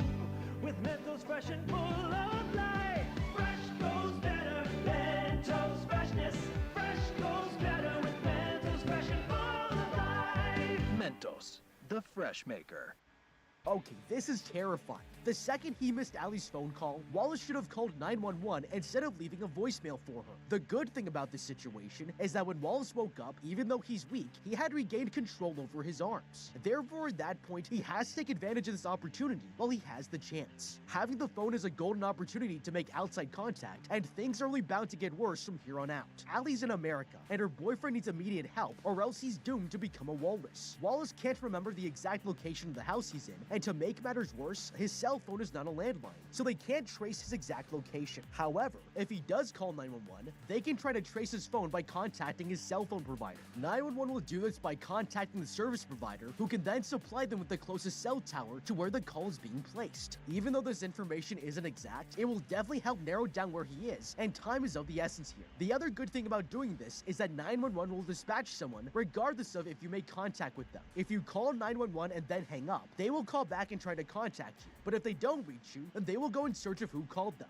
This is helpful because Howard jumps out at Wallace, and as long as he can keep the phone away from the old man long enough for 911 to dispatch someone to search for him, it will increase his chances of being saved. The other missed opportunity that Wallace has here is that even though he's wheelchair bound, he's able to wheel himself into the main living room that he first meets Howard in. As mentioned before, this room is lined with artifacts from the old man's life. Since Howard is an adventurer, he might be able to find some kind of traditional weapons to defend himself against the old man. If not, he should then look at the fireplace mantle and see if he can find a fire poker. In the worst case scenario, he knows that at the very least he can use the dried walrus baculum to bludgeon Howard and knock him unconscious. If it were me, I would take the baculum and aim for his head. If I'm unable to kill him or knock him out, I would try to knock his glasses off his face to put him at a disadvantage while trying to fight me off. The important thing here is to not lose conscious and not let Howard get the upper hand again. If I can knock him out, this will keep him from attacking me further, and if I'm able to call 911 beforehand, knocking him unconscious will give the police more time to get there. Meanwhile, Howard here plays soothing music while the podcaster struggles in agony. His entire body has been cut up and operated on, disfiguring him with no way to escape. Howard tries to calm him down, but the man is in extreme pain and has become a disgusting creature. He continues to lecture the disfigured man, commenting that he hates the world and everyone who lived inside of it, while his friends search the bar for any signs of the missing podcaster. They travel to the police station, showing the cop evidence of Wallace's disappearance and the distressed voicemail that he sent, but it cuts off before he can finish explaining the situation. Hearing this, the investigator questions if Wallace is lying to them. He uses the coworker's podcast as a potential reason why he could be acting this way, but Allie insists that he wouldn't go that far for entertainment. The investigators suggest that he might be sick in the head, but they deny his accusations, and that's when the police officer mentions that there are no reports of Howard living in Manitoba or Wallace leaving the country. The only thing they know is that he entered the country and has left no trace of his whereabouts since. He tells the worried friends that they'll issue a missing persons report, but mentions that the snippet about his leg in the voicemail is concerning. A man came in 2 days ago asking if any legless bodies bodies had turned up recently, saying that he was a cop hunting down a serial killer. The police officer told him that the country doesn't have any serial killers and tells him that he left the number, handing over a card so they can contact the detective. Meanwhile, Wallace here continues screaming out for help. Howard walks in to lecture him about being a true walrus and that he must learn to swim first. Suddenly, the chain attached to him drags Wallace into the water and he panics, trying to stay afloat. Howard demands that he swim, congratulating him on staying above water until the disfigured man sinks below the surface. That's when he spots a dead carcass laid down in the water and realizes he isn't the old man's first victim. Okay, Wallace here is screwed. With no arms and no legs, and his body disfigured into a walrus, it's impossible for him to physically do anything except flap around and try to appease Howard. Right now, his only hope for survival is either convincing the old man to act more humanely, or wait for his friends to save him. Convincing Howard to turn him back seems unlikely, but if Wallace was thinking ahead, he should have been trying to influence the man's decision-making from the very beginning. Up until this point, the most effective weapon that Wallace still has is his voice. But rather than crying and making walrus noises, he should have been using it to remind Howard of his humanity and try to evoke his empathy. In the majority of kidnapping situations, the captor is able to inflict terrible physical and psychological torment on the person that they have kidnapped, because in their minds, they have dehumanized that individual. The kidnapper has othered the person they have kidnapped, which makes it possible to treat them like an object. In Wallace's situation, he has yet to take a sincere moment to exemplify his humanity, and by trying to tell Howard about his family, his girlfriend, or the people he loves, it might slow the old man down in completing Wallace's transformation. If it were me, I would try to dig into Howard's past and connect with him on a human level. Based on the old man's stories, he mentions having been an orphan after his parents were killed, but never talks about his relationship with his mother or father. This could be a possible way into Howard's own humanity. If I am able to uncover a positive memory where someone showed him love and compassion before his life was turned upside down, then it might help him regard me as a human being. I would then talk about my own relationship with my parents, so we are able to relate to one another on this very basic human level. The hope is that by doing this, Howard will empathize with me as an individual, making it harder for him to inflict any more torture. Unfortunately, Wallace didn't consider this approach when he had his best chance to do so, and now that his tongue has been ripped out, this is no longer possible for him. With that said, at this point, the best solution is to do the exact opposite and be as much of a walrus as we possibly can. This might sound counterintuitive, but by playing the role he wants us to play, we might find that it gives us a lot more leeway. If we find ways to give him what he wants on our own terms, it gives us tiny incremental ways to control the situation. And when there are no other tools at our disposal, that can make the difference between life and death. Right now, we just need to buy time. So if we start behaving like a walrus like it was a role for Daniel Day-Lewis, he'll see exactly what he wants to see, and this will inevitably help us buy time and trust. These are the currencies we need to influence the situation when we aren't physically able to do anything else, and finding every angle we can to manipulate the man is the best way to keep ourselves alive until we find help. Now, as far as getting help goes, there are some factors that make this a lot more difficult than it should be. First of all, these Canadian police aren't convinced there are any serial killers in Canada, even though anyone with a phone can quickly research that this is untrue. Despite this, based on their attitude, it's very unlikely that they are interested in helping us find Wallace, and it means we need to find another way to rescue him. Since we are Americans and have crossed the border into Canada, it would be possible to get the American government involved to help with the squeeze in the local police. If it were me, I would immediately go to the US Embassy and let them know the urgency of the situation. The police department will then be forced to act, because nobody wants to have a foreign government breathing down their neck. It just so happens that one of the US consulates is located in downtown Winnipeg, which is not too far away from them. Wallace goes missing in Bifrost, which is a 1.5-hour drive north of the continent, so his girlfriend and his friend shouldn't be too far to go there themselves to put pressure on the situation. Using the car to contact the detective, the friends meet up with Inspector Guy Laplante, who tells them that he spent 20 years working for the Provincial Police Service of Quebec. Since then, he spent the last 10 years hunting on a terrifying serial killer whose managed to not get caught. He's responsible for a number of disgusting actions, and Guy has dedicated his entire life to take him down. But with their voicemails from Wallace, the man has finally got a promising lead after all these years. That's when the waitress interrupts to serve them their food, and the guy rambles on before mentioning an important detail about the serial killer's victims. The inspector reveals that the police usually find pieces of a skinned body a month after Howard's victims disappear, with their legs amputated at the knee. The arms are fused to their body, and their mouths have been surgically altered. Ali questions what he means, and Guy casually explains that their tongues are ripped out. It's horrifying for the friends to hear, and they realize the same thing is going to happen to the podcaster. Disgusted, she asks him if the victims were ever violated, but Guy denies anything of that matter. The deranged man is known only for butchering people and amputating parts of their body for his own entertainment. As a result, the police had jokingly nicknamed him the First Wife because he forces them to stay home and doesn't have sex with them. Fed up, Teddy questions if they should talk with someone else, annoyed by the man's constant rambling. Guy here tells him to shut up and asks them to come closer, as he whispers in their ears that he actually met the man 2 years ago, but didn't realize it until it was too late. Explaining what happened, the inspector had been investigating the trail of a missing hockey player, and that led him to finding Howard. The deranged man asked him if he's here for the spider infestation, telling him that he called the police to help out with his pest issue. He responds by telling him that he's a detective and isn't here for the spiders. He asks the old man if he's seen the missing hockey player, and mentions that he saw an advertisement in a bar bathroom that was offering a place to stay near his house the Monday night of his disappearance. Howard bluffs, pretending to be helping out down at the local ice rink every Monday, and asks the man if he's willing to help out with his spider infestation. Annoyed, Guy thinks he's wasting his time and explains his job isn't to deal with pests, but didn't realize that he was face to face with a dangerous criminal. That's when the inspector reveals that the whole story that Howard told him was a lie. The hockey player was probably in his house, and the investigator never realized until it was too late. A month later, they found the remains of the hockey player blocking a sewer pipe in western Quebec. Howard disappeared when they went back to look for him, and when the inspector searched up his name, he discovered that it was fake. His failure to catch the killer made him lose his job, and Guy's determined to bring him to justice.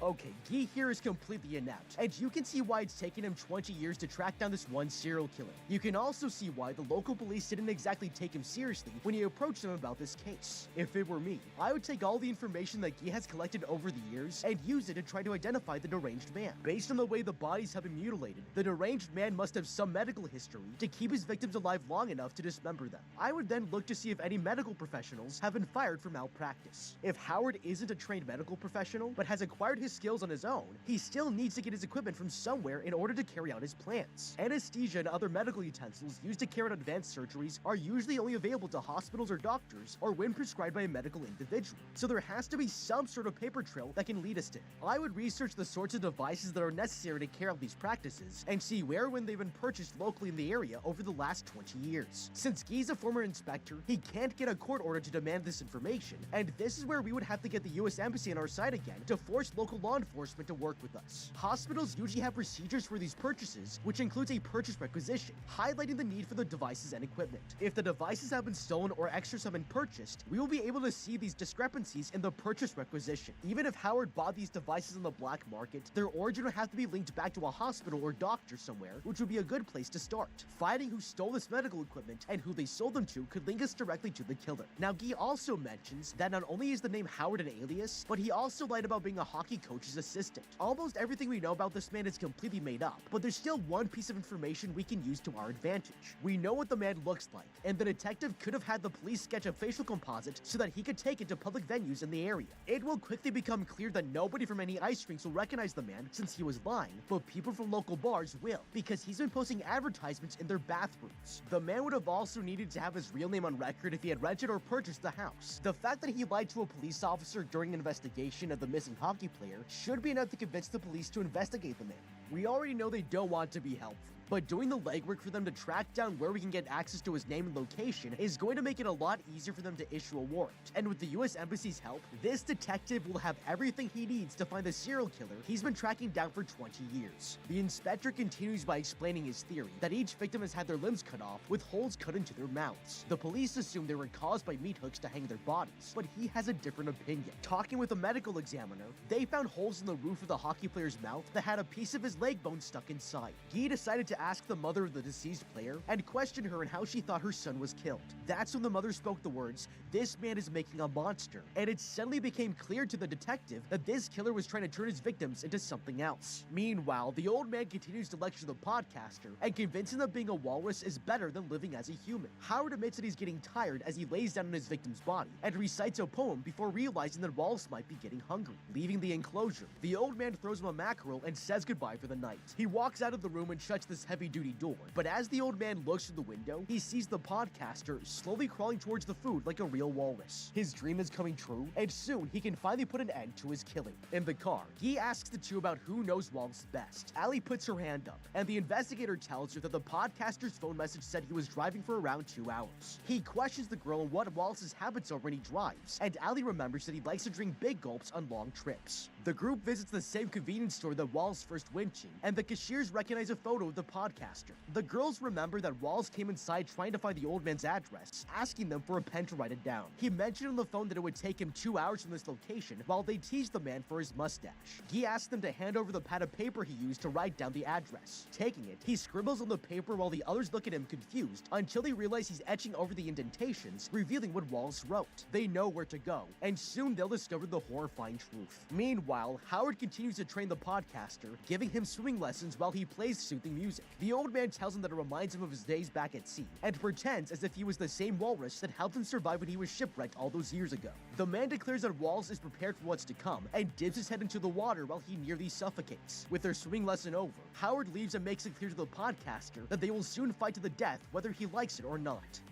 Okay, this is insane. The old man has turned the podcaster into a walrus just so that they can fight each other until only one of them survives. No matter who wins the fight, it's not going to end well for Wallace, and his only true chance to survive in this situation is if his friends find him first. Now, Guy Lepointe and the girlfriend Allie are hot on Howard's trail, and they know from the other bodies that have been found by the detective, Wallace is probably dismembered. That's why they should call for medical services, tell them their friend's life is in danger, give them the address, and meet them there at the serial killer's house. Wallace would have to be taken away immediately for serious medical care and for a psychological evaluation from all the trauma he's been through. Although he has been physically mutilated, he isn't dead yet, and the man might be able to have surgeries to reverse what has been done to him to give him his life back. Having the walrus suit removed from him might take a very advanced surgeon, and it's better for the damage to be assessed as soon as possible. We also don't know how dangerous the man is in terms of firepower, so arming Alfie and Teddy with any guns Guy has with him will help them protect themselves. However, time is of the essence, and they need to get going immediately to make sure the podcaster isn't killed. In Wallace's case, his transformation into a walrus is almost complete. He's not speaking at all, and he has eaten raw fish in order to survive. There's not much more he can do to salvage any humanity he has left, but as desperate as the situation seems, the good news is that Howard may be a lot more likely to unchain me if he's already getting complacent enough to lay on top of me and rest his eyes. We also don't have any feet, so it makes us a lot less threatening. The more peaceful and approachable we make ourselves appear, the more likely he is to release us from our chains, and at this point, it's the one last thing we can do to gain control of the situation and try attacking him in any way we can. If I were the podcaster, I would try to overpower Howard when he gets near me and lay on top of him so he can't get up. I would then try to stab him with my tusks to harm him, but I would hesitate to go so far as killing Howard because I don't know for a fact that anyone is coming to get me at this point, and the old man is the only one that is keeping me alive. Outside, the group finds Wallace's car in the lake near Howard's estate. Allie tries to check it out, but Guy stops her, insisting that her boyfriend isn't here. Opening up a box full of weapons, the investigator hands each of them a gun that they both reluctantly take. At the same time, Howard here lectures his new pet and mentions that he feels guilty for butchering Mr. Tusk. He was forced to kill the innocent animal without a fight when he was shipwrecked, but now it's time to right his wrongs. That's when Howard reveals he's in a walrus suit of his own and challenges him to a fight, making it clear only one of them will be leaving this place alive. The group hears screaming from inside his estate and sprint towards the house. Barging in, they head upstairs to look for their friend, while Howard tells the podcaster that he now has two decisions: either to be killed or kill the old man, but live the rest of his days as a walrus. They continue fighting while his friends hear the terrified screaming. Howard praises the podcaster on his survival instincts and escapes from his suit before taking out a weapon to kill Wallace. That's when the deformed man stabs his tusk into Howard's foot. His friends track down the screaming, hearing it coming from behind this wall, and shoot the latch open before kicking the door down. At the same time, Wallace brutally stabs the old man with his tusks, and Howard announces that the podcaster is now Mr. Tusk before dying on the spot. Suddenly, his friends rush in, pointing their guns, while realizing that Wallace has now been changed forever. It's horrifying, and the investigator aims his gun at the podcaster while his friends beg him to stop. A year later, they go to the local wildlife center to go visit Wallace. The two call out to him and try to get him to come out of hiding. When he doesn't leave, the girlfriend grabs the mackerel she brought and throws it into his enclosure. His friends watch as he finally acknowledges them stuck as a walrus for the rest of his life, and having learned a valuable lesson. True crime podcasters need to be careful, because sometimes life imitates art. But what do you think? How would you beat Tusk? Let me know with a comment down below. Thank you so much for watching. Leave a like and subscribe, and check out the How to Beat playlist for more videos like this. Until next time, have a damn good day.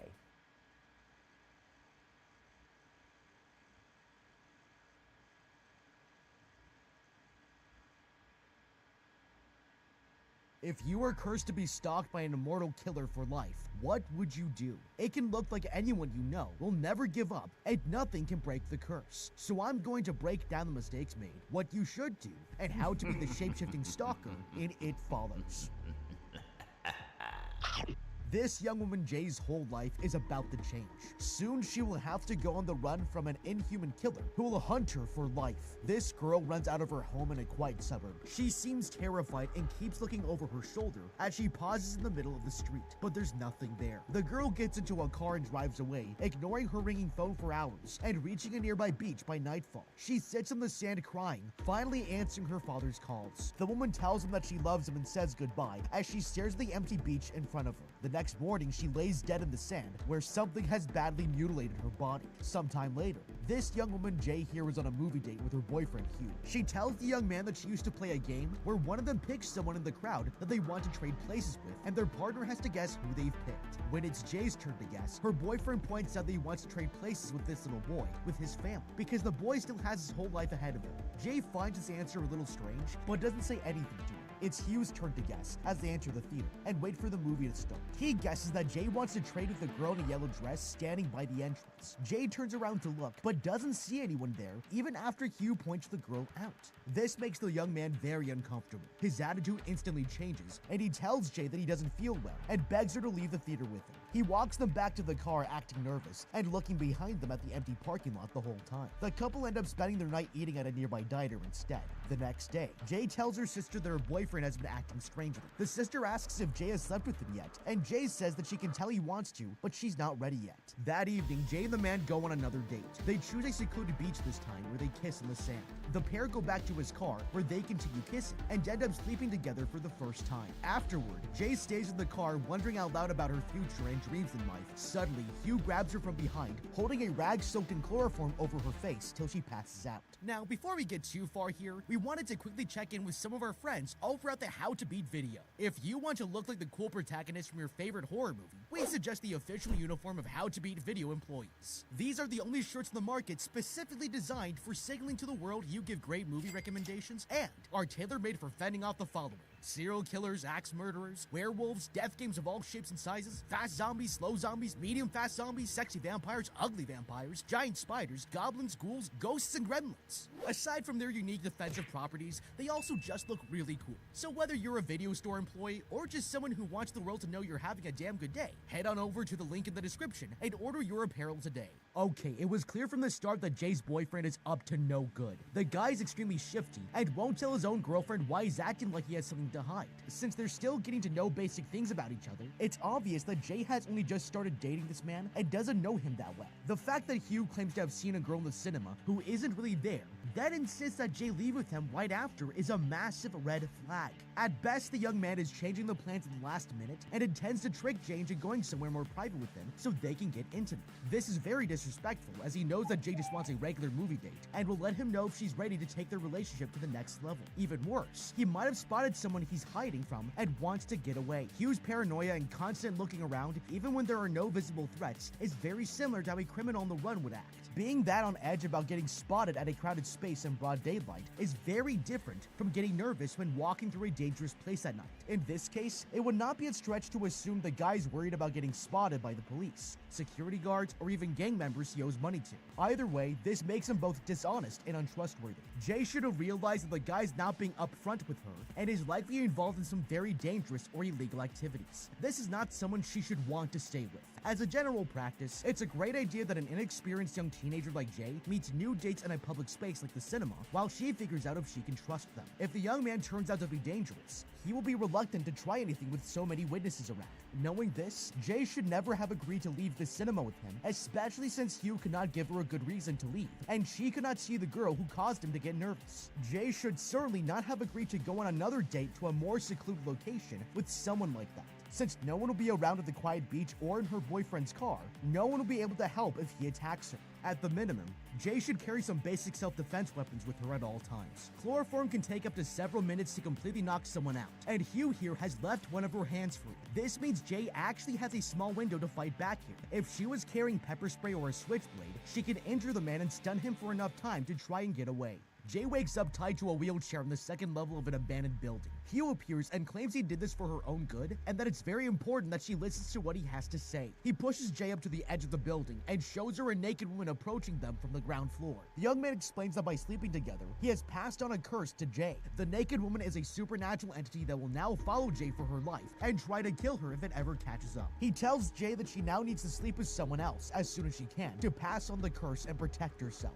The entity will only go after the newest person in the line. Hughes says that if it ever manages to kill Jay, it will then start coming after him again. The entity enters the building and totally ignores the man as it continues walking towards Jay, who screams in terror. Before it can get to her, Hugh takes off running while pushing Jay in her wheelchair out of the building. He tells her that the entity is very slow, but it's not dumb. It will always know where Jay is and can figure out how to get around any complex obstacles she puts in its way. He takes her back to her house and dumps her on the pavement with her hands still tied up. Jay's sister and friends are playing cards on the porch and rush to help when they see Jay stumbling back onto her lawn. They call the police and a crowd of neighbors gather around to watch, bad-mouthing Jay's family as the police question Jay, then take her to the hospital. The police also examine the abandoned parking structure, where they only find the empty wheelchair her ex-boyfriend had used. Despite their investigation, they cannot find any traces of the young man or the entity, guessing that her ex used a fake identity to meet and connect with Jay. Sometime later, Jay is trying to put the incident behind her and returns to school. In the middle of a class, she looks out the window and sees an old woman in a hospital gown walking across the grass straight at her. No one else seems to notice as the teacher continues speaking about the lesson. Jay gets spooked and leaves the class. In the hallway, she sees the same woman and continue to approach her. Jay calls out to the woman, which catches the attention of other students in the hallway. Now certain that this is the entity in another disguise, Jay scrambles out of the main doors and runs away. Okay, this is terrifying. If what Hughes says is true, this will be a deadly threat Jay will have to deal with for life. It's crucial that Jay finds out for herself how far the entity is bound to the physical world and its rules. The entity is extremely slow and doesn't get aggressive even while up close. This means that so long as Jay doesn't touch it, she's free to test how powerful it actually is. Using herself as bait, she should lure it into a room with 2 entrances. Once the entity enters the room, one of her friends can wait outside and lock the door behind it. Jay can then leave through the other entrance and lock the entity inside. While these simple locked doors are unlikely to hold the entity forever, observing how it tries to break out will at least give Jay an indication of its strength though, and any supernatural powers it may have. If her stalker can phase through walls or teleport, Jay should know now, so she's aware that she may not be as safe as she thinks she is when surrounded by 4 solid walls. If luck is on her side, and the entity is indeed confined by the laws of physics, her priority should then be to trap it forever. Planning ahead, Jay and her friends can set up a pit trap in a secluded part of the forest by digging a deep hole at least twice the height of an average man, then covering it up with a tarp and some foliage. Then, once again using herself as bait, Jay could trick it into falling into the pit. They can then fill the pit up with cement, trapping the entity forever once it hardens. He would be very useful in any plans they set up, since he's the only other person who can see the entity, and Jay will have absolutely no interest in him as long as Jay is alive. Jay should have realized this and demanded that he stay and help her. Even if he doesn't care about her well-being, the man will want Jay to survive as she's his shield from the entity. If she and Hugh can catch the entity in an open area, they can test how much physical punishment it can take, or if it can be killed. Using a long spear or any kind of ranged weapon, he can inflict as much damage on its body as he can while it goes after Jay. Since the entity takes the form of human beings, it may have a physiology similar to regular people. This means that destroying its brain by shooting it in the head should kill it, or at least remove its capability of intelligent thought. Even if the entity is immortal, severing its brain from its central nervous system by cutting off its head will remove its ability to use its limbs to move forward in any direction. Jay goes to her sister and friends for help. She tells them she doesn't quite understand what is chasing her and is not willing to tell her mother or go to anyone else for help. This guy, Paul, is very worried about her. He offers to spend the night at her home sleeping on her couch to protect her, which Jay reluctantly accepts. That night, her friends stay over, but everything seems quiet at first. Jay goes to talk to Paul, and the two share a warm moment. It is clear Paul has feelings for Jay, but the young woman is unsure how she feels, and the two have never tried to date. They hear a crash from the kitchen, and Jay tells Paul to find out what happened, so the boy goes to check it out. He returns, telling Jay there's no one there, but that someone has smashed her kitchen window. Paul goes upstairs to wake Jay's sister up for help. Hearing no further sounds from the kitchen, Jay gets up and goes towards the room to see for herself. But this was her biggest mistake. The entity is right there. It's in the form of a hideously disheveled woman with urine running down her legs. It advances on Jay as she screams and flinches back. She runs upstairs and locks herself in a bedroom as she listens for signs the entity is still outside. Her friends hear the commotion and come to check on her. They knock on the door and try to reassure Jay that there's no one in the house, but the young woman is terrified. After a moment, she manages to get up and let Paul and her sister in. They're puzzled by what Jay saw and claim to not have seen anyone else in the kitchen. The young woman is beyond consolation and insists that something's after her. Just then, the doorknob starts to rattle from the outside and startles everyone. Calling out to demand who's there, they hear the voice of their other friend outside and decide to open the door to let her in. The girl stands harmlessly in the hallway, also confused by what is going on. Suddenly, Jay spots an inhumanly tall man emerge from behind the girl in the doorway. The young woman completely panics and rushes for the balcony screaming. They all call for Jay to slow down, but she doesn't listen. Finding her bicycle, she rides away from the house alone at full speed as her neighbor watches on in curiosity. Okay, Jay here is being a complete moron. From her movie date with Hugh, she should have realized that the entity is invisible to people who aren't cursed, since she was not able to see the girl he was trying to point out. She has also learned for herself that the girls at her school could not see the entity when she called out to it in the hallway. This means that it was a terrible idea to only have Paul stay over to protect her, then send him to check the kitchen, since she knows he can't see it, and will report that there's no one there regardless. Instead, she should have prepared the house as a defensive weapon against the entity way in advance. The broken window is a massive clue that the entity has to work around physical barriers and needs to break into her house like a regular person. This means that Jay should have packed each room in the first story of her house with clutter, so the entity will have to take a long time walking around them or make a huge ruckus pushing them out of the way. Either way, this will buy her much more time to get away from the house if it attacks. Right now, Jay is the only one in her circle who can see it, and hence defend against the entity. Her next focus should be on convincing her friends that the entity is real, so they can throw their full time and resources behind helping her survive its attacks. The obvious solution would be to pull out her phone camera and record the entity as it slowly walks towards her. This is a long shot, and it's likely that if it cannot be seen by most people, it will not show up on camera either. Instead, she can keep recording but force the entity to interact with the objects around it. By pushing furniture in its way, she forces it to push them aside as it advances towards her. She can also throw flour from her kitchen onto the floor and angle her camera towards its legs so it can pick up its footprints. Once her friends see the environment moving on its own on camera, they will be convinced that Jay's telling the truth and be more willing to help her. If they are willing to risk their own lives to save her, the group can even agree to all inherit the curse by sleeping with each other one at a time.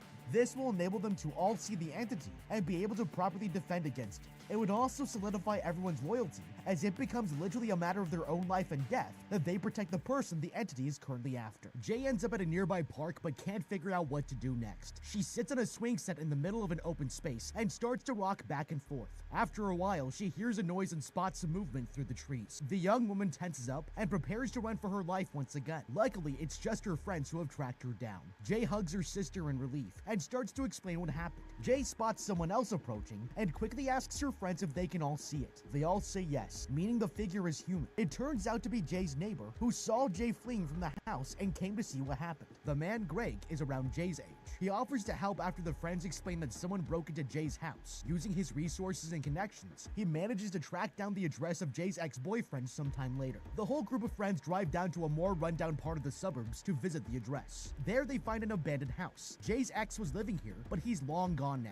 Going inside, they discover that every window has been covered up and that there are traps rigged to every entrance to the outside. The traps are tied to a chain of empty bottles and cans, which will rattle and cause a huge amount of noise if anything tries to enter the house. They also see a mattress in the attic. Beside it, they find a photo of the ex with a friend wearing a varsity jacket. Jay recognizes the high school the jacket is from. Jay and Greg go to the school, talk to a few people, and look through the yearbooks. They find out Jay's ex's real name. Now that they know who he is, the group tracks him down to his home. When his mother opens the door, Jay is stunned to see that she looks just like the naked woman the entity appeared as when it chased them at the abandoned building. The ex is surprised to see them, but doesn't hold back on giving them the information they have come for. He tells the friends that he inherited the curse from having a one-night stand with a woman he met at a bar, but has no idea where it came from or how to stop it. The young man explains that even if Jay can't see the entity at the moment, she can be sure it's walking straight at her all the time. Since it's slow, he suggests that she can drive a long distance away to buy herself some time, but it won't stop coming after her. Before they leave, he again tells Jay she needs to sleep with someone else to pass on the curse, so the entity will go after them instead. Okay, this is exactly what Jay needs to do now. In fact, she needs to set up methodical and frequent hookup sessions with a whole group of new partners in order to survive. Since the entity is very slow, each new person she adds to the chain can buy her many more weeks. Jay should borrow money from her friends and family and fly to the opposite side of the world right now. Australia, for example, can be an over 18-hour flight from the US. It is an English-speaking country where Jay can easily meet new people. Once in the new country, Jay should create profiles on every dating app she knows. In particular, she should set her preferences to swinging, so she can meet with people looking for constant companionship with different partners. The first group she can plan to meet with is a male-female duo. She should do the date with the man, then watch him sleep with the woman to make sure the curse has been passed on twice in the same session. After that, she should invite the woman for another session with different partners as soon as possible, and say that she just wants to watch the woman with the new man this time. Jay should then repeat this pattern and invite the new man to another session with brand new people a few days later. If she keeps on doing this with a group of 3 to 4 new swingers each time, she can add dozens of people from across the world to the chain in between her and the entity. Since she will be present as a voyeur at each session, she can personally watch to make sure that the curse is passed on efficiently, up to 2 times each session. In particular, she can focus on people who travel often so the curse can be spread across the entire world. This means that the entity may have to take months walking onto planes, then across various states, while the people who have unknowingly been cursed add more and more or their partners to the line. If the curse spreads through dozens of other countries, that will buy Jay years more time before the entity goes after her again. It may seem cold to condemn this many people, but anything is better than letting it get Jay herself. And if the plan works, the curse will be passed on every few days anyway, so only a small handful of them will actually be caught by the entity.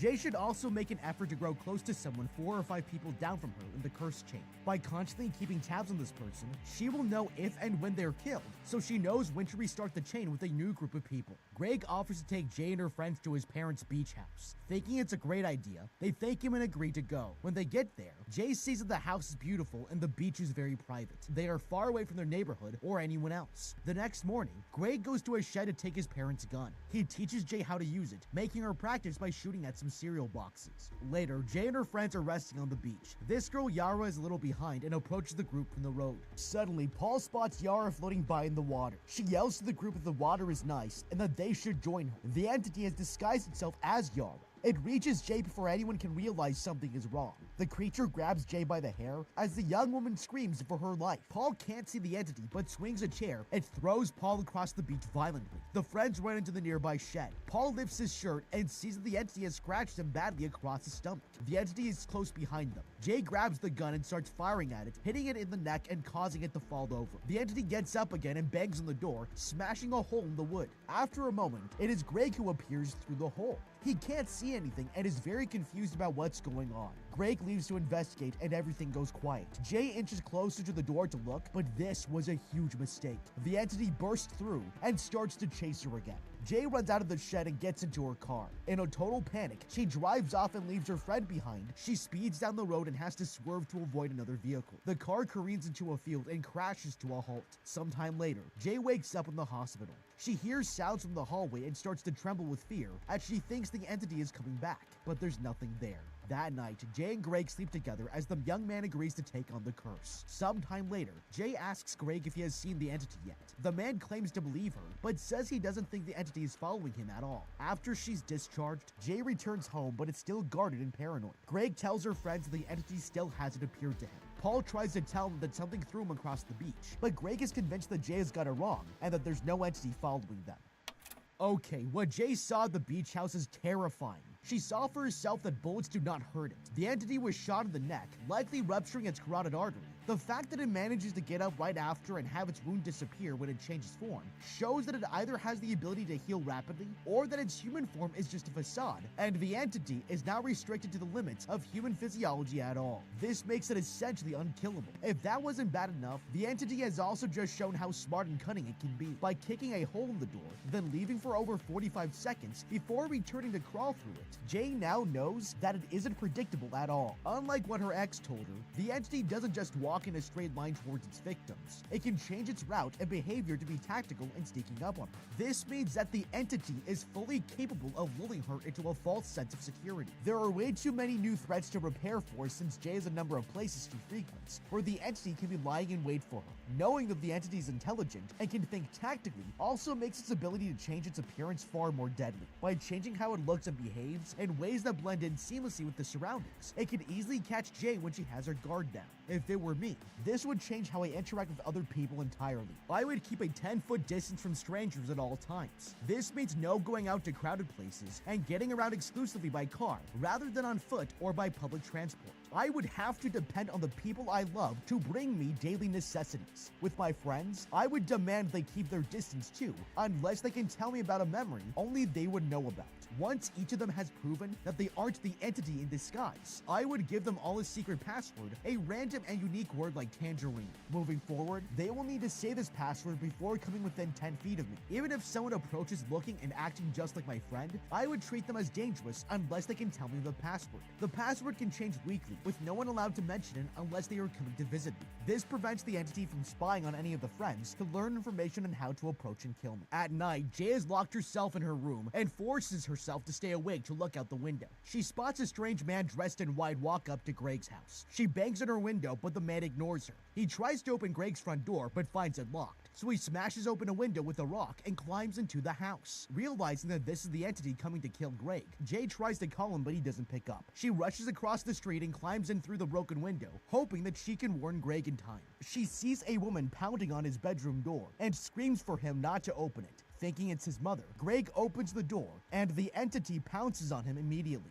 Jay rushes to help, but it's too late. The man's face turns completely gray, and he stops breathing. Knowing she's now in danger again, Jay gets back into her car and drives off as the entity emerges from the house and starts to walk towards her. The young woman drives aimlessly and bursts into tears. After getting a sufficient distance away, she spends the night sleeping on the hood of her car. The next morning, she walks to the beach and spots 3 men in a boat just off the shore. Jay strips down to her underwear and swims out to them, hoping to pass on the curse to buy herself more time. She returns home later that day. Paul comes by and offers to sleep with her so he can take on the curse and protect her. Jay turns him down, saying that she doesn't want him to get hurt after what happened to Greg. She regrets thinking that Greg could get away from the entity and wishes she had never gotten him killed. Paul is hurt that Jay doesn't want to sleep with him and tries to kiss her anyway. Jay turns him down again. Instead, he asks the young woman if she trusts him and urges him to think about the place where they first kissed. This happened at the local swimming pool. Jay's remaining friends gather in the car and start to head there. As they leave, Jay spots the entity on the roof watching her. Driving some distance to the edge of the suburbs, they park and continue on foot. The friends all have large bags with them, which is part of their plan to get rid of the entity once and for all. As they walk, they reminisce about how unfamiliar it feels to now be entering the city. The city is more run down, and their parents had always forbidden them from venturing out into the city thinking it was dangerous. They continue ahead anyway, climbing a fence and entering the city's indoor swimming pool. Since it's so late, the place is closed and completely empty. Okay, if Jay here had tried harder and smarter to save Greg, the group could have one more strong member with them as they make their final stand against the entity. As soon as she slept with Greg, Jay should have realized that she's no longer in direct danger, and all her resources need to be focused on protecting Greg. They now have an advantage they have never had before. More than one person can see the entity. When Jay sees it breaking into Greg's house, she should have realized that tracing its steps and entering through the window after it is always a losing move. In doing this, she's putting herself literally steps behind the entity at all times and will never make it to Greg first. Instead, she should have run around the house and gone directly to Greg's bedroom window. Then, picking up a rock similar to the one the entity used to break in, she could have thrown it through the man's window and yelled for him to climb out into the backyard. Greg may still be skeptical at exactly what is coming after them, but almost no one would choose to stay when a panicked friend comes to warn them that their life is in danger. Once Greg is a safe distance away, Jay can show him the entity and convince the man once and for all. Having Greg fully on Jay's side would be pivotal because the man has shown to be very resourceful and street smart. He has parents wealthy enough to own a beach house while being a charmer and possible drug dealer who has connections with many people in the town who can help. Having Greg on board would certainly be a huge asset for whatever they are planning to do at the swimming pool. Paul seems to have chosen the spot due to its sentimental value, not because it offers any tactical advantage. None of the friends know the building or even the city well, so they could easily get trapped inside with the entity. The building's back rooms are also narrow and maze-like, where just one locked door or wrong turn could lead to them being cornered by the entity. They should have realized that they needed to beat the entity on their own turf and keep to places they know like the back of their hand. That way escape routes can be planned out beforehand and pivotal choke points can be booby-trapped to give Jay a fighting chance against the superhuman killer. At the very least, Jay should not have entered the building with the others. Paul here should have scouted ahead, making sure that each room has multiple exits and drawing a map of the building's layout so the group can stick together and make their way out quickly if things go wrong. The friends open their bags to reveal many household appliances and electronics. They plug them all in and place them all around the pool, right at the edge of the water. Jade changes into her swimsuit and gets into the pool, swimming out to the very middle. Their plan is to lure the entity into the pool, then pull Jay out the other side. Once the entity is in the pool on its own, they will throw all the appliances in and turn the pool into an electric death trap. The three friends wait at different ends of the pool, but everything remains quiet. They settle in for a couple of hours as they wait in silence for the entity to catch up to Jay. Suddenly, Jay calls out to them. She points to the entrance and says the entity just walked in. The friends get into position, but the entity doesn't fall for their trap. The entity now looks exactly like their dead father, and this has really unsettled Jay. Instead of getting into the water, the entity starts to walk around the pool towards the other end of the room. It picks up one of the appliances and throws it at Jay, not giving the young woman a chance to catch her breath.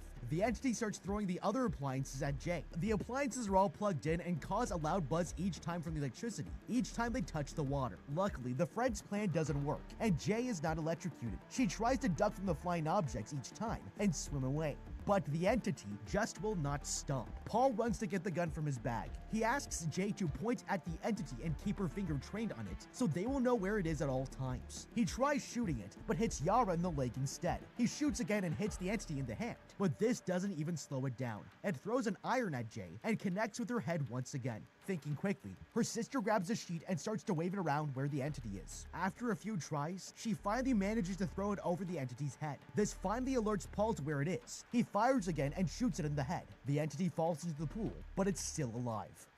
Okay, these friends clearly hate Jay. This is the only possible explanation for why they forced her into the dumbest plan possible. They already know that the entity brushed off a shot in the neck like it was nothing. There's no reason to believe it can be hurt by any physical means. In fact, these jokers are so unprepared, they laid around for hours instead of preparing any way to make the entity visible. They didn't even take the gun out of its bag. Their plan was doomed from the start. While chlorinated pool water can conduct electricity, it's not the best conductor. At the very least, they could have poured entire sacks of salt into the water to increase its conductivity. Plugging in all the appliances, turning them on, then leaving them at the edge of the water was also a terrible idea. Any one of these unevenly shaped objects could have fallen in and shocked Jay long before the entity arrives to finish her off. They should instead submerge all the appliances underwater, plug them in, but leave the master power switch off. This way, there's no risk of Jay getting shocked by accident, and they only need to flip one master switch on once the entity enters the pool, instead of having to run around the pool throwing hair dryers and toasters at it. The gun should also have been in the hands of the only person who can see the entity,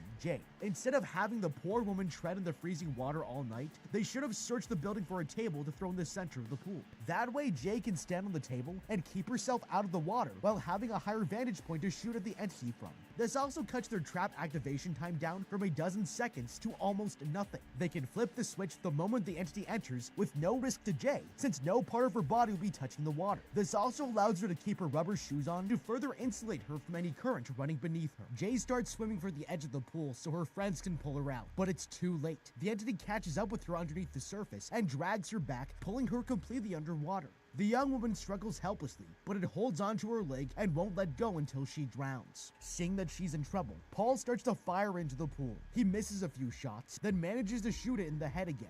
The entity lets go of Jay and she frantically swims to the surface. Her friends drag the exhausted young woman out of the pool. Looking back at the water, Jay cautiously approaches the edge and peers in. She sees a massive cloud of red spread through the water, as if the entity is infecting the entire pool. With the entity out of the picture of now, the friends return to the suburbs. At Paul's house, Jay and Paul barricade themselves in his bedroom, where she finally agrees to sleep with him. Afterward, they agree that nothing feels any different. The next day, Paul drives into the bad part of town and catches the attention of some prostitutes. If the curse is still active, he intends to pass it on as soon as possible. At the hospital, the friends visit Yara. She's recovering well from getting shot, eating a sandwich and reading to herself. Jay and Paul walk back home together holding hands. They look exhausted and don't say a word to each other. As they walk, they don't notice that a harmless-looking figure is following close behind, and it's clear the entity is back for round 2. But what do you think? How would you beat It Follows? Let me know with a comment down below.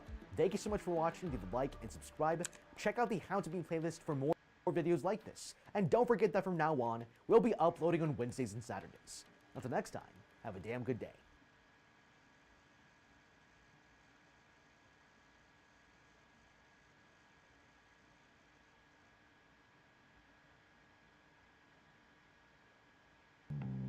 If you were trapped in a dorm building with a mysterious psycho who was out for revenge, what would you do? This group of students has something to hide, and soon, getting into college is going to be the least of their worries. I'm here to break down the mistakes made, what you should do, and how to beat the revenge killer in Death Bell 2.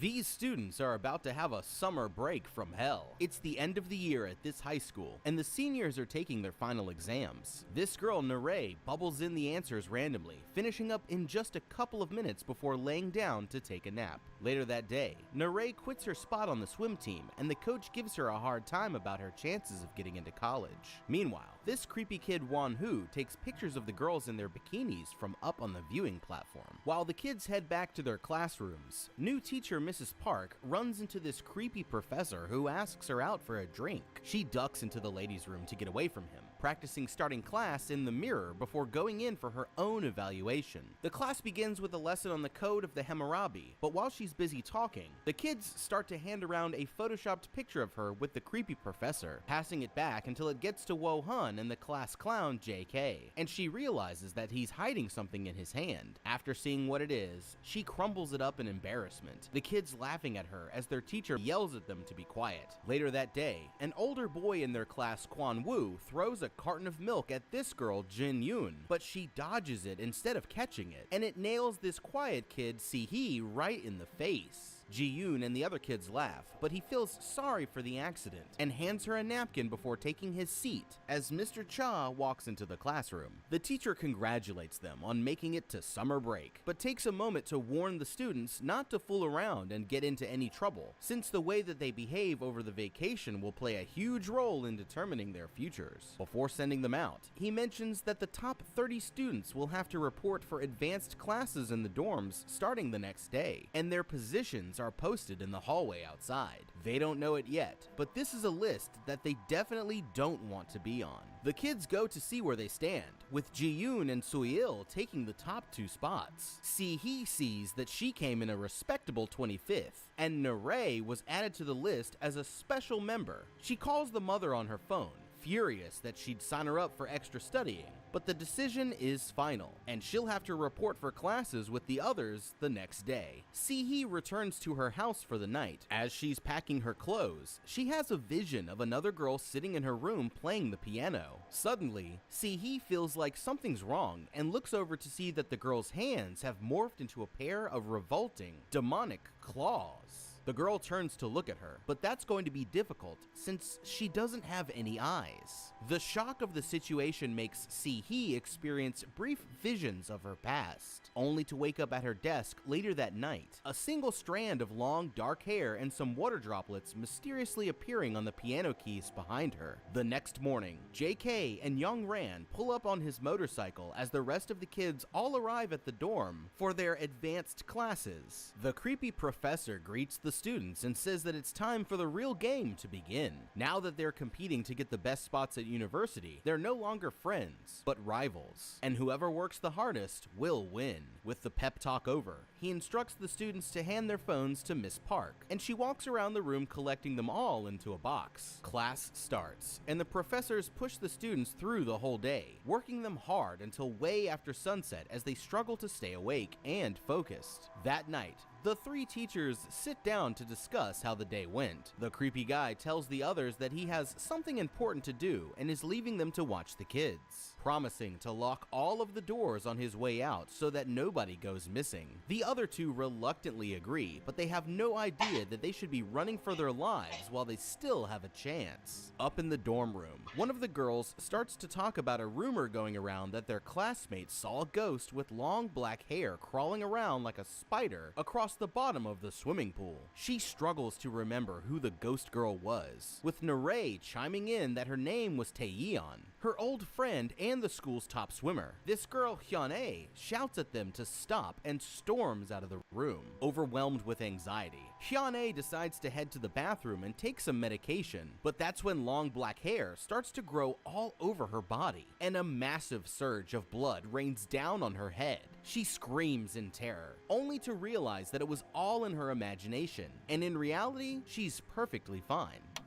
Okay, somebody needs to give these kids a break before one of them snaps. They're only one day into advanced classes, and they've already got people seeing geysers of blood and ghost girls in the swimming pool. The real danger hasn't even started yet, but these poor students are already at their wits' end, and that's not a good mindset to be in once the death game begins. So far, both Hyun-ae and Si-hee have experienced some pretty extreme hallucinations. These could be signs of ghostly possession, but a more logical explanation is that they're simply experiencing symptoms of extreme anxiety and sleep deprivation from the pressure to succeed at school. The professor outright encouraged them to get as little sleep as possible and kept them in the classroom late into the night, but studies show that this kind of behavior is actually extremely unhealthy for people of their age.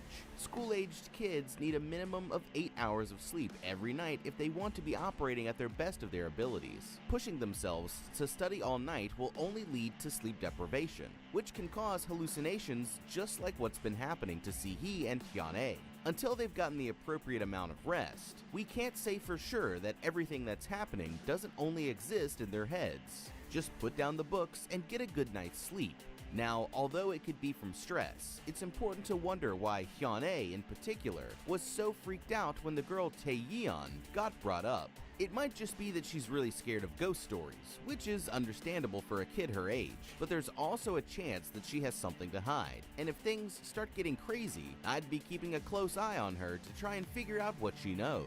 Their summer classes are off to a rough start, but things are going to get even worse before the night is over. With the students settled in for the night, the professor heads around and locks up the exits. Before leaving, he decides to make a quick pit stop at the pool and creep on the swim coach who's there doing her laps. She shouts at him for sneaking up on her and climbs out of the pool, retreating into the showers to get away from him. As she's washing up, she hears a noise from out in the hall and thinks that it must be the creepy guy trying to sneak another peek. Frustrated, she decides to ignore him, but that's when the lights mysteriously cut out. She sneaks out of the room, making her way down the hall, until suddenly someone shines a flashlight right in her face and slams her head into the mirror, killing her. Meanwhile, Young Ran sneaks out of her room and goes to find JK for some birthday romance in the storage closet. She gets to the meeting spot, but the room is dark, and when she calls out for her man, she gets no response. Just as she starts to get worried, some guy in a mask grabs her and pushes her up against the wall, but it's only JK pulling a prank. The creepy professor finally locks up for the night, but the terror is just about to begin. Somewhere in the darkness, the killer seems to have gotten the jump on one of the girls and stitches something into her face, her screams going unheard by anyone in the empty halls. As the clock strikes midnight, classical music starts playing through the intercom, and the students wake up at their desks. Looking around the room, they see that while they were asleep, someone posted a strange message about revenge on the wall. Hyun-ae feels something drop on her head and notices blood seeping through the cracks in the ceiling right above her. Suddenly, the ceiling bursts open, and Young Ran crashes through hanging upside down by a rope. Before the rest of them can even figure out what's going on, a piercing, high-pitched noise plays over the intercom, and a voice tells them something that you never want to hear. From now on, they're trapped in a death game. One by one, some of them will die, and their job is to figure out who's doing the killing and why. Only the ones who figure it out get to leave alive. The noise plays again, and that's when Young Ran starts to cough up blood, showing that she's not quite dead yet. She begs the others for help, and that's when someone cuts the rope. sending her crashing down onto a desk and breaking her neck from the fall. The rest of the students stampede down the stairs, trampling each other as they rush for the exit, where they realize with horror that they've all been locked inside. Panicking, they run to check the other doors, but no matter what they try, nothing is open. Okay, you've just found out that a maniac is coming after you and your friends. There's no place to run and no way to tell who will be the next target, so what do? You could just play along with the game and hope for the best, but even then, there's no guarantee that they'll let you go free when it's all over. So instead, it's time to come up with a plan and fight back. Everyone in the class needs a randomly chosen partner that they'll have to stick with at all times, and if anyone's caught without their partner, they both jump right to the top of the list of suspects. Once everyone has their buddy, it's time to divide and conquer. You'll have to act fast, because how you spend the next few hours will determine who gets to make it out alive. The next step should be to work on your escape, and these kids actually have a major advantage when it comes to this. They're all students, which means that they already have some decent knowledge of the building's layout. After heading to the kitchen and arming themselves with anything that they can use to fight back, they should strategically go from exit to exit and find one that looks the least structurally sound. Whether it's one of the main doors or even the windows, there has to be a weak point that they could focus their efforts on breaking through and making it to the outside. Since the doors are locked, but they're still able to get to the first floor, I'd start with trying to break out of one of the windows and move on to a different strategy if that didn't work. For example, the first exit that they tried seems to be a glass door that's locked with a chain and backed up by a retractable security gate on the other side. This kid tried to kick his way out, and after that didn't work, the whole group just gave up and moved on. If they could just find some tools like a crowbar or hammers in the equipment closet, they might just be able to break the padlock on the first door or shatter the glass. Their friend Young Ran was tied up with a rope, which they could also use as a tool for getting out, tying it around the door handles and having the strongest kids try to pull on it hard enough to break through. They still have the option of hunting the killer down and turning the tables before he has the chance to pick them off one at a time. The students should start by splitting up into two big groups, and then head to opposite sides of the building before sweeping the place room by room and gradually working their way towards each other, stationing at least 2 guards at every exit that they come across, just in case the killer tries to sneak out. As they work their way through the building, the killer will either have to confront them or continue to run and hide. Then all that's left to do is hit that freak with a beatdown so bad that they regret ever being born. And once they're incapacitated, even if they don't have the keys and you still can't get out, at least you'll know that you're safe to wait until morning for help to arrive. Unfortunately for these kids, they're not the best at teamwork, but they're going to have to figure it out by the end of the night if any of them want to stand a chance. The students gather in the hallway, and Miss Park says that she'll go find Mr. Cha to see if he has the keys, warning the kids to stay put and not split up. Before she can go, the monitor on the wall starts to show security camera footage of a guy laying in the middle of the floor somewhere else in the school. It's JK, and he wakes up with a blinding light in his face. He looks to the end of the hall and sees somebody sitting on his motorcycle, now with a bunch of huge blades attached to the front wheel. Furious that someone would touch his bike, JK rushes towards them, but that was his biggest mistake. The killer speeds down the hall, slicing open his leg and knocking him to the floor. Struggling to his feet, JK tries to make a run for it, but this time the killer pops a sick wheelie, ripping into the side of his neck and face with the blades. It's over for JK, but the killer isn't done yet, speeding back and forth down the hall until finally finishing him off. Okay, JK here thought he was the coolest guy in school, but it looks like this maniac on a motorcycle just cut him down to size. Instead of just running in a straight line down the hallway, how about actually doing something to fight back? A crazy person riding a motorcycle in a tight corridor where they can only drive in 2 directions is actually more vulnerable than you think. Their only method of attack is to use the spinning blades attached to the front wheel, so if you focus on those instead of panicking, you just might be able to win this battle. They'll have to commit to either wheeling up and going high, or keeping both wheels on the floor and going for your legs. And that's when you need to dodge low and to the side. Even if you can't knock them down on the first pass, they'll have to turn around before they can come at you again. And that's when you climb up on one of the windowsills or something and get your ankles out of the blades' reach. When it comes to the rest of the kids, instead of just standing there and watching with horror as your friend is mowed down, now would be the time to take some action. They know the layout of the school, and based on what they see from the security camera, they should be able to figure out where the killer and JK are having their battle, even if they can't figure it out by sight alone.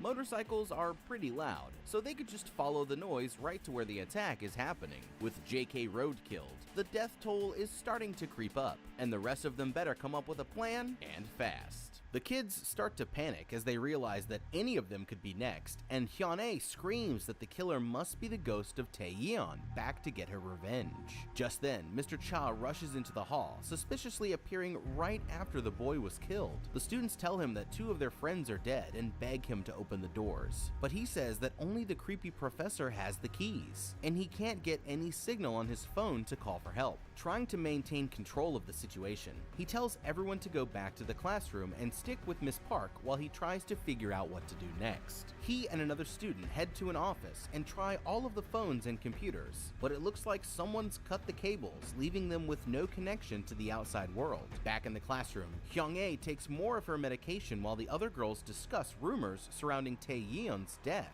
This kid walks up and says that they're all idiots, pointing out that ghosts can't ride motorcycles and arguing that it's just some sicko playing a twisted game. He starts trying to come up with a suspect, demanding that everyone look around the room and figure out who's there that wasn't in the hallway before, until singling out this one kid and threatening to beat him up purely out of suspicion. Things are seconds away from turning violent, but that's when Hyung-ae starts to scream as dozens of ants crawl all over her body. She gets up from her chair and starts to jump around the room, clawing at her own skin in a desperate attempt to get them off. But in reality, there's nothing on her at all. She grabs a pen and starts to stab herself in the arm. Ji-yoon tries to stop her, only to be slashed across the face and knocked to the ground. The girl screams with terror as she starts to foam at the mouth, and her friend realizes that someone has switched out her medication. But it's too late, and the girl vomits blood before collapsing to the floor dead. Mr. Cha shows up for his second suspiciously timed appearance, and now the kids aren't letting it slide, with this guy demanding to know why he's always walking in just seconds after someone is killed. He gets right in the teacher's face, but Mr. Cha is ready for the smoke and drops him to the floor with a nasty right hook. The rest of the class looks on in stunned silence, but before they can react, someone cuts the lights, and that's when all hell breaks loose. Until Mr. Cha finally gets his flashlight and orders them to remain calm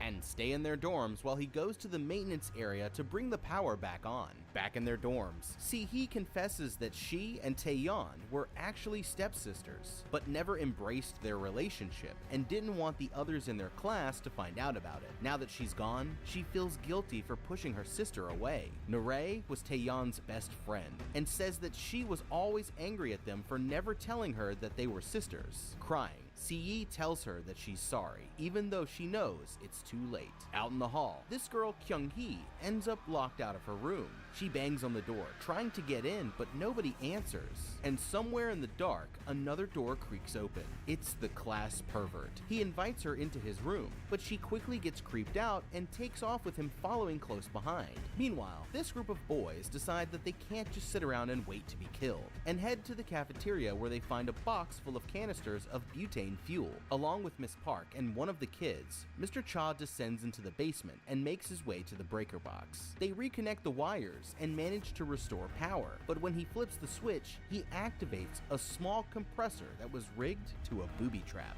He realizes that something is horribly wrong and yells at the student to get down, but the kid doesn't react in time, and a nail gun opens fire on them from the other side of the basement, emptying the belt into his body. He dies in his teacher's arms.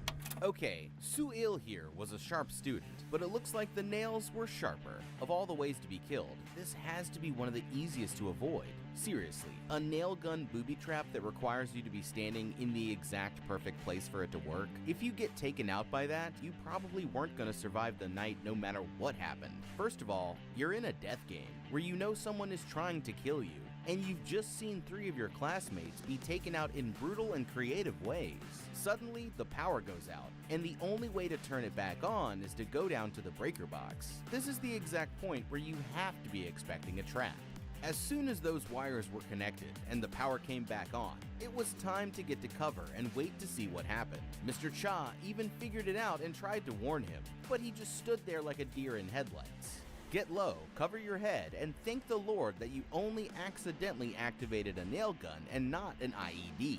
Even if you didn't react quickly enough to the first 3, 4, 5 nails that hit you, and let the booby trap empty its clip, then that's kind of on you. Next time when someone tells you to run, listen, and maybe you won't end up a victim of some deranged Bob the Builder. Coming soon to a theater near you, How to Beat's official Patreon. All the guts, all the blood, all the screams, plus nasty extras. How to Beat's Patreon. 2 times the shock, 2 times the terror, 2 times the subscription levels. Have a damn good day, and it only gets better. Both levels bid you welcome to pre-sales for ghoulish official How to Beat merchandise, and support the evil scientists behind the How to Beat videos. It only gets better. Subscribers are invited to the X-rated party. Ad-free and uncensored videos, too repulsive for all audiences, are available on demand.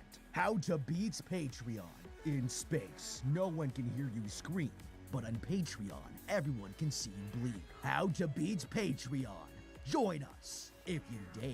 Defeated, Mr. Cha arms himself with a hammer and sits down in the hallway to collect his thoughts. Someone approaches from the shadows, and he lunges up from his chair ready to bash their brains in. But it's only the girl Ji-yoon, who points out that all of the students who've been killed were in on a secret that they both also know. He warns her to keep her mouth shut, since they're the only ones left who know what really happened. But she says that there's one more person he's forgotten.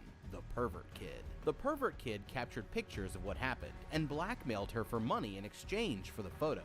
Since Ji-yoon is his best student, Mr. Cha also participated in the cover-up. Wanting to tie up any loose ends, he decides to hunt the pervert kid down and take him out. Searching around the building, he comes to the photography room and finds the kid lying with his head down on the desk. He raises his hammer to deliver the killing blow, but the kid looks up at him, revealing that he's already been stabbed in the chest. Horrified, Mr. Cha staggers back only to slip and fall in a huge pool of blood, the pervert dropping dead to the floor right next to him. As he gets back on his feet, he realizes that the room is full of photos of the very crime that he was trying to cover up, and starts tearing the pictures down to destroy the evidence. He hurries around the room, eventually coming to a dryer full of hanging rolls of film. But as he tries to rip them down, someone approaches him from behind and pushes him aside. The classical music starts to play through the speakers again, and this time, the security camera shows Mr. Cha trapped in the dryer, the students running to the dark room to try and save his life.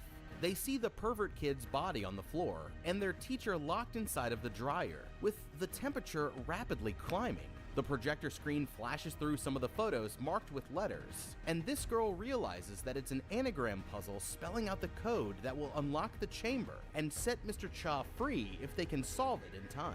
They scramble to figure it out, while one of the boys tries to break the glass with no luck, finally putting together the code, Memento Mori. She races to put it in, but inside Mr. Cha bursts into flames, exploding into a bloody mess from the heat before they can open the door.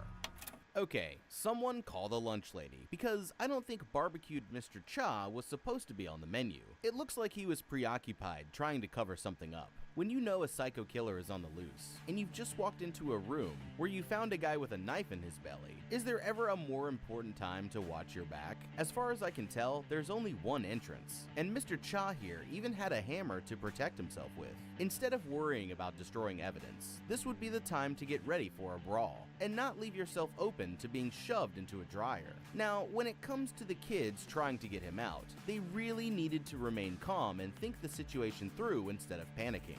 So how about trying to unplug it, geniuses? This wouldn't get Mr. Cha out, but it would stop the fire from getting any larger. Let's say for some reason that they couldn't unplug it or break down the door, and their only option was to enter the code before it was too late.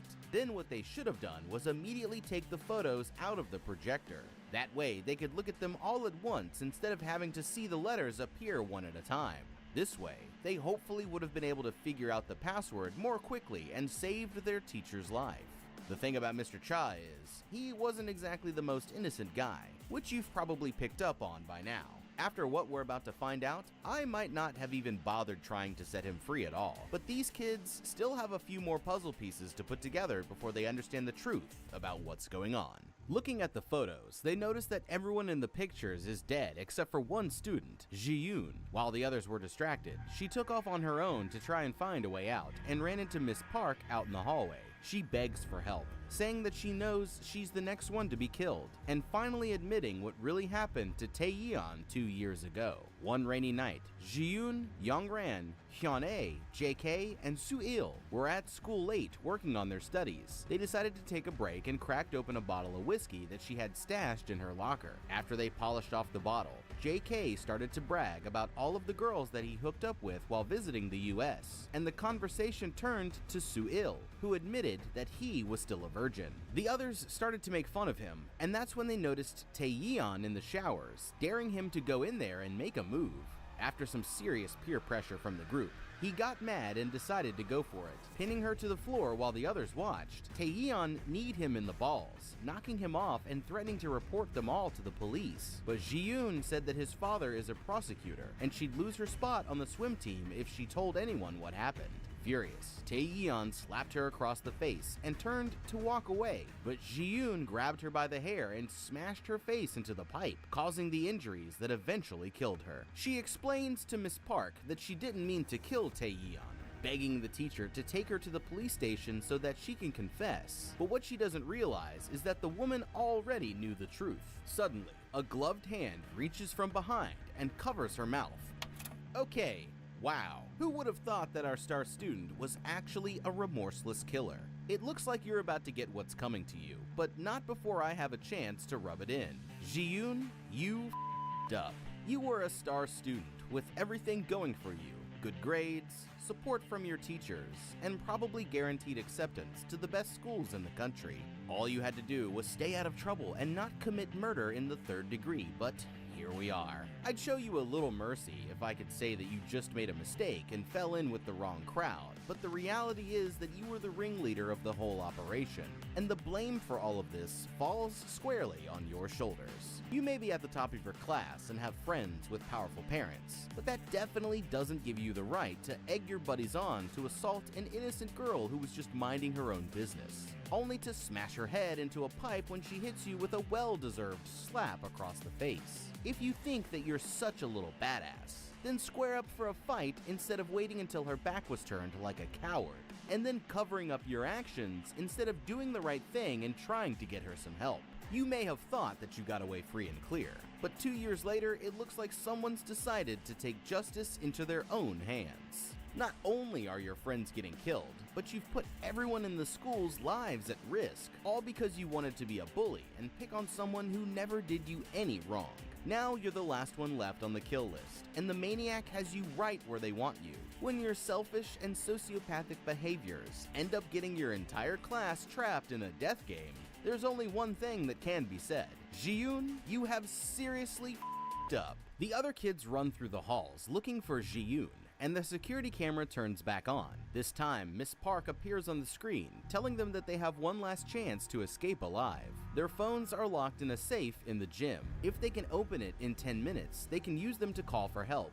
But if they can't, then they're all going to die. Most of the students immediately rush for the gym, while these 3 boys realize that Miss Park must be in the studio and decide to go after her instead. Upstairs, the mystery killer finally shows his face, patting Miss Park on the shoulder and telling her that she's done well. It turns out that Taeyeon's boyfriend, Young Boom, was at work on the night that she died. He received a strange text saying that she wanted to break up, but couldn't get in contact with her afterwards and decided to go looking at the pool. That's where he found her lying on the floor covered in blood, only able to whisper the name Soo-il before she died. As he tried to give her CPR, the swim coach saw him kneeling over her body, and she, along with Mr. Cha and the other students, threw him under the bus, causing him to be convicted of the killing and locked away in a mental hospital as he slowly started to lose his mind. Miss Park is actually his sister, who visited him while he was incarcerated and got a job as a teacher at the school to eventually help him execute his plan for revenge. He tells his sister to go, saying that he'll take care of the rest. As she walks down the stairs, the gang of boys attack her, bashing her over the head with a fire extinguisher and beating her to death.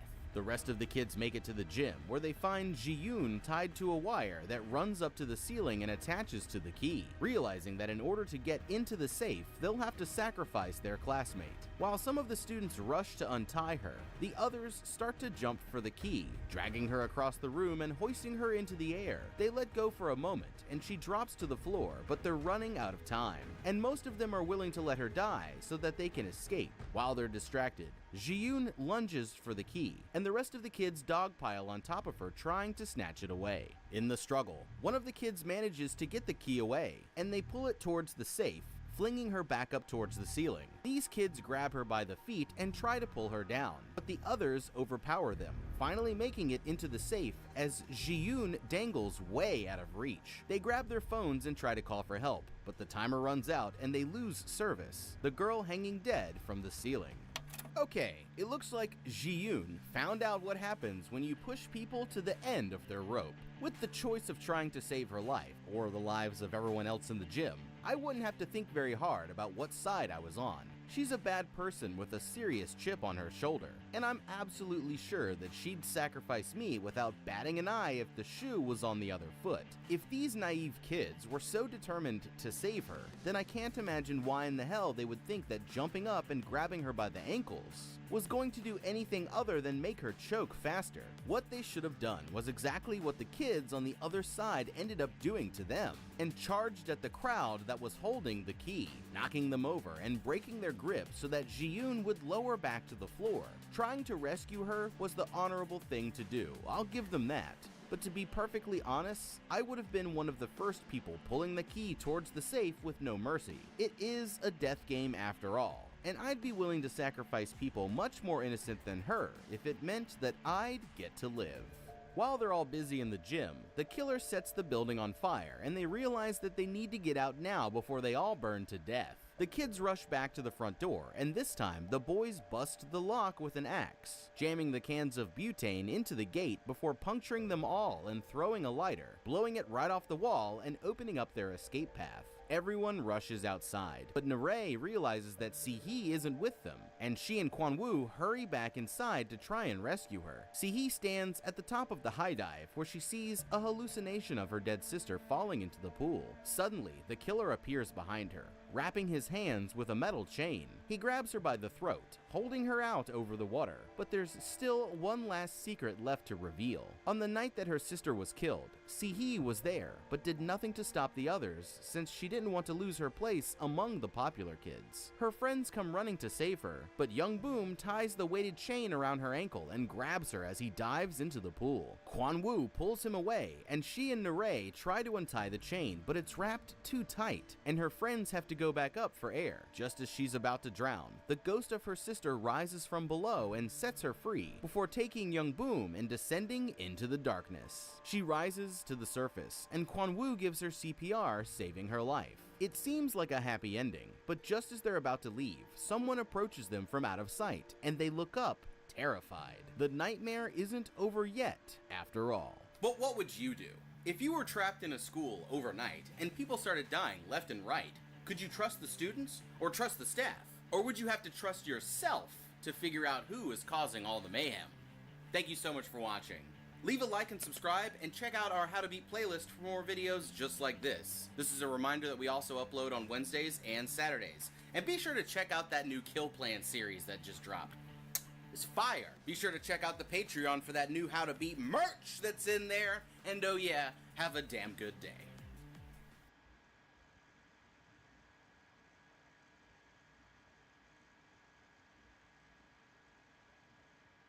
If you were trapped in a sorority house with a bloodthirsty three-toed sloth on a killing spree, what would you do? Oh, she may look harmless, but don't underestimate her, because when this sloth finds her way to a college campus, she's gonna turn the place into her own personal hunting ground. And by the time that anyone figures out what's really going on, it's already going to be way too late. So grab a snack and hang around for a while, because we're here to break down the mistakes made, what you should do, and how to beat the unkillable sloth in Slaughterhouse. Deep in the rainforests of southern Panama, a new apex predator is about to emerge, and it's not who you think. This cute little sloth is just minding her own business, hanging out on a tree branch over the river, when suddenly a hungry crocodile lunges out of the water and takes her down in its powerful jaws. It looks like it's game over for the sloth, until somehow she escapes unharmed, but the danger isn't over just yet. While she's resting on the forest floor, a team of poachers quietly sneaks up on her and shoots her in the back with a tranquilizer dart. As they carry her away, the crocodile floats up to the surface with 3 huge slashes across its belly. The poachers don't realize it yet, but they've just captured the most dangerous sloth on the face of the earth. Okay, these guys have just made a huge mistake. And in a matter of days, this sloth is about to go on a killing rampage, the likes of which have never been seen. When you think of the most dangerous animals in the rainforest, what comes to mind?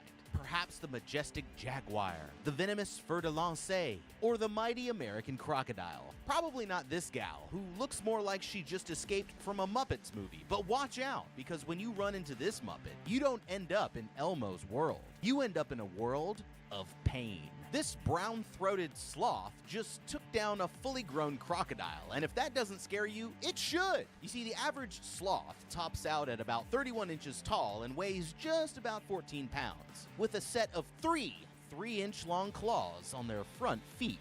By comparison, American crocodiles can reach up to 20 feet long and weigh as much as 2,000 pounds. Seems like a one-sided fight, right? But this is no ordinary sloth. Not only is she freakishly strong and impervious to damage, but she can drive a car, use a computer, and possess superhuman reflexes. And she's about to single-handedly knock humanity off the top of the food chain. Just like the croc, these poachers might have bitten off a bit more than they can chew with this one. She may not be as big as King Kong, but this sloth definitely belongs on Skull Island. And as we're about to find out, taking her out of her natural habitat is going to have deadly consequences for anyone who crosses her path. Back in the States, this social media obsessed girl, Emily, is at the mall getting ready for her last year of college, where she meets a mysterious man named Oliver, an exotic animal dealer. Marking her as a potential customer, he explains that a lot of people these days gain huge followings by posting content of their unusual pets. She's not sure that she's ready for that kind of commitment, but he hands her his business card just in case she changes her mind. It's move-in day, and this girl Brianna, the current sorority house president at Sigma Lambda Theta, is already campaigning for her re-election. All of the other girls seem to work for her, but this is the year that things are gonna change, because Emily has her eyes on the presidential suite.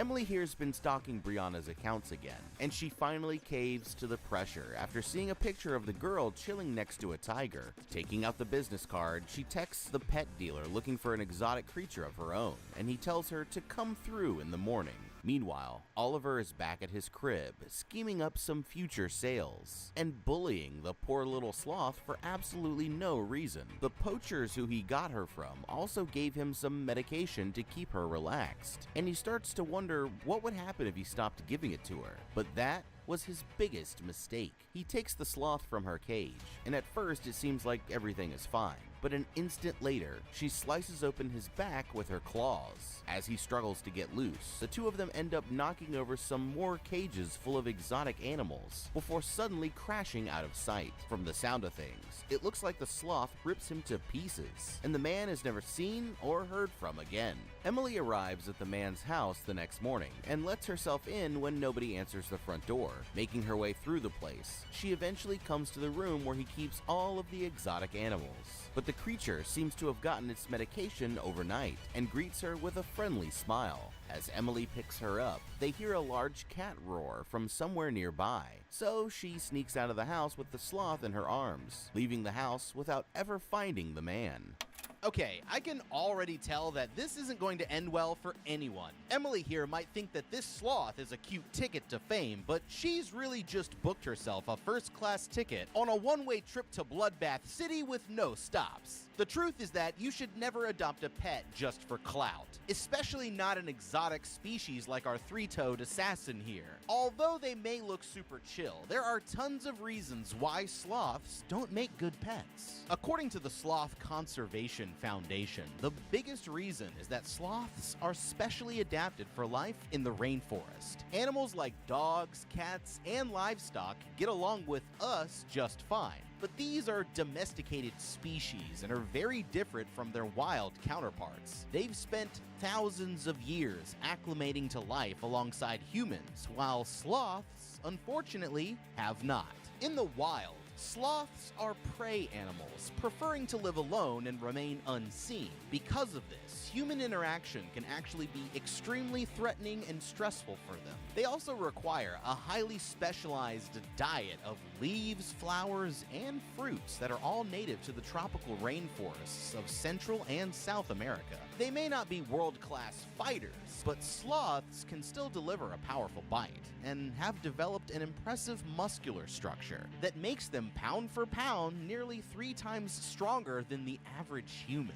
Yeah, meaning that they can cause some serious damage if they get provoked. Sloth it to me, baby. Using a sloth as a prop for social media also sets a bad example and encourages other people to get a sloth without knowing how to properly care for it. Demand for pet sloths ends up growing faster than they're able to reproduce, which leads to poachers capturing them out in the wild, causing population decline. Every animal species plays a critical role in the rest of its ecosystem, so the decline of one population can have poor results for the entire rainforest at large. Many wild-caught exotics don't even survive transport in the first place, making the whole business nothing but a cruel waste of life.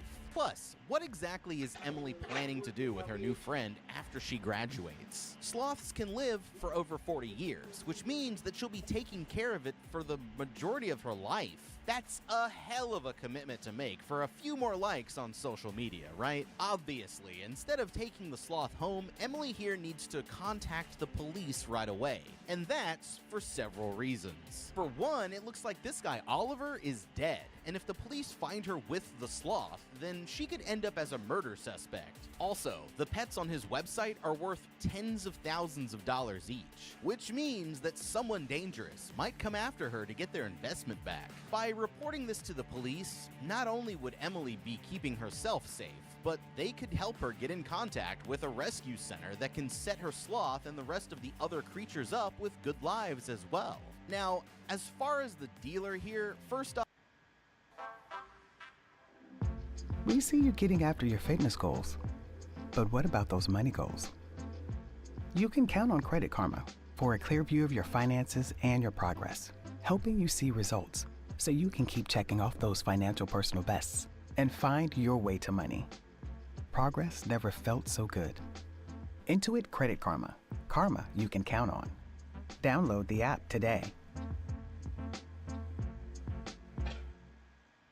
off, he's totally had it coming, so it's hard to feel bad for him. He made a huge mistake by not giving the sloth her sedatives, but also should have never taken that poor animal out of her home in the first place. With that being said, the sloth may be strong, but she's still only 2 feet tall. In a life or death battle like this, he should have just body slammed her straight to the ground. Hopefully, this would be enough to let her go, and then he'd have a few different options for what to do next. He could try to give her the meds, grab a weapon to defend himself with, toss her into the fireplace, or just run for his life right out of the house. Emily here might think that she's doing the right thing, but this sloth's blood-fueled rampage is only just